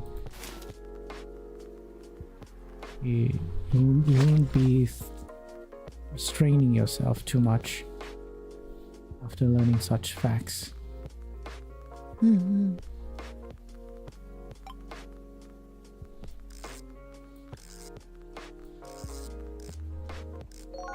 Although that's it, I haven't cried for a long time. I haven't been watching a lot of emotional stuff lately. Maybe that's why. You're gonna have to fill your list again. You gotta fill with No. I know how I Why not? I thought you said it was gonna be good. Intentionally triggering it? I don't know. No, probably not, huh? If I understand how I am as a person, it's basically why I can easily cry whenever there's something emotional. It's just because I am emotionally broken to a certain extent. You can say, like, traumatized because of my mother passing away. It literally changed how I am in terms of emotional tolerance, emotional fortitude, I guess. So crying is the, how do you say, if I cry in those states, it means that I am easily becoming emotionally unstable. I easily become emotionally unstable, which is not a good thing. So not a good thing to like put me in that state often. I don't have to prove that I have emotions. At least that's a good thing. I discovered myself. But the bad thing is, I shouldn't be putting myself in that state often, if possible. Yeah. I guess for you, like, crying is not a good thing then, like in that terms, in terms of that at least. Intentionally forcing myself to cry, not a good thing. Like, crying is not something you should force yourself, like trigger yourself to happen. At the very least, that's how I feel like.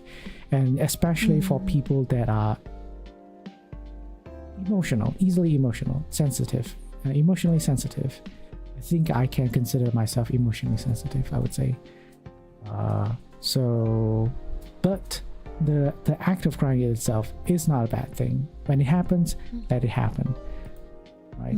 Is what I'm trying to say. Agreed. So I don't actively seek those seek to watch movies and anything like that.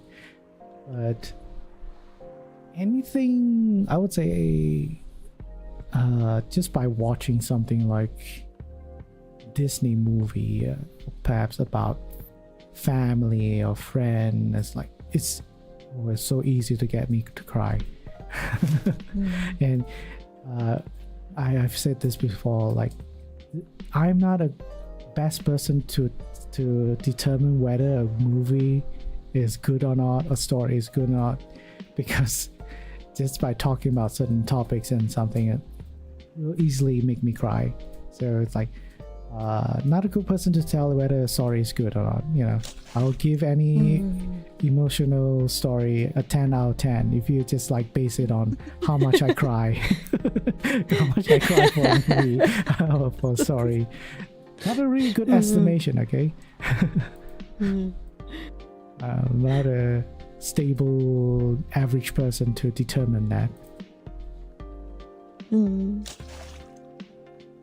only thing good about this sort of a outcome is I can, because before then I can't really say for certain I am a person that is emotionally normal. I always thought I am some sort of a sociopath or psychopath, you know, that emotional stuff rarely makes me cry or me emotional. So I guess in a way this kind of like not a good method I guess to confirm that I'm human. I'm very human, to be able to feel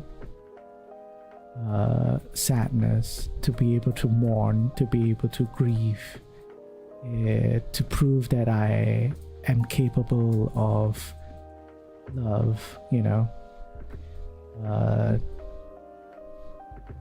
Long permanent consequences to the mind, but oh wells. It's just a part of like living and learning, I suppose. Yeah. The thing about when people talk about did Dr. Mama left instance, or I don't know. But yeah, the thing about Froggy gone. I learned very much about grief is, at least how I got a powerful relic. What I learned about grief is that grief is just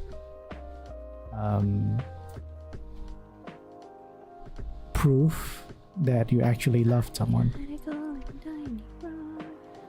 Like, if you have any doubts of like whether you have ever loved someone, grief is the ultimate proof evidence that you have had feelings for someone. Truly authentic, genuine feeling, that it's not tainted by perhaps self-interest or anything. Like when you lose someone, you truly lose someone. There's nothing to gain by faking crying, faking sadness, faking mourning or anything like that.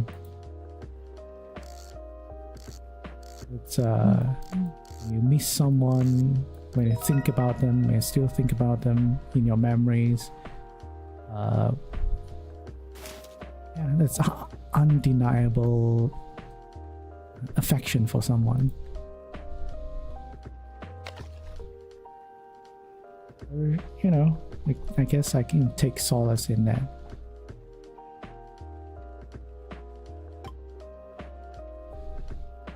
Yeah.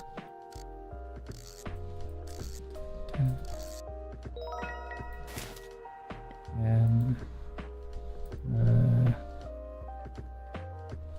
it's something people can describe, people can say all that about the experience, but you only truly know about it when you yourself or game crashed. Talked about what's games crash. I guess not. It's really something it's impossible to experience unless you are a very empathetic person. Mm-hmm.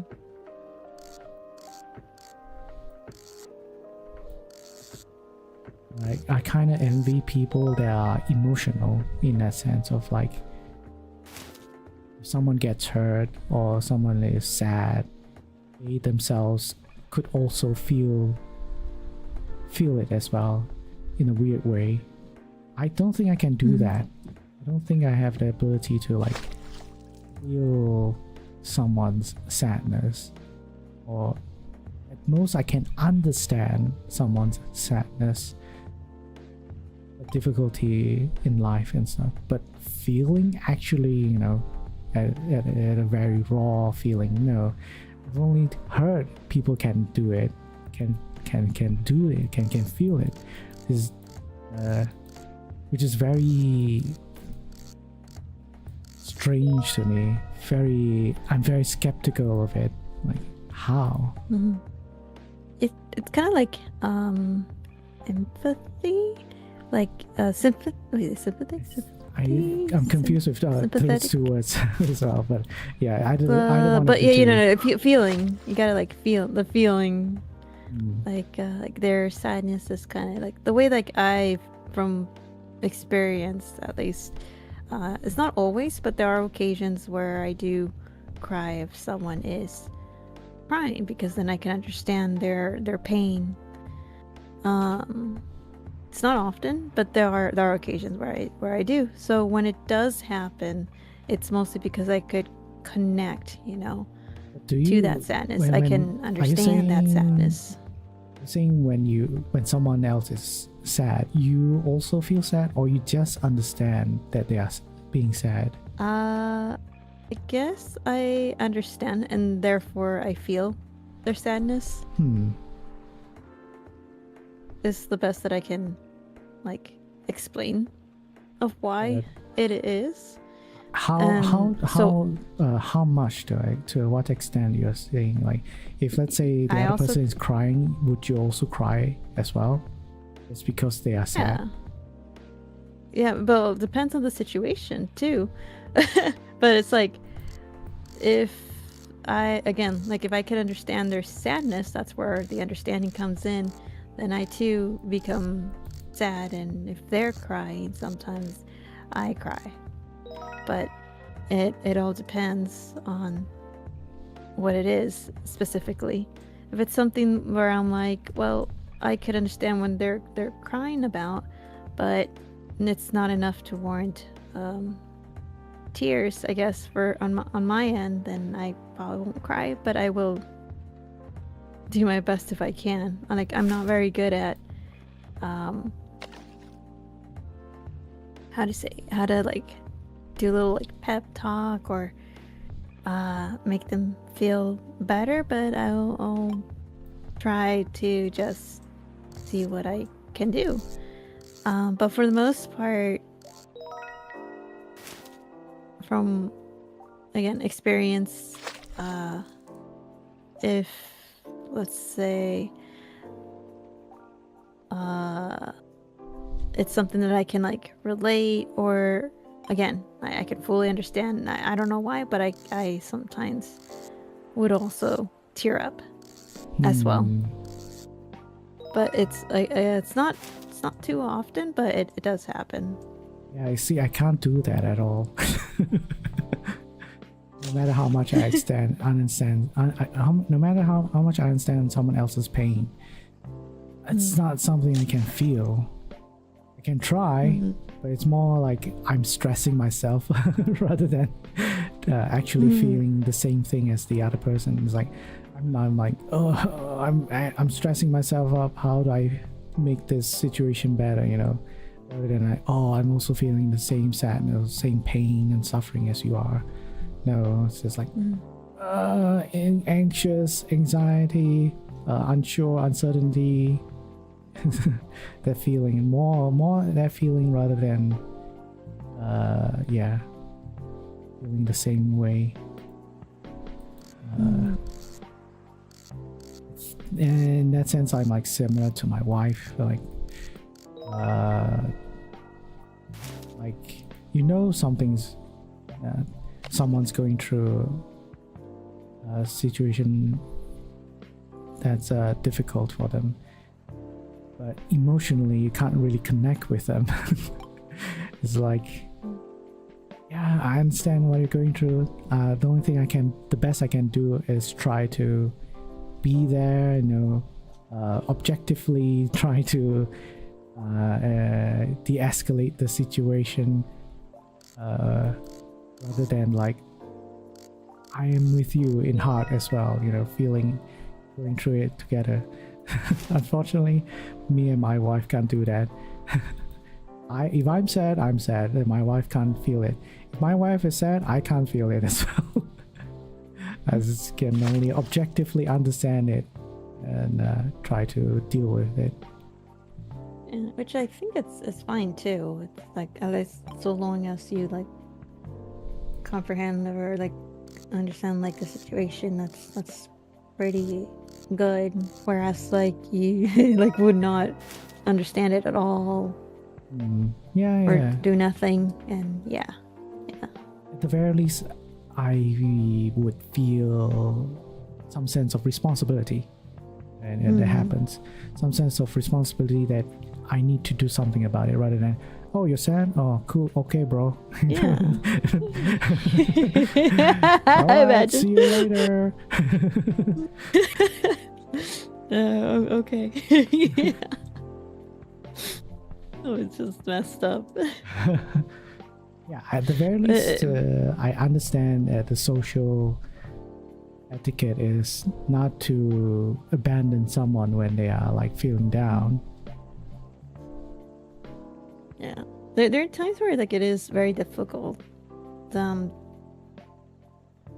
to say anything, but like I guess like for me, like the way I figure out is just as long as one is present enough, and that's good, because it's very hard to like say anything depending on what it is. It's sometimes hard to like provide just the right words for that person, especially if they're emotional. It's just like, what do you say? How do you make them feel better, or well, not feel better, but like how do you console that person? I feel like it's the other fear of it is also you're afraid that the person that's like being sad thinks you're not you're not caring, like yeah, they are like sad and stuff, and you with a face of like blank face, or like not there's nothing wrong, or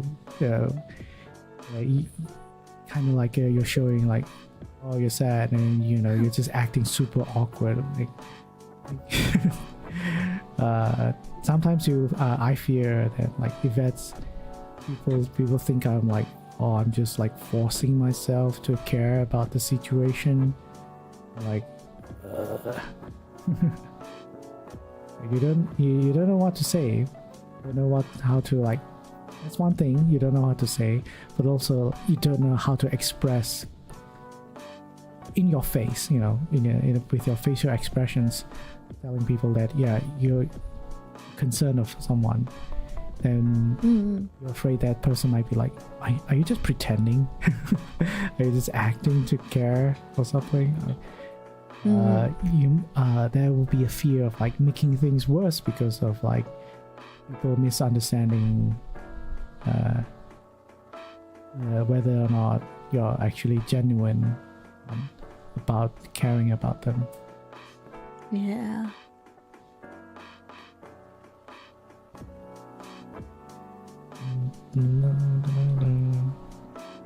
Yeah, like when that happens, like I would not blame them either, just because they're in an emotional state. So sometimes it's just at that moment, it's kind of like an importance to them, but also they're depending on the person, they could be a little bit fickle or a little too sensitive. So it's just trying to handle with care is often the most difficult part at times. But so far I've not had too much trouble, but there's maybe like one or two at times where I do end up having to deal with those who were more on like the real emotional side. And Do we have like examples usually you can talk about? without saying, I guess like one example would be like one of my family members is kind of like that, and it's just a matter of like giving them space. So like what I found out is like some value more like space time than, you know, you just going there immediately, because they're just not ready, which understandable. They're not ready, you know, to interact or talk till they feel like it's just right. But if, let's say, I were to console them right there and then in that state, it probably wouldn't be received very well, despite my intentions being good. So yeah.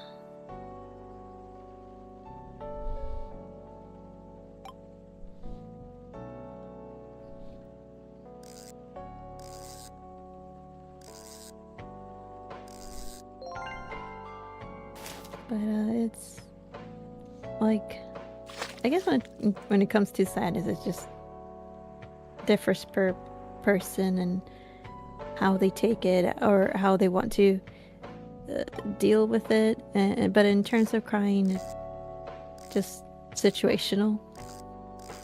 And then depending on what it is, I guess that it leaves the person, like, let's say, like any outsider, to determine whether or not to console or to give time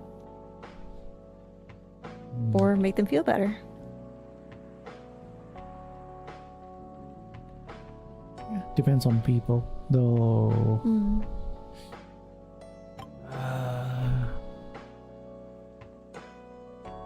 I feel like, how do you say whether there's a like majority or minority of people wanting someone to console them or not wanting someone to console them.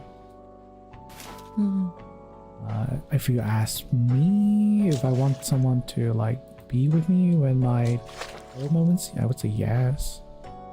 Though maybe I probably wouldn't like tell tell people. I don't know. It could be a upbringing kind of thing. Like you've been conditioned to a lot of men, I guess, conditioned to another alligator, conditioned to not show emotions. If you cry, you're a pusher or some shit like that.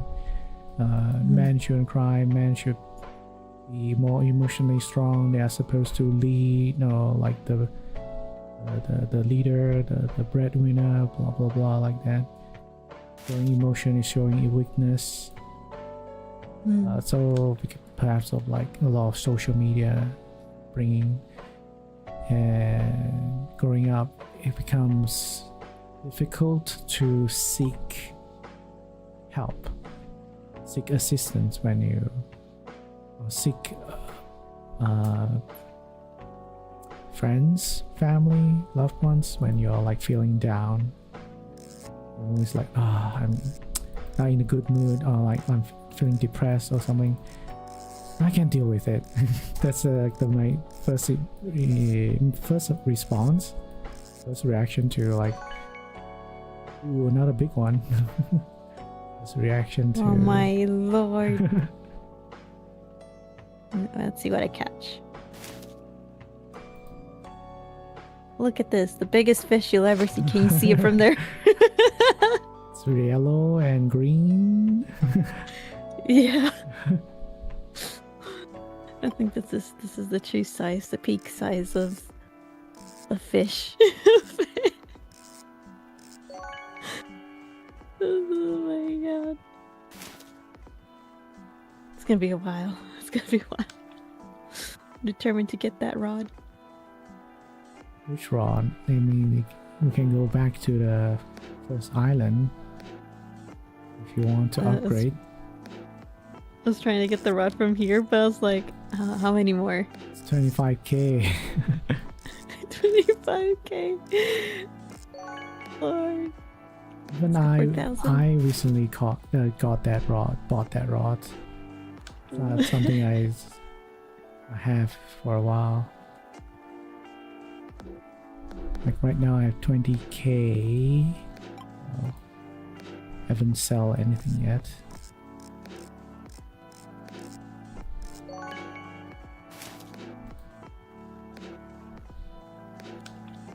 A frog! I caught a frog! Yes. Yeah. No, yeah. I'm like 4,000. Just gotta maybe like 14 more. Should probably go back to the first island. What do you mean? What do you mean? I could get 25,000. Then you'll get more better fish. It's true. Oh shit. Uh-oh. Garden mouth. Whoop.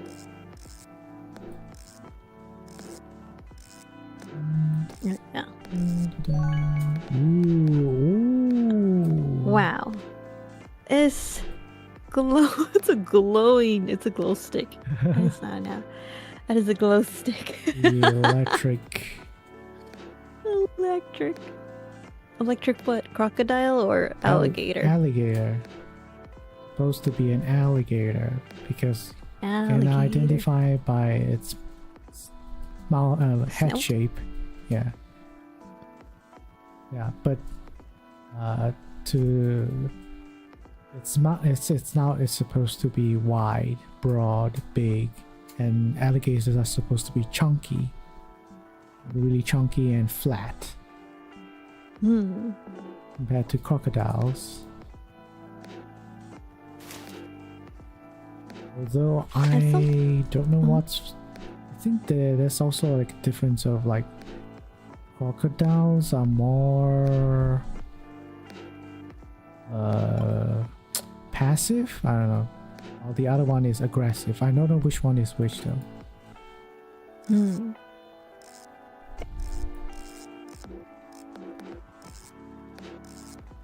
not a lot of crocodiles or alligators in Malaysia. If there is, not huge. Compared to, I don't know, US.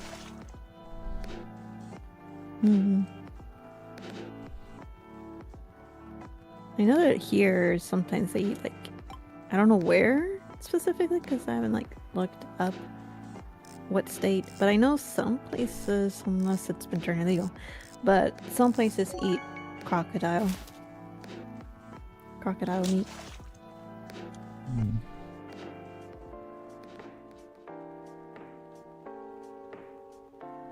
Whether or not that is still being practiced today, I cannot say since, you know, laws can change. Are alligators endangered? I feel like there's overpopulation or something, right? Not that it is. It's just, you know, certain organizations or groups of people may be against it, but depends. But I feel like, I don't know. I would have to check to see if that is still a thing or not, but I know like years back that was they did have dishes that have crocodile meat in it.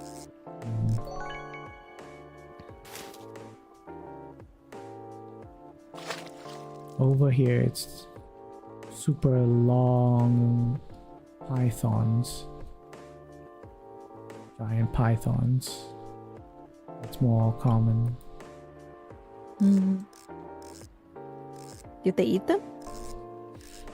I don't think so. No, I don't think people eat pythons. I guess. I know, at least in like the culture, like my culture, some still eat snakes. There is a state that is famous for eating snake gallbladder or something like that. What? It's like a snake internal organ that's like popular in a specific state that people eat for medicinal reasons or some shit. 8 snakes in solid snake, 8 snakes in the jungle. I hope he roasted them though. I don't know. It's like a raw thing as well, like drinking. From my What? understanding, it's like from a bowl.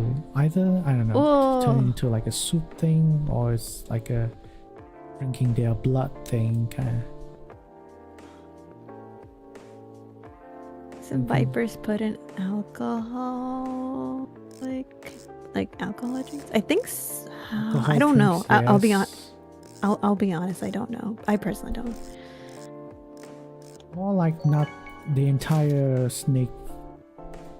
No. I'm thinking about centipede. Right? People make some sort of a medicine from centipedes.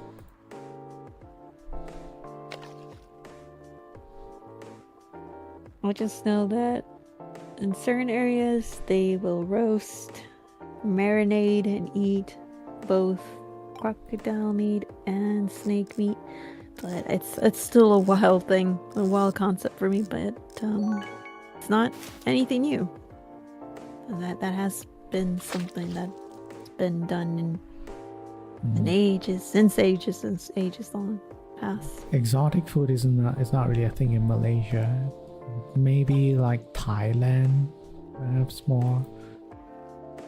Thailand or Indonesia or Philippines.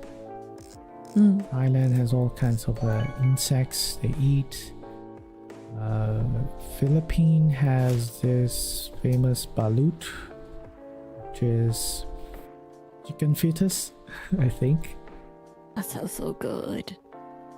I don't know if you will like it. That's chicken fitters or chicken fingers. No, you're totally off. Chicken fetus, like feed. Oh, like half-grown chicken in an egg, you know. Oh, like Lord. it's still growing, but you eat it before it fully turns into a chick.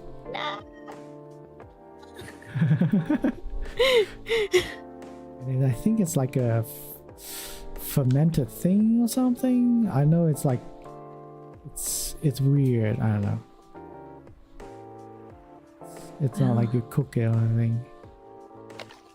That is interesting, actually. But damn, I feel like you would have to grow up with it in order to actually consume it, or have already already be used to a certain flavor to consume it.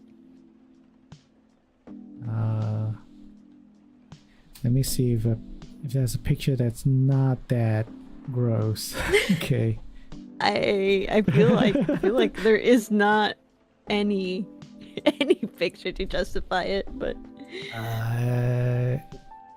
this one that you won't see its like face. There's something like that, yeah. Okay, this picture I'll share in the channel, and then people will be like, "What?" My dear Lord. Yeah, let's see. It's balut. Yeah. There's no face, so it won't be too gross. But I wonder if it's like, oh no, it kind of looks like a boiled chicken, and at the same time like boiled egg together, and I don't know how to feel about that. Yeah. Yeah, I guess in Malaysia we have probably illegal, or that the government doesn't really care. We have turtle eggs. Discord reactive isn't showing. Yeah, Discord has something wrong with it. Like, let me do this. See, it doesn't work. Hello, Naomi. It doesn't work. I don't know what's wrong with it.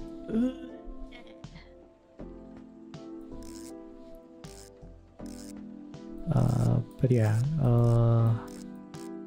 Malaysia has turtle eggs, like sea turtles, the ones that are endangered species. No, that's a problem over like Mexico too. I believe I remember that they were trying their best to like to get hunters out because they don't only just eat the eggs, they also try to hunt the turtle to eat to make turtle soup. So it's become like a problem. Oh no, An issue. Reminding me of Green Hell. So yeah, it was an issue. So they've been putting their efforts to stop people from poaching them completely. Like they're literally just eating everything. Green Hell or the forest. Yeah. So it was bad. It is bad actually. Not that was. It is.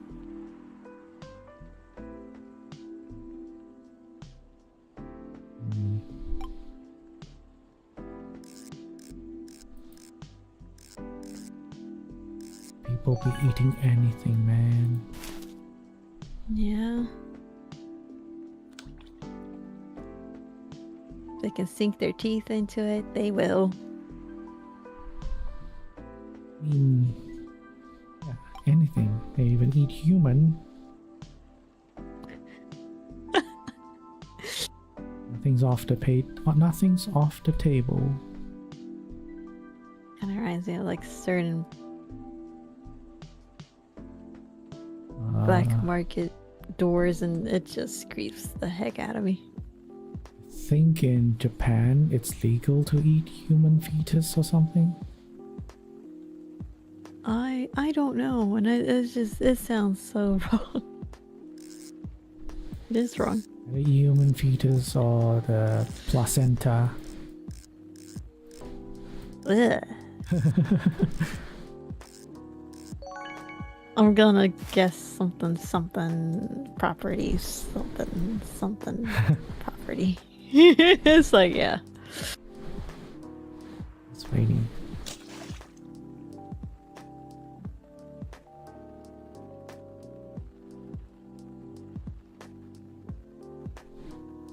It's just interesting. People be like, yeah, you know, we should eat this. I'm like, there's probably a limit of what you should and shouldn't sometimes.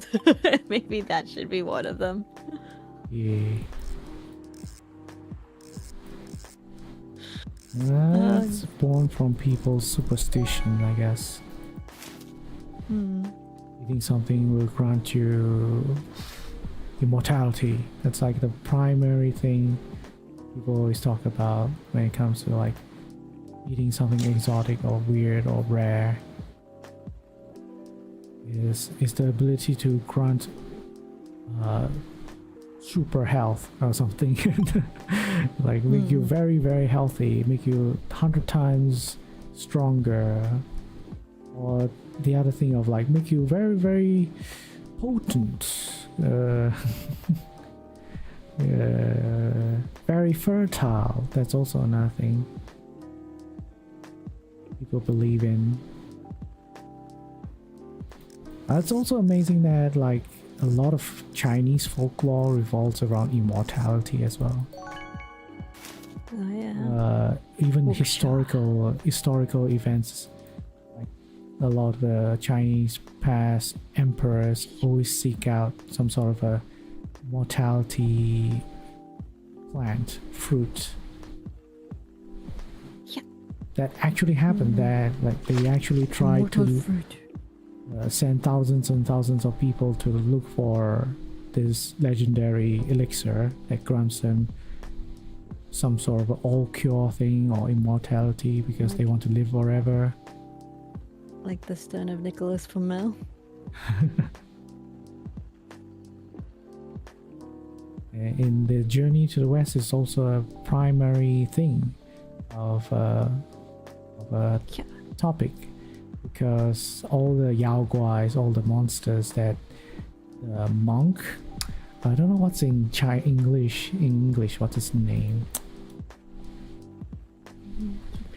calling him the baldy, but he's not really bald.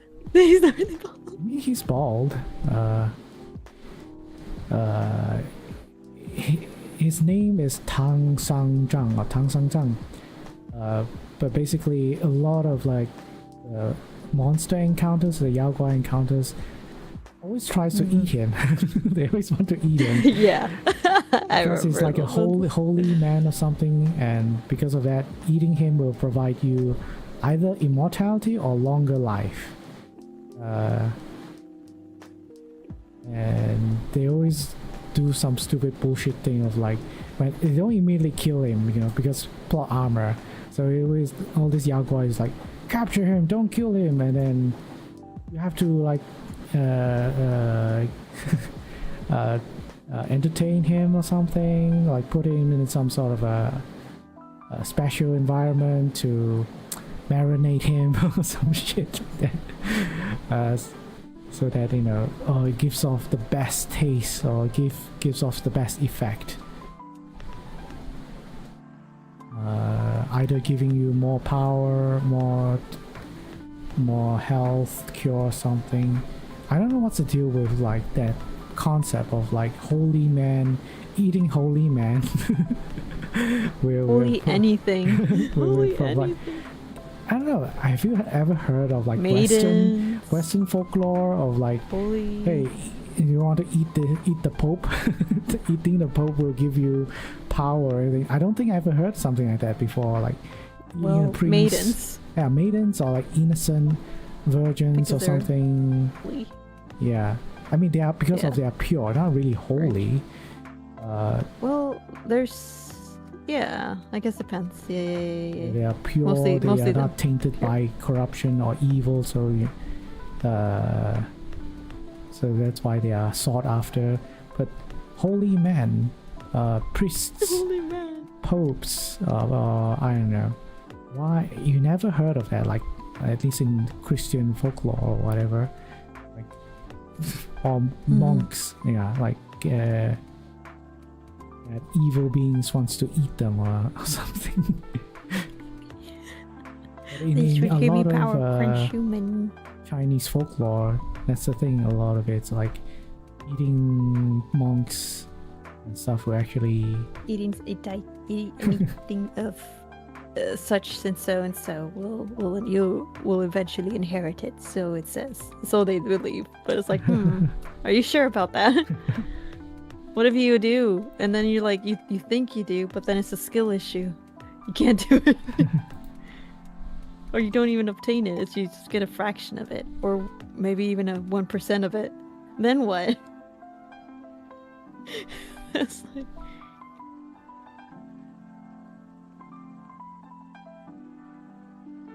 Oh, that will actually stink. I'm gonna show you a picture of how people depicted Tang Sang Tang. Do you want to eat this guy? There's many different. Would you want to eat this guy? Have you seen him? Depending on which iteration of him. Which iteration? Maybe. He's always depicted as this young man, smooth skin. It's not old. I mean the.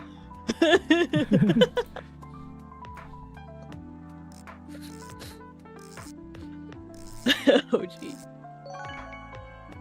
Yeah.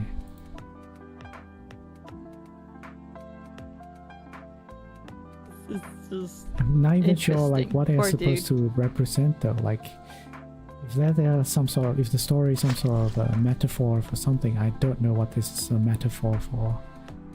No, he's just there. Quite literally doing his journey and stuff, but it's like the basic metaphor of the story, if you don't look into it too much detail, is that to seek enlightenment there is always going to be some sort of obstacle or challenges to it. So supposedly the Yao Guais, the monsters that are like impeding the monk's journey, is supposed to represent life's obstacles. I don't know how that metaphor really translates well. that every obstacle these monks encounter is monsters just trying to eat them. But also at the same time, I guess you can say some of the probably the Yaoguais represent some sort of a sin, like the fox guys or the spider guys are normally depicted as women, seductive women that is trying to seduce the monk. Or there are some other Yao guys that is trying to entice the monk with treasure or other worldly desires before they they eat him.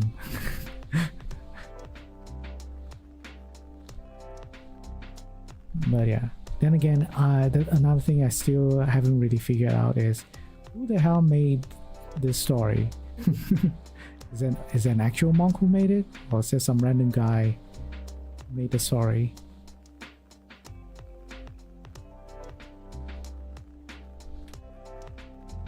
That I Because be interesting to know. It's a lot. There's a lot of theories because the story is made so long ago. People can't really confirm. Like it's 100 years old, 100 plus years old. It was, if I remember correctly, around the Ming maybe dynasty. Oh, They say maybe the like Ming whatever. dynasty.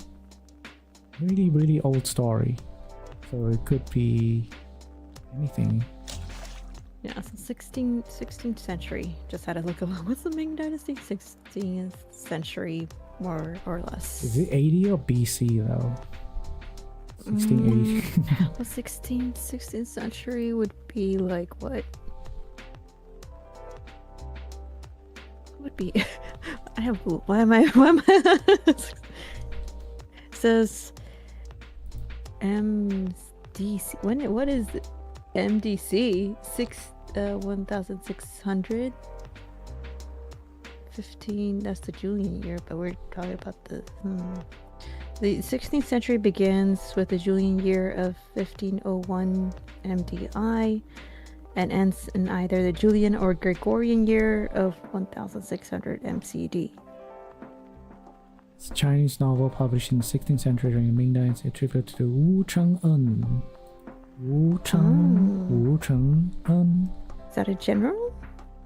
No. He was a novelist, poet, politician during the Ming Dynasty. Okay, so not even a monk. Not at all. Just some guy. Just some Shakespeare-like guy, I guess. I only remember certain dynasties, and then everybody's like, oh fuck, the Tang dynasty was like a mess or something like that. But I have looked very loosely. 100 years ago. Very loose. I don't remember. 500 years ago. More than 500 years ago. Oh, damn it. Oh, he lived quite long. Either dying in his 80s or in his 70s.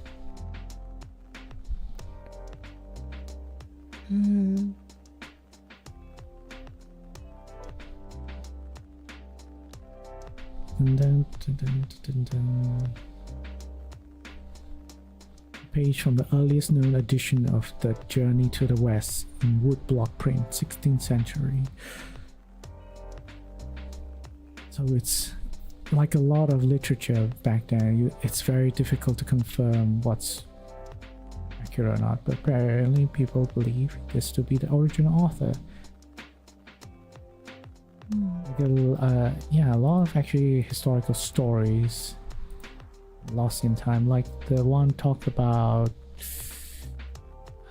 Japanese historical stuff as well. Like the one that I find most interesting is the legendary katana forger, katana blacksmith. What's his name? Murasame, I think.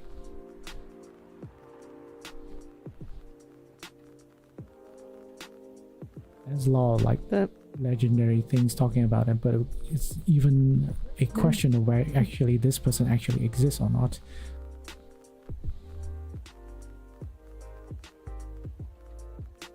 yeah, there's like a lot of like media that surrounds that particular like his blades, the person, or maybe it's not even a person, it's just the blade. Ramasa. So forth. Like Muramasa.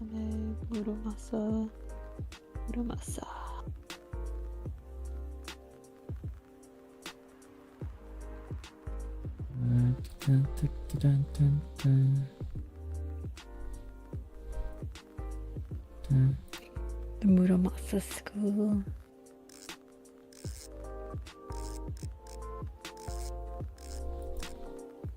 There's so much history that I don't remember because I had to take a whole world history and then we had to cover a whole butt ton of Asian countries. And then the dynasties, the periods, everything. It's like, there's so much testing in the thing about like the historical stuff. I learned a lot of it, or at least started learning from it from a lot of games. The starting point is always games, you know. Like the Three Kingdom, the Romance of the Three Kingdom. That's supposed to be historically real, although someone just like, you know, novelized it, romanticized it. That's why it's called Romance of the Three Kingdom. But it's actually real world historical events that happen of like there's these three major kingdom dynasty, I don't know. Dynasty. That fought each other to unite the entire China. Oh yeah, that's what Where the Winds Meet kind of is going to, covering that part of history, though obviously with a tiny touch of like little light fantasy in there, but it's really going through the history of it. But yeah, I mean, the major thing where you actually learn about this, a major game series you can kind of learn from it, it's the Dynasty Warrior. Dynasty. You got it. Dynasty Warrior. There's just a shit ton of games around it. But I only played the one that's called Origins. That really helped with like putting perspective, like, okay, what's this freaking long series is about? Oh, okay. I learned that there's a thing called the yellow headband army. Before all this Three Kingdom, learn about that. There's such a thing of like, back then China was kind of united, but there was a lot of corruption happening with their officials, government officials, that the people revolted, and they revolted under this banner called the yellow headband. So a lot of people rebelled in each different regions. It started as a good thing. You know, rebel against corrupted government. But eventually they themselves got corrupted. After they like, you know, overthrown the government, they themselves become tyrannical. They pillage, they did all kinds of nasty things to their own region. And that's when emperor like ordered all the generals or whatever that are still loyal to him to, you know, quell this rebellion. And that's where a bunch of generals emerged from here and started to do stuff. And there was these three major clans, major family or whatever, that lead the quelling of the rebellion. I don't remember the names, but I remember the color they always use. There's blue, there's red, there's green, I believe, and I can't remember what they represent. not who the people were. Red is supposed to represent the people that is traditional, their generals have been passed down from generation to generation. It's a family thing. So their generals are passed from father to son. So their military structure is based on that. But also very traditional minded. So they are very loyal to the emperor. So if they win, became like the winner in the Three Kingdom War, they will be revert to the traditional way of how the empire worked.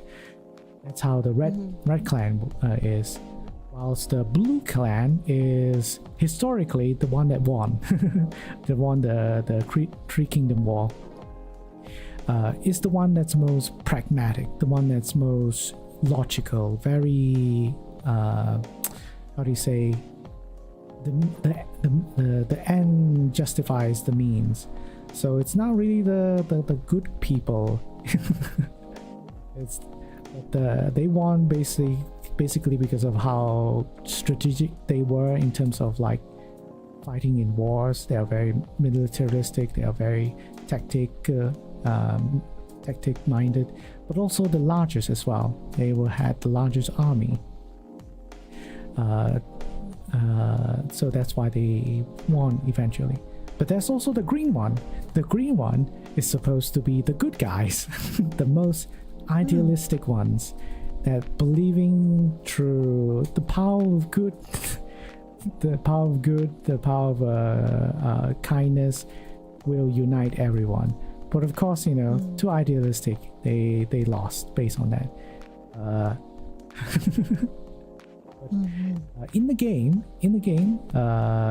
you get to choose which one you win, which one you can help succeed.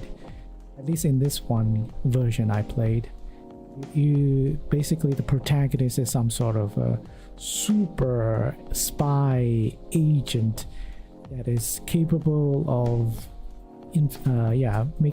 deciding who is able to win the war. So I like that in this game. Halfway through, you just like getting introduced to these three clans, like how they work and who these characters are, and you mingle with them, you become friends with them, and then at midpoint you have to decide, because like at midpoint you've helped quell the rebellion, but now there's a coup happening.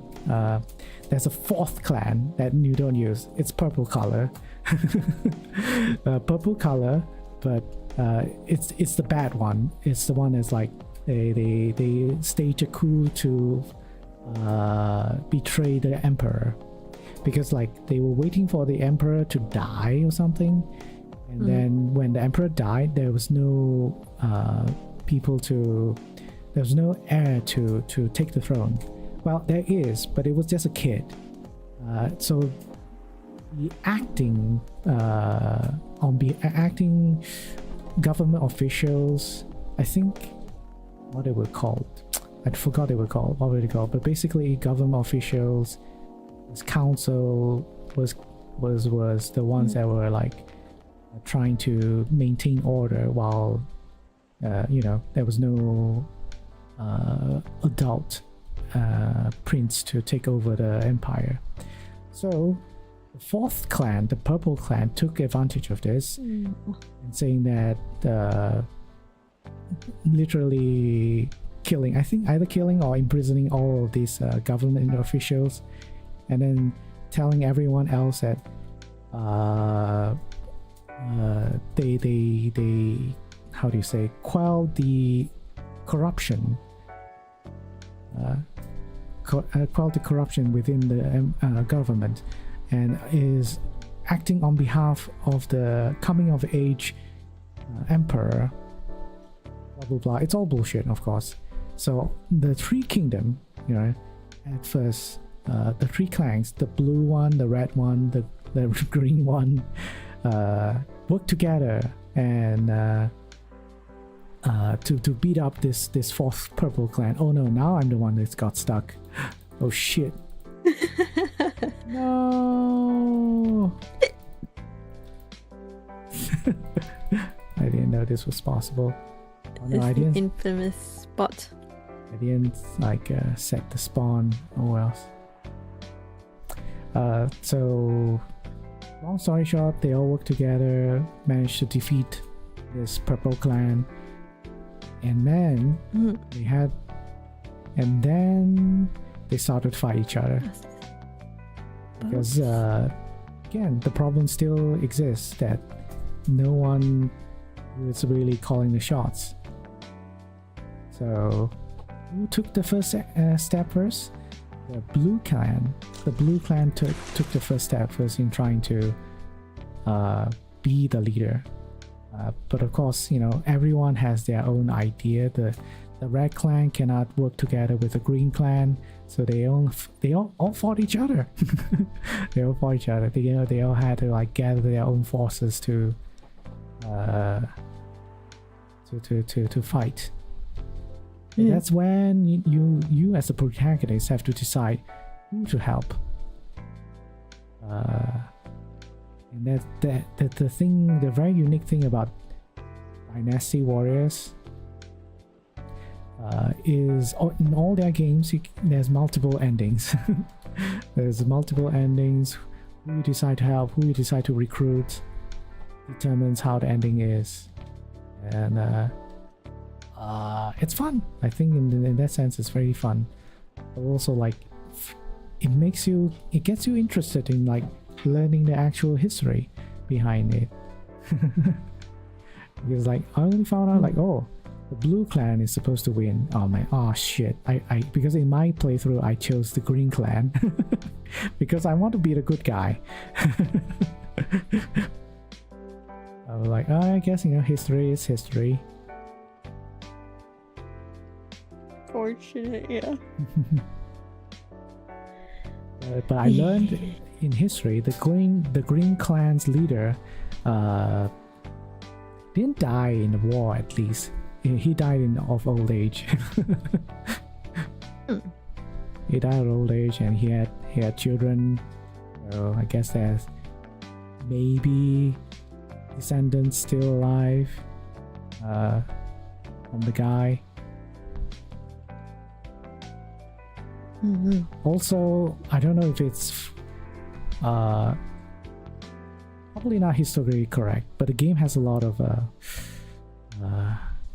gay vibes. It's brotherly camaraderie. Camaraderie. I don't know, if you're straight you won't see it like it looks very. It's just how it is. It's very gay. It's just how it is. Brotherly. But a lot of the at least from an experience, a lot of them are like that. So it's like, okay, all right. there's Brotherly. a lot of moments that I don't know if straight people hang out like that. Because there's a lot like there's this scene in the game where you've been fighting with this very popular character, very also even popular historically, Guan Yu, I think it's called. It's this guy that's like dark skinned but uses this halberd and dress in green. Even now people worship him as some sort of a deity, some sort of god. Very famous. His face is like red, usually like red color as well. I don't know why people depict him with a red face. Maybe he got like, you know, like every time he got in the sun or something, his face got really red, or we got angry, he's always drew red. I don't know. I feel it's more of like sun thing. But yeah, like in this game, he interacts with the protagonist in like very affectionate ways, but not, you know, physically affectionate. It's like, you're such a good person, you're so good, you know, compliments you so much. I'm like, I don't know, does he have a thing for the protagonist? And there's even a point that I think at the end where he invites you to hang out at night at a like a picnic night thing in like a forest, you know.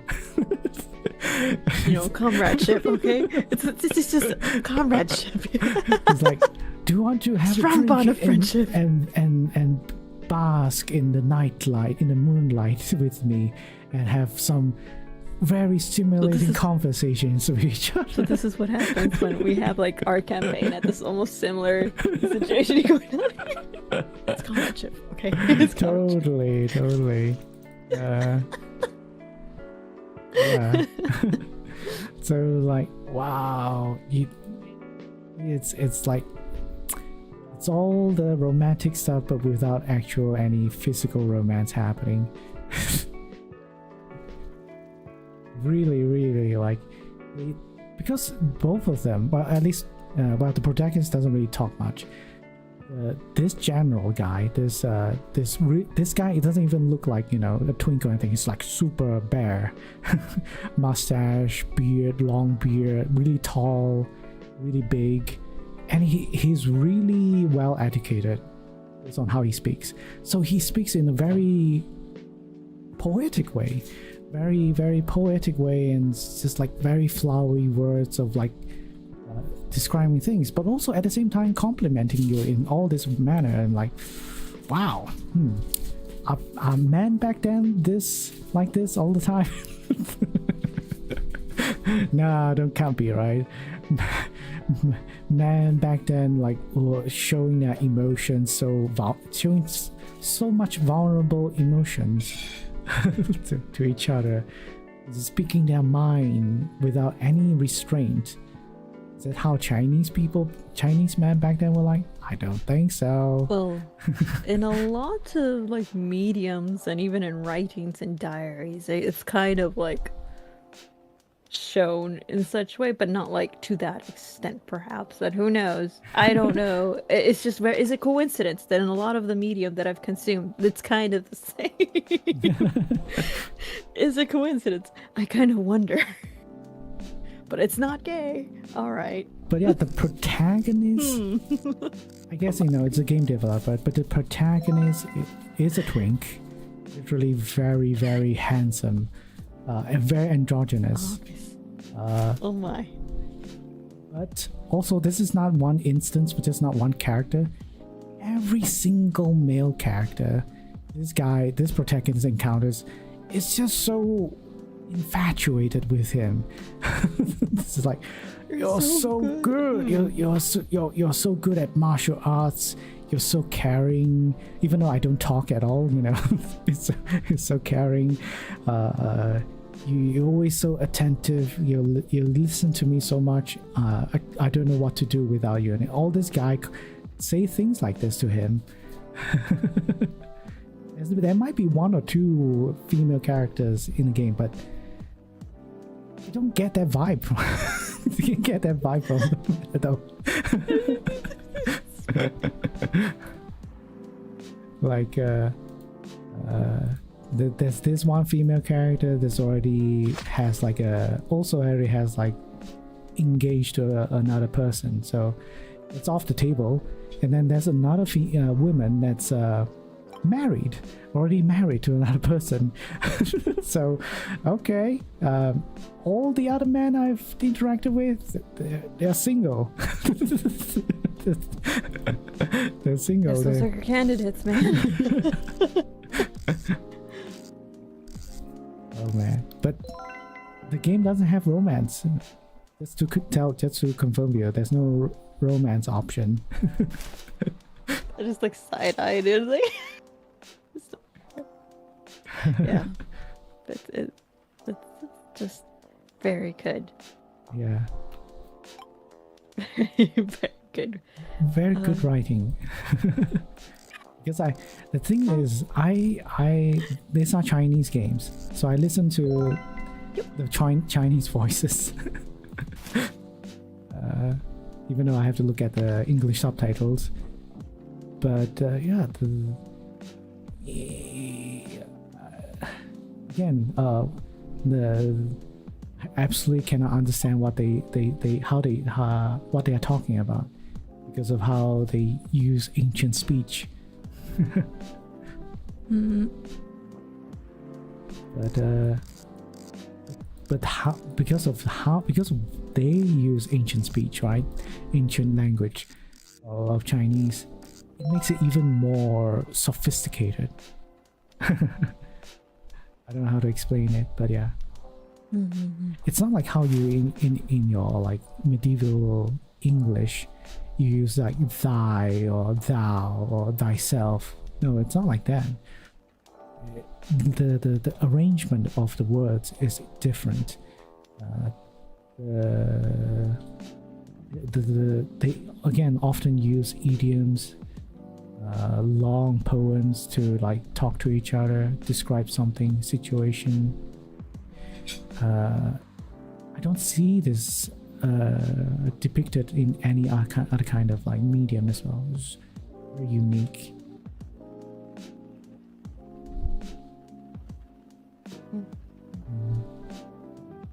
Anyways,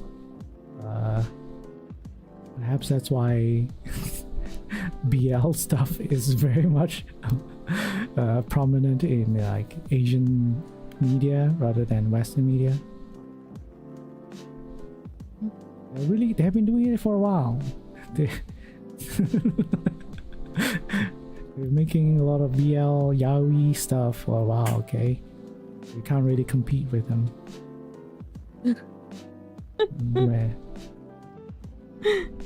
I kind of wish there was more Western stories of like same-sex and stuff or whatever queer things going on. Makes it natural. I don't know. Makes it original. Makes it makes sense. I feel like I'm only, how do you say, culturally shocked because of my upbringing. Like, wow, all this men just being affectionate to each other, just complimenting each other. That never happens in real life. What do you mean? So it's very refreshing.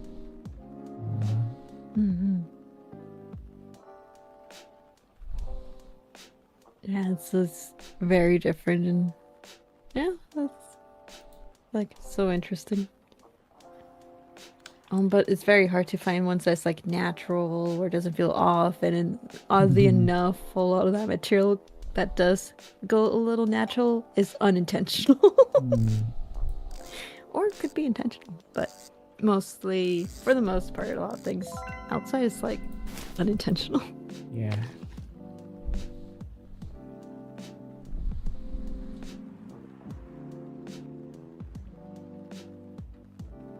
A lot of times Western stories, depictions of like non-straight relationships, I'll feel like it's just trying to be inclusive and not natural. You can tell like they introduce this character because they specifically want to tell a story that's not straight. So it's a straight couple or something. Like this character is coded, definitely can tell.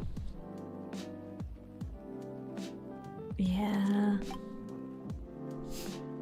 Like it's marketed at that point instead of making it more about the story and making them feel more human rather than an object or a thing to put forward. It's like that should not be the approach at all.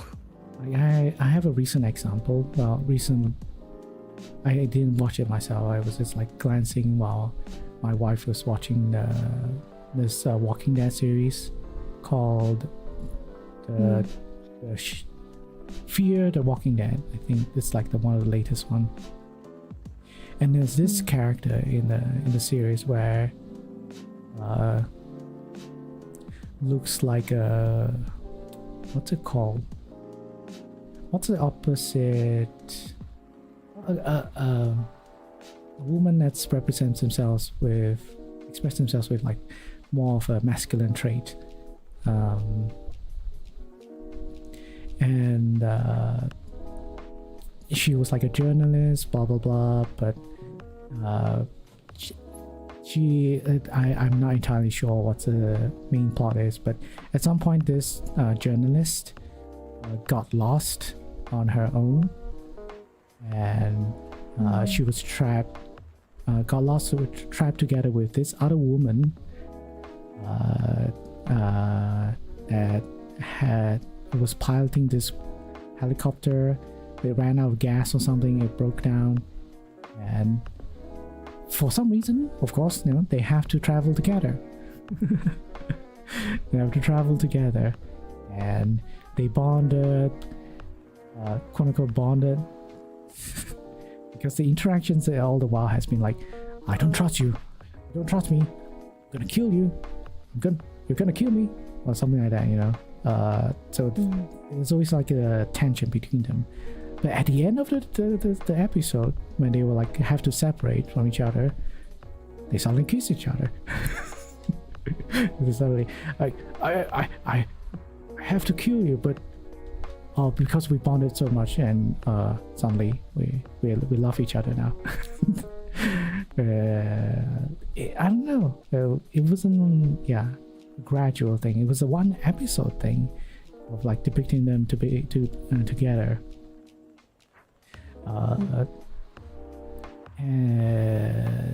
And the character, I don't know, has never been shown to be like interested in a relationship or anything at all. The journalist has always been the character that's like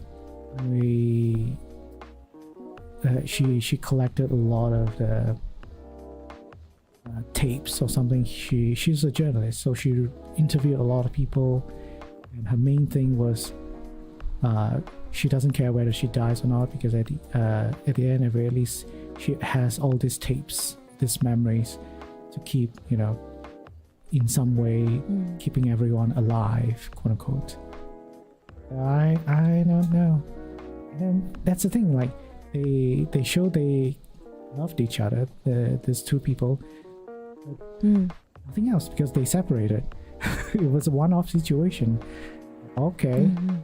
So what's the purpose of this episode? Just to show that they are inclusive or something, and trying to actually develop a relationship in the series. Yeah. Yeah. And that one I could feel like there's like they were only allowed like, oh, you could just do this and then just take it off. All right. But it just feels so rude. Like, why can't they stay together, right? Why you have to force them away? Force them to be each other for like 1 minute. They literally, it's like they kiss and then goodbye, because of like the different clan or something. They can't be together, so I guess that's it. Man. Oh yeah.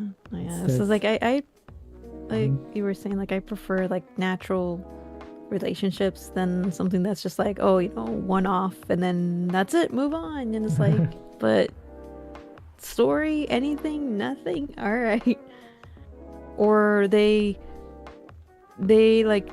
can't make a new character or introduction of other characters, so they kind of force a character to go out of character just for the sake of the romance. Yeah, they want to include a romance happening in the series.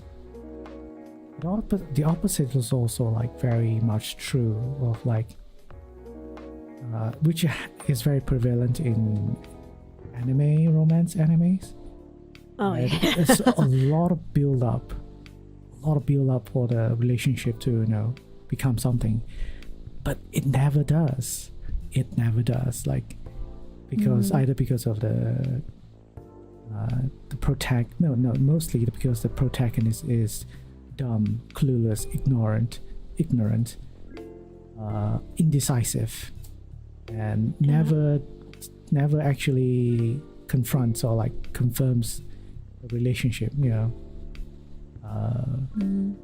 They always, the female protagonist or whatever, the couple, they are always put into a situation where they talk to each other romantically or be vulnerable to each other, care about each other, but they never take the one step further to like just like hey, do we want to like, you know, be in a relationship together? No, it's always like, no, I actually don't really like you, Baka, or like, oh, I'm just doing this like as a friend, no, you know, there's nothing romantic about it, okay? Don't think too much about it.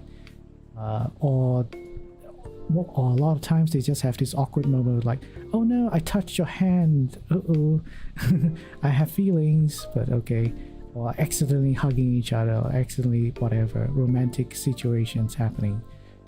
But totally, it's all in my mind. It's not the other person doesn't actually, ooh boy, I just got flung.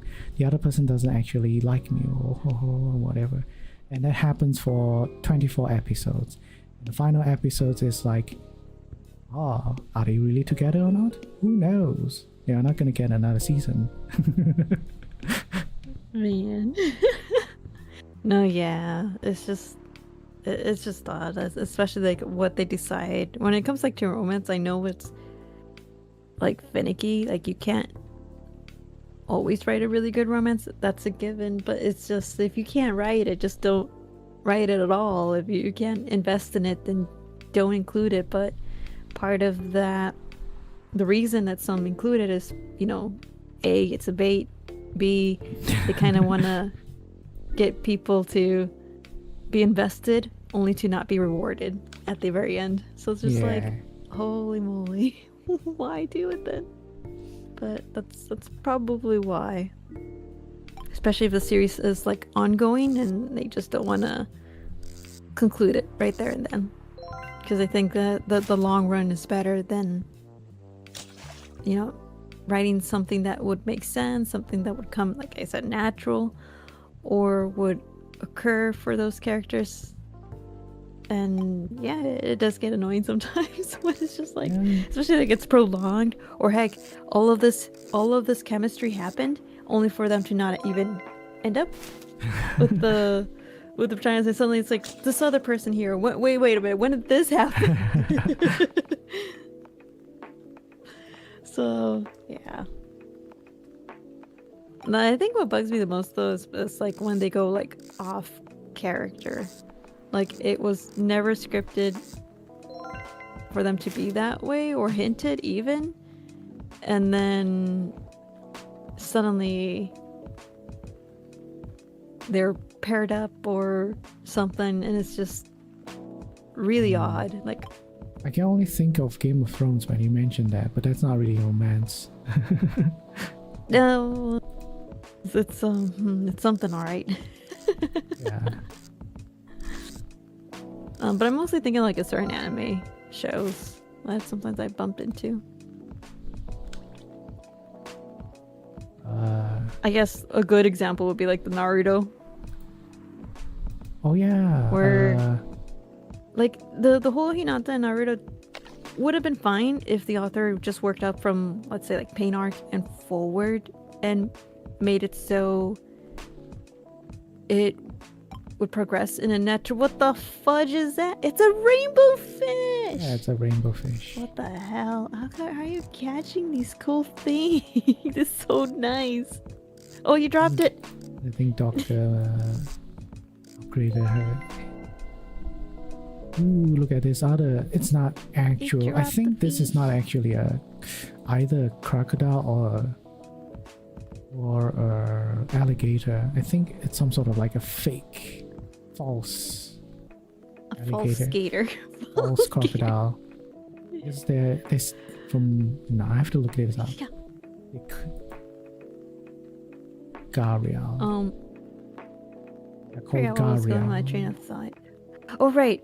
So like with the Naruto, yes, the Naruto and Hinata situation. I don't believe we needed a freaking movie explain how they got together, because I thought, from judging from like all the journey throughout from Naruto to Shippuden, Naruto's not the type to forget something when it's a important event. Like when someone tells him a certain message to sacrifice themselves, or let's say like, you know, I love you or I care for you, that sticks to him. But for some reason, the author is like, nah, that's not Yeah. important. Or Hinata saying "I love you" is not important at all, Naruto and just like never threw it out the noticed window. anything about Hinata, at all.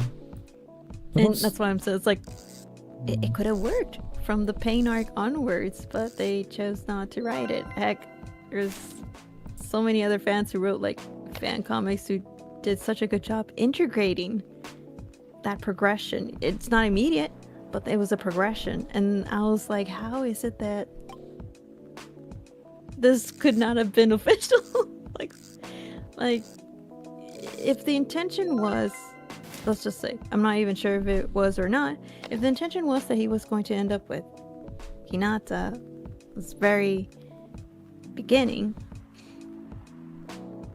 why make it so that the protagonist, after having a very important moment, like why have the protagonist forget that important moment and act like he never ever heard such confession in his life and just proceeds to forget everything? A very important arc, mind you, where a lot of people died, and one of the key points of his growth was suddenly forgettable. And thus now we're gonna have to create a whole movie explaining how he suddenly found out fell in love. And it's like, it irritated me. It irritated the heck out of me.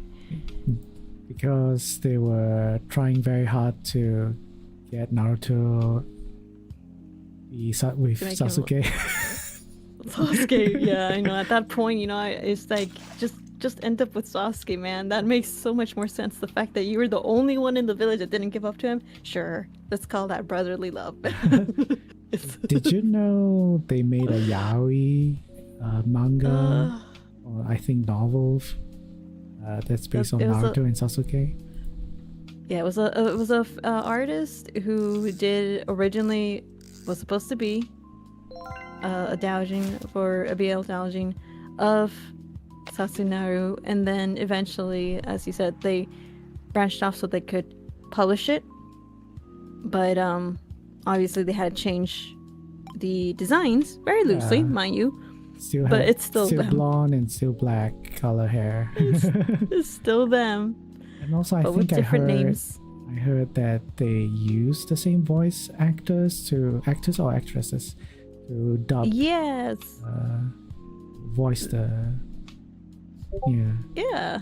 They were willingly It's ready to interesting. provide. But also another thing I think I talked about, I told Naomi about is, how do you say? There was this. I was looking through this Reddit where it focuses on like the tropes that a lot of stories use, or like has. It's a phenomenon. It's a stereotype that happens often for some reason. So this particular one is about characters that have a Moonrain is active. characters that have a traumatic childhood ended up being a shitty parent. And one of the characters that fit this apparently is Naruto. Oh my god. Yeah.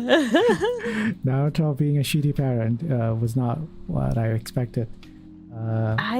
No one did. It's like you're telling me this dude who had no family wanted a family. Suddenly it's like, I don't want to be part of this because now I'm Hokage.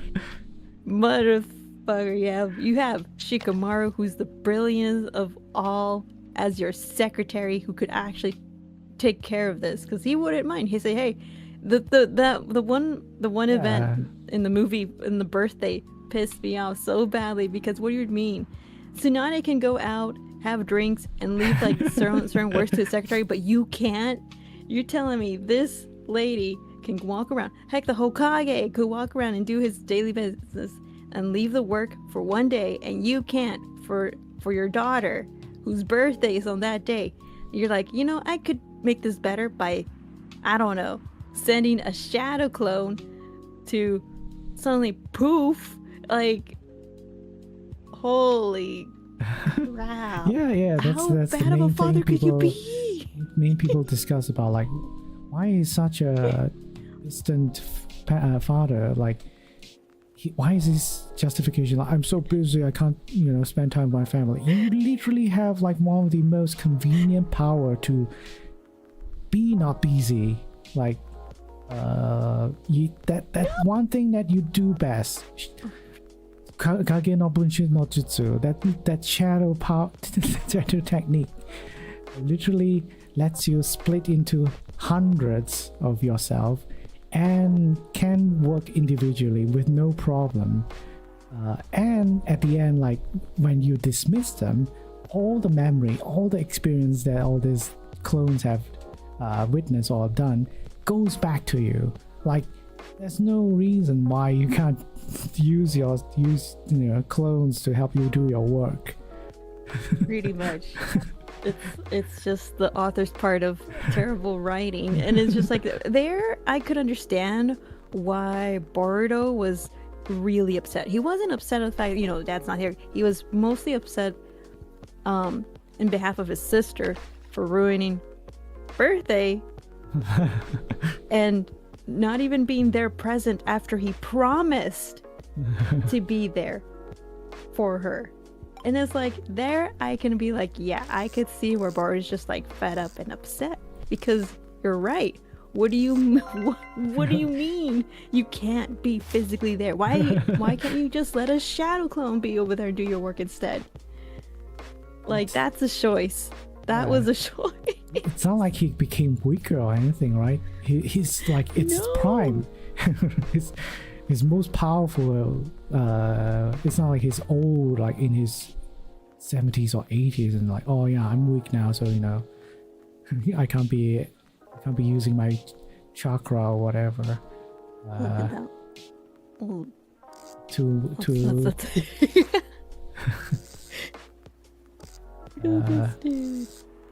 also because of this, like I learned the plot of Boruto at the end, like the origins of why people have chakra.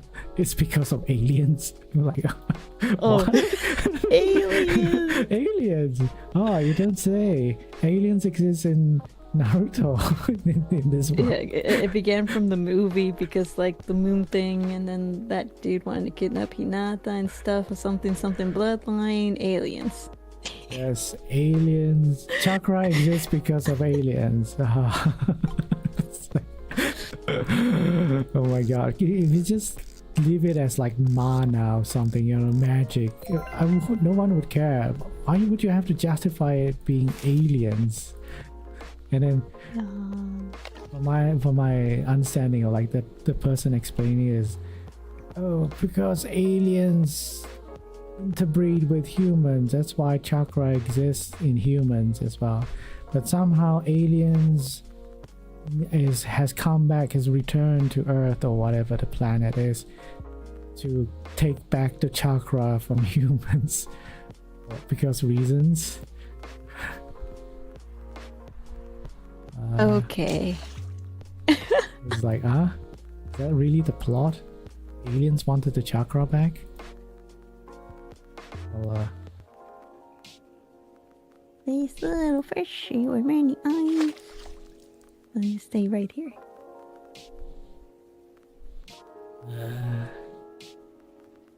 But no, yeah, there's just a lot of issues. Like, it started off great.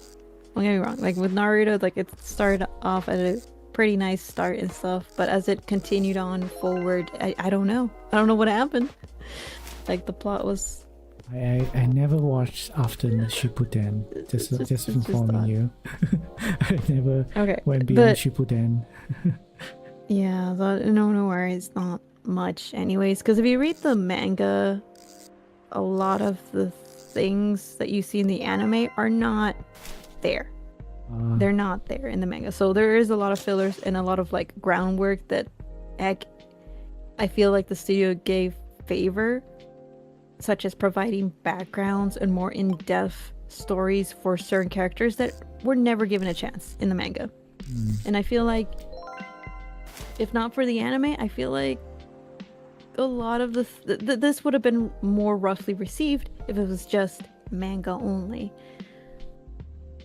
Um, yeah, it's just interesting how like in this case the anime did help Naruto a bit by brushing up certain areas and providing a little bit more depth, which I feel like maybe they consulted Kishimoto to make those episodes. I'm not sure, but I really feel like if that same amount of information was put in the manga, then it would have been a little bit better. But you know, ultimately that should have been the like hint that this manga going forward to all the way to the end was not going to be an end that would be well received or looked forward to. But it's the case of back right. then there's a lot of animes that had the problem like they were releasing episodes too faster than the manga can like finish, so they had to put a lot of filler episodes in it. That was a problem back then. Yeah, a lot of animes had like a lot of fillers. That it was the worst problem for Full Metal Alchemist. They literally had to make their own ending halfway through. Yeah, Hiromu Arakawa was like so excited every episode because she's like, damn, I wish I could have thought of that. It's like, yeah. I completely forgotten what the first Fullmetal Alchemist is like, other than its ending.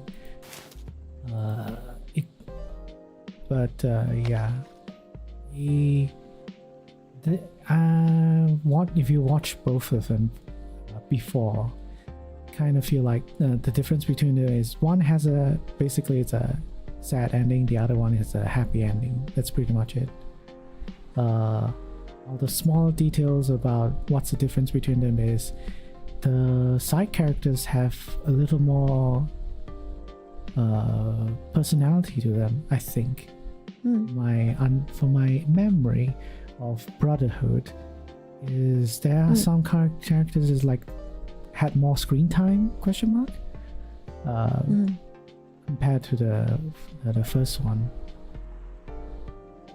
and I don't know, made the world livelier in some sense. Or let's say like that's an anime I really recommend if you haven't watched it. Sentenced to be a Hero. That one is like really good and it really gives me a Full Metal Alchemist Brotherhood vibe even, because even though it tricks you in the sense of like, yeah, there's some probably like isekai anime, no, it turns this genre or concept into a very its own unique thing, because the main plot of Sentenced to Become a Hero is basically the main protagonist is used to be like a general, but was how do you say, quote unquote, accused of committing a crime, but because of the country still wanting to utilize him, they sentenced him literally to be a quote unquote hero. And I think I do remember this. I started as a novel. I started reading this one as a novel. Yeah, but I haven't then caught up. The plot twist is that being a hero is not a good thing. Being a hero is literally means that you have committed the most heinous crimes in the country. So if people learn that you are a hero, they really treat you badly. They just discriminate you. They just like treat you as dirt. But also at the same time, like, what's so different between hero and not in this world? Like, basically you're forced into slavery of like going through suicidal missions. Has a you are sent to sent to missions at a high likelihood of dying, and the problem is you don't die if you fail a mission. You revive. You reincarnate. So that's the twist in this like isekai thing, is like, why you can never be forced to permanently die, even if you wanted to die. That's the sentencing, that's the punishment. So if you intentionally die, you will still be raised back up and then sent back out into suicidal missions again. So very interesting plot. Can't really say more than that because there's a lot of things it's like subverts your expectations of what an isekai has and stuff. And why I say it's like Brotherhood, Fullmetal Alchemist Brotherhood, it's because the focus is, even though the focus is on the main protagonist, the side characters are all very in-depth in their like story, in their like background and personality. Each have his own quirks and stuff. Very much like Brotherhood. Like they are not just like a cookie cutter of like a isekai anime where there's big booba big booba anime character, there's this magician character, that's the tank or whatever. This one is like they have all their specialized roles, but they're all very different in terms of personality and how they interact with one another. So it is, I've never watched an anime this unique for a long time. I don't know, at least in terms of this genre. It's only 12 episodes long, and in those 12 episodes it's not, they don't have fillers at all. They really talk about every single main plot thoroughly and progress it in a very good pace as well. So yeah, I really wish a season 2 happens soon, but oh man, it's an anime I would recommend people to watch if they have time. 12 episodes only. Episode 1 will hook you already. Episode 12 will be leaving you like, oh, I wish there was more. Read the visual novel. Support the visual novel. And then you get more. Season 2. That's what we did for ReZero. I guess, yeah, in that sense, yeah. For me, it's hard for me to get into visual novels. Simply because it's all just text. I tried reading the visual, not sorry, visual I novel. said visual. The light light novel, novel. sorry. Yeah, Light I know novels. what you mean. I read the light novel version of Overlord, and I was so confused, man. Because I realized anime and Overlord anime is so different from the light novel. It's like they're completely different, because the light novel focuses in details way more about the politics of Overlord than anything. That it's like, oh man, I wish I didn't read this at all in the first place. Is sometimes light novels have like bad pacing, I guess. It's like they write whatever they want, and just like they put a big chunk of detailed story around subplots that's like pages long, and they never really go back to the main story. But also at the same time, yeah, because I started from watching anime, it's very difficult to find where I should, continue onwards in the light novel. It was very confusing. Like some plot points that sounds like this is where the anime ended. Why is it so different? And without any visual context, like manga, hard to tell whether this is the point I should start reading or not. But then you ended up like, if I have no idea where to start, then I have to start all the way probably at the very beginning then. So sometimes that's the problem. If it's a manga, it's still manageable. Manga, you can look at the pictures kind of guess. Okay, yeah, this is where it is, where it finished, it stopped. Yeah, for me, it's like I like reading light novels just because there's details that they cannot put into the anime. So like I love going in there and seeing what did they omit out, what did they cut, what did they shorten, what did they not forget, but rather decide that this would make everything too long due to the constraints of amount of episodes. A cursed rock? What the? So that's mostly why I read the light novels. So like for ReZero or Omniscient Reader, it's mostly because of that. It's just like, oh, I want to see. Like for Omniscient Reader, that one hasn't been turned into an anime yet. It has been made into a webtoon, but even with the webtoon, I believe they didn't. They probably have maybe some few things that weren't included there. But that's usually why I like after I catch up or after I get into certain media and then I find out like, oh, you know, there's the light novel of it, I try to find the light novel version or web novel version of it to see the differences or things that were not included.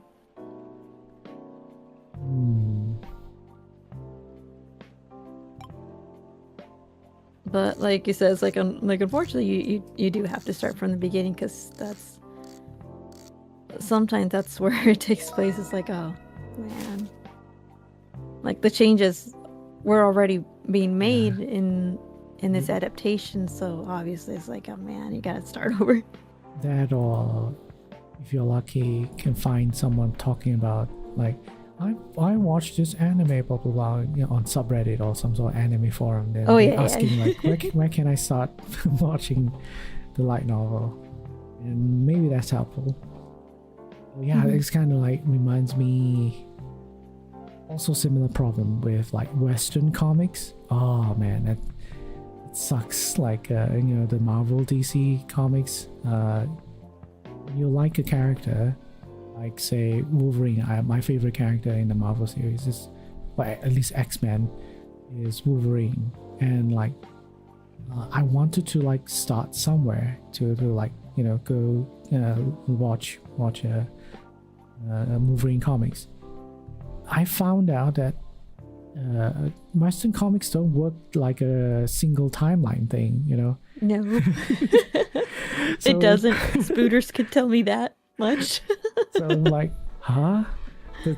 Where should I start? And then when you ask this question of like, where should I start? Well, first read the comics, and like, oh, it depends. Are you reading? You want to like the latest modern version of it, or the golden age, or what is the age, the silver age, or before this major event happened? Blah blah blah. Huh?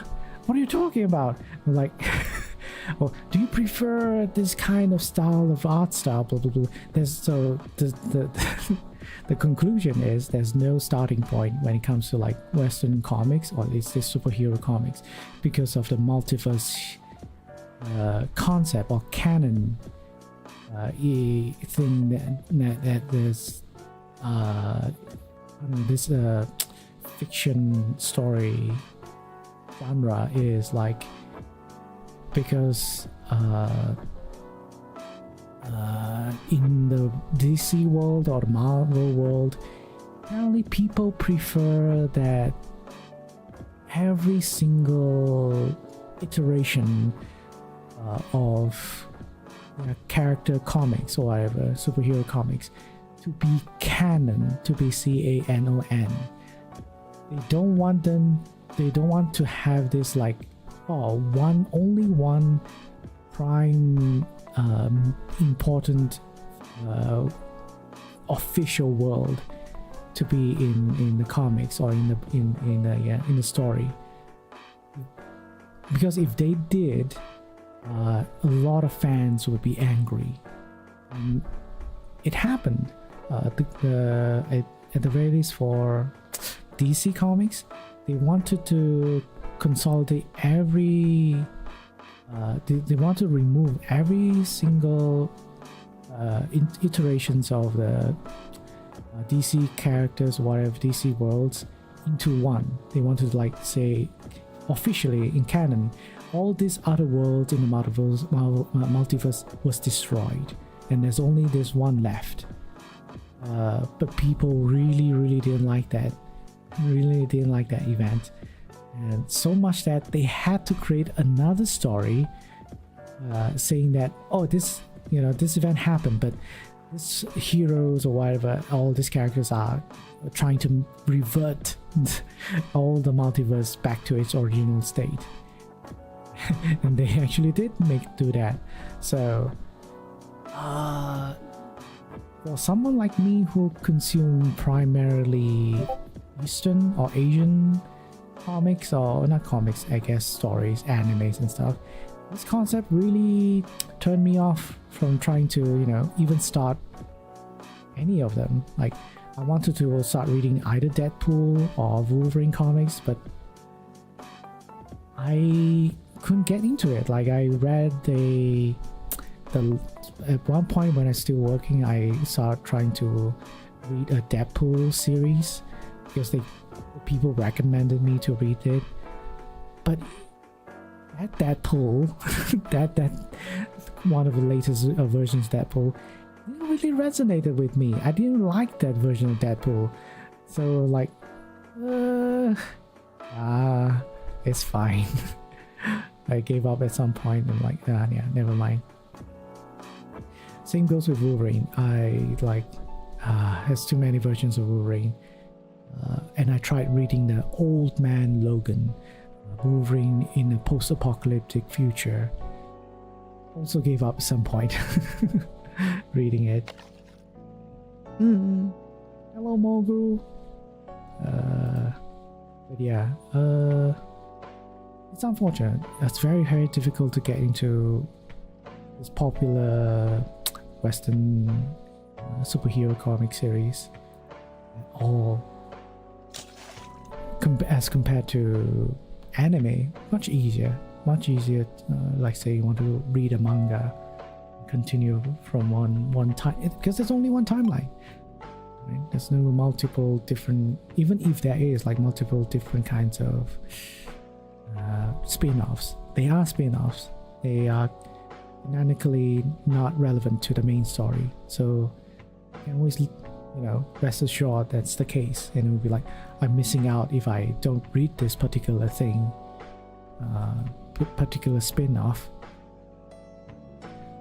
But also another problem comes with this, with only one single timeline. If the single timeline doesn't have an ending, like One Piece, there has been multiple points in my life that I've like considered maybe I should go back to One Piece and see how. Every time I like look at the episode count and still continuing, like, never mind. Like, I don't think in my lifetime I can watch hundreds and hundreds of episodes of One Piece. Oh yeah.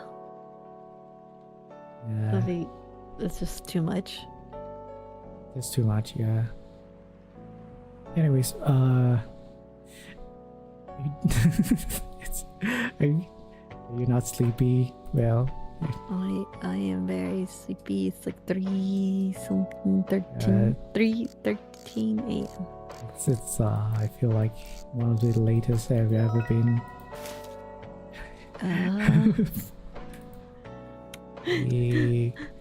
You should go. You should sleep there. I should also stop as well. It's my dinner time. It's very, very, very late. I'm like, damn, we're still here. Yeah, if we were playing any other games, I think we'd already been like, oh, okay, it's time. Yeah. But yeah, I hope you had fun talking and fishing. Yeah. I'm just like, wow. Yeah. Yeah, it's always like that whenever we play VR chat, I guess. That's good. Good catching up. Good catching up. I'm like rambling about all sorts of topics. We don't know when's the next time we can, you know, hang out again. Oh, nice ball. That's true. Thank you for the vibing. Thank you for the doctor for hanging out as well. Yeah, I still have the fish. The Yeah. gift of the multi-eyed fish. I'll put Pretty it right fun. here. Yeah, it's a fun place. I always go to Uh-oh. here. There we go. And yeah, need to have my dinner as well. Getting super hungry. Yeah. Uh, Alright then. Hope you Alright. have a good night. Good night, everyone. Good Night. night, Marmot. Good night. Well, see you all next time. Yeah. I'll see you next time. Bye. Alright, anyone that's still in chat, thank you so much for watching. I hope you enjoyed the stream. We'll be back soon. I don't know, maybe not later tonight. I don't know, we'll see. I haven't played my Uma Musume yet. We're saying thank you for hanging out for so long, Doctor. Hope we can do more of this soon. Yeah, until then, take care everyone. Be hopeful. Be critical. Bye.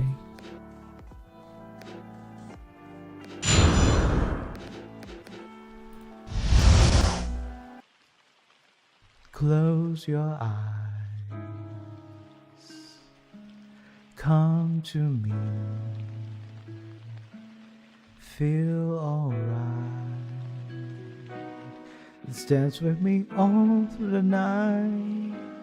Turn it out. Close to you. I feel good. 'Cause I just know feeling of you. Give it to me, baby. Feel alright. I feel good. Just want you step with me, dance with me, here with me, feel alright. I feel good on you, alright. To make a groove all night.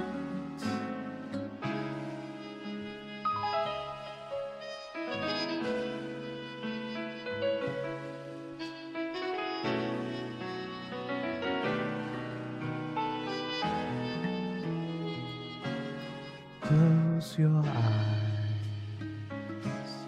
come to me, feel alright. Let's dance with me all for the night. Turn it out, close to you. I feel good. 'Cause I just know feeling of you. Give it to me, baby. Feel alright. I feel good. Just want you step with me, dance with me, here with me, feel alright. I feel good on you, alright. To make a groove all night.